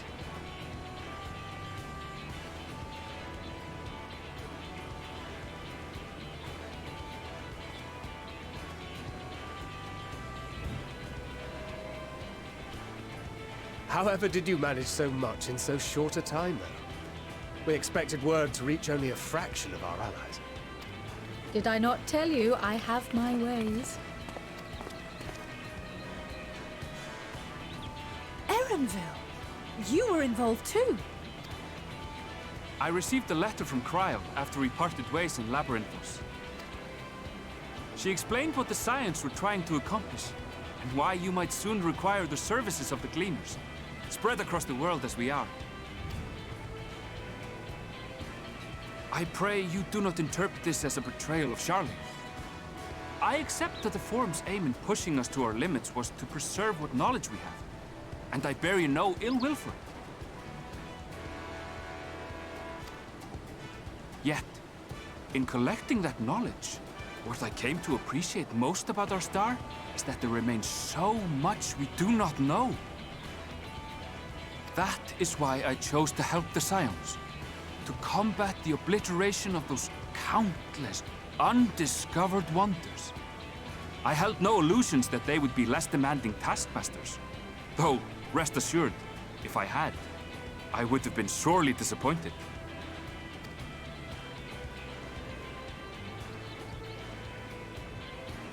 To make a long story short, the whole of the guild ship cooperated to ensure your call was heard far and wide.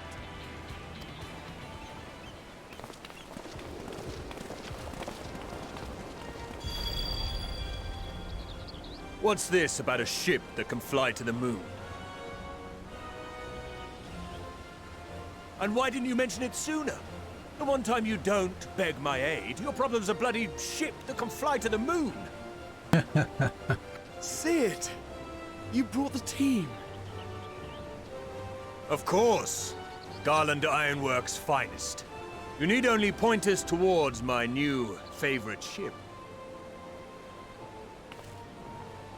As you like us not suspect, we've also brought adamantite for Mordona's Dalamud Shard.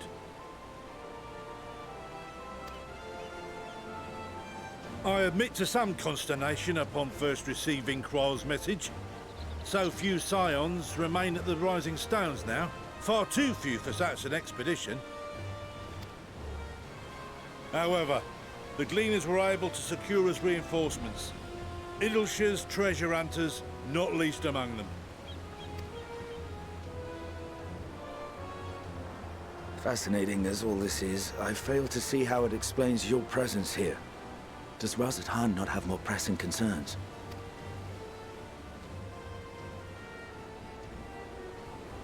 We do.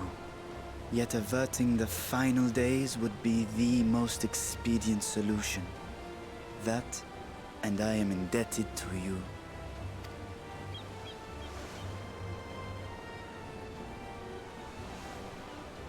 Though they chose to take their leave of Thavnair, those you saved in Garlemald remain my people. My gratitude is beyond words. 'Tis appropriate that I aid you in kind. If in the doing we bring salvation to others of this star, so much the better. You will recall that I spoke of my father, Midgard Summer, and his journey across the great expanse. As he traveled betwixt the stars, his resplendent scales drank of the ether in those nigh empty surrounds, and imparted to him the strength to persevere. Thinking they might further your cause, I called out to my kin for consent. Ajdaya's answer was silence, as ever. Tiamat and Chrisvelgre, however, responded favorably to the suggestion.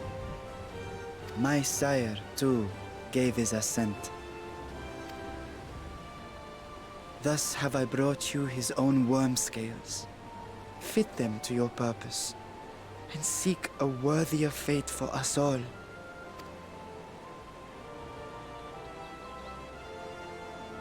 You'd be hard-pressed to find someone else so familiar with the unique properties of dragon scales. So I invited myself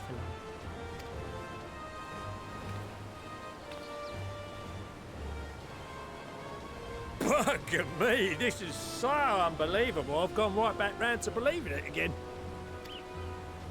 Forget a 6% gain in efficiency. With all these goodies, we could get 7, no, 10, no, 14 bleeding percent. Think of how far we could go! What we could do with that much power! What we could blow up! Oh my gosh. If Kokol is duly convinced, then it must be true. In which case, the Scion's end of the bargain has been fulfilled. Would you not agree?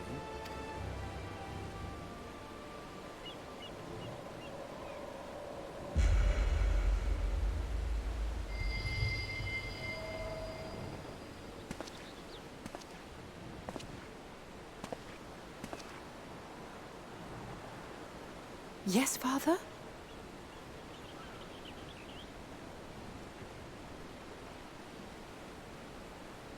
I know not what you seek of Hydaelyn, nor for what purpose you would take command of our ship. Yet this much is certain. To do so will be to dictate the fate of this star and the lives upon it. The lives of each and every creature, in their magnitude and their fragility. Do you understand? And are you prepared?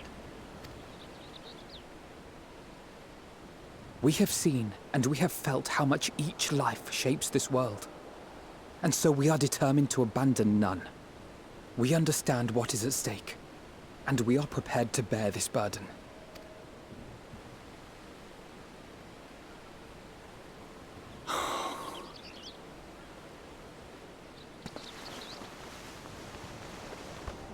Then I will bear it with you. I beg you, share your struggles with me, as family.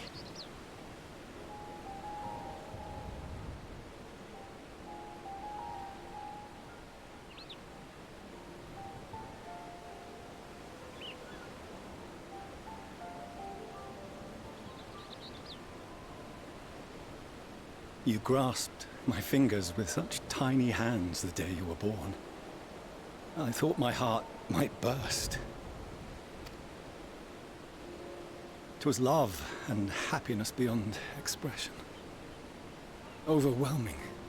And a conviction so powerful that I trembled with something close to rage. I had heard the final days foretold. I swore to myself then and there that I would not let them steal your futures.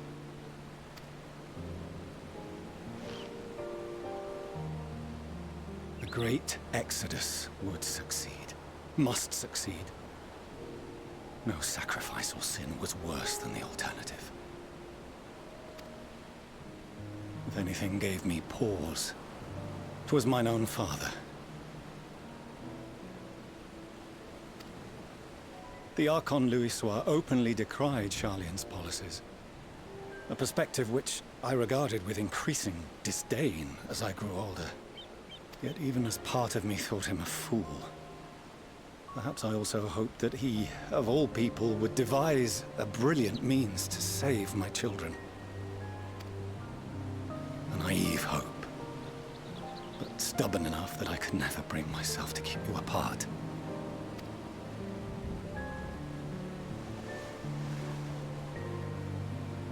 No, that was his doing, when he perished at Carteneau. As we pulled that twisted slab of Dalamud from the sea, I remembered the warmth of your newborn touch. Chastened, I vowed never again to suffer any interference in my mission to protect you. No matter that you yourselves wished otherwise. Detest me, fight me tooth and nail, I would suffer it, and more, and be satisfied so long as I could force you onto the ship.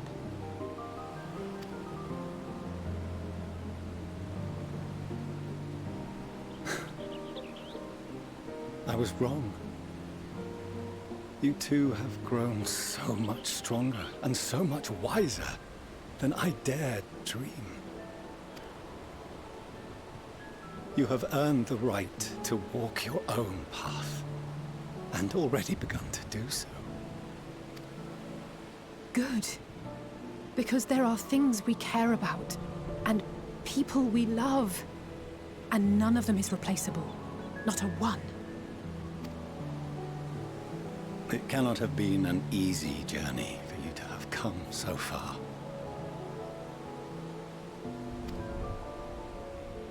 We shall be glad to acquaint you with the finer details someday, once this danger has passed. All that we have seen and heard, that we have felt and learned in our travels. Ours is not a kind world, but it is beautiful. Always. Oh no. Are you quite sure that's wise? After all, someone turns pale and flees the room when he sees so much as an envelope containing word of your adventures. Whatever will happen if he learns what you were really up to? Amelians.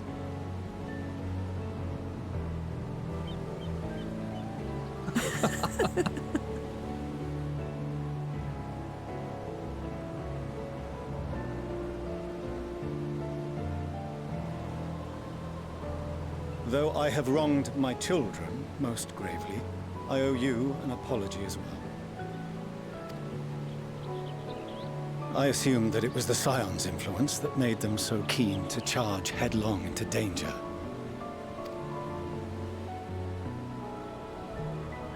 Yours, in particular. I see now that said influence instead brought them together with the many fine people gathered here today. In which case, I hope you continue to guide them.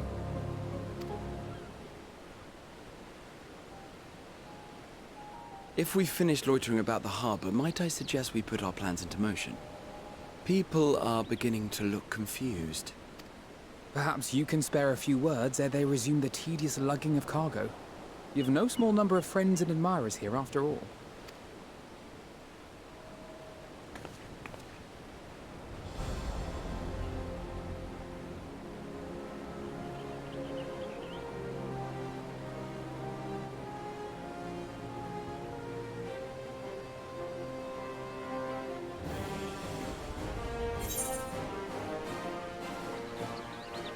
Okay, let me think about this. Lend us your strength.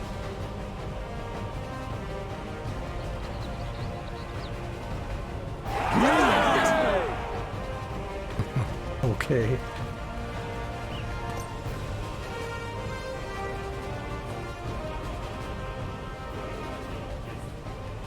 Your assistance is appreciated. Now, in an orderly fashion, if you please.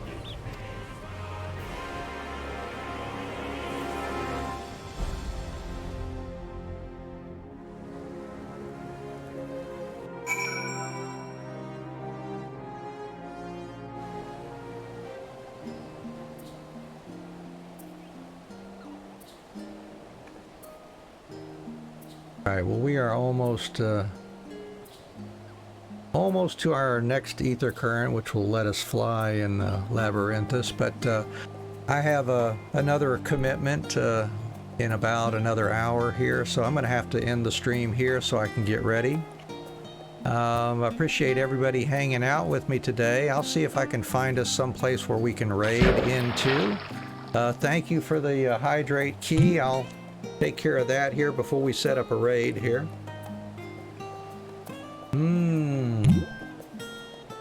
Good stuff. Nice, nice, very nice.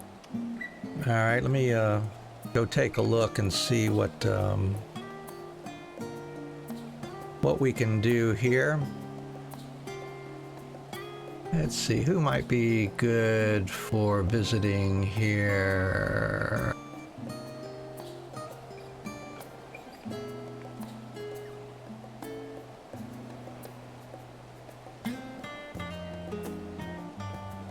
I think I will, I'll send us all on over to Purple Plague Gaming today.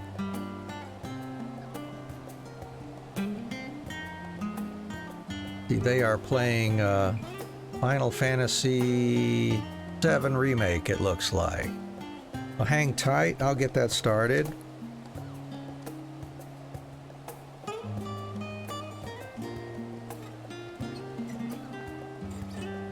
All right, again, thank you all for hanging out with me. I hope you have a great rest of your morning, afternoon, evening, wherever you happen to be in the world today.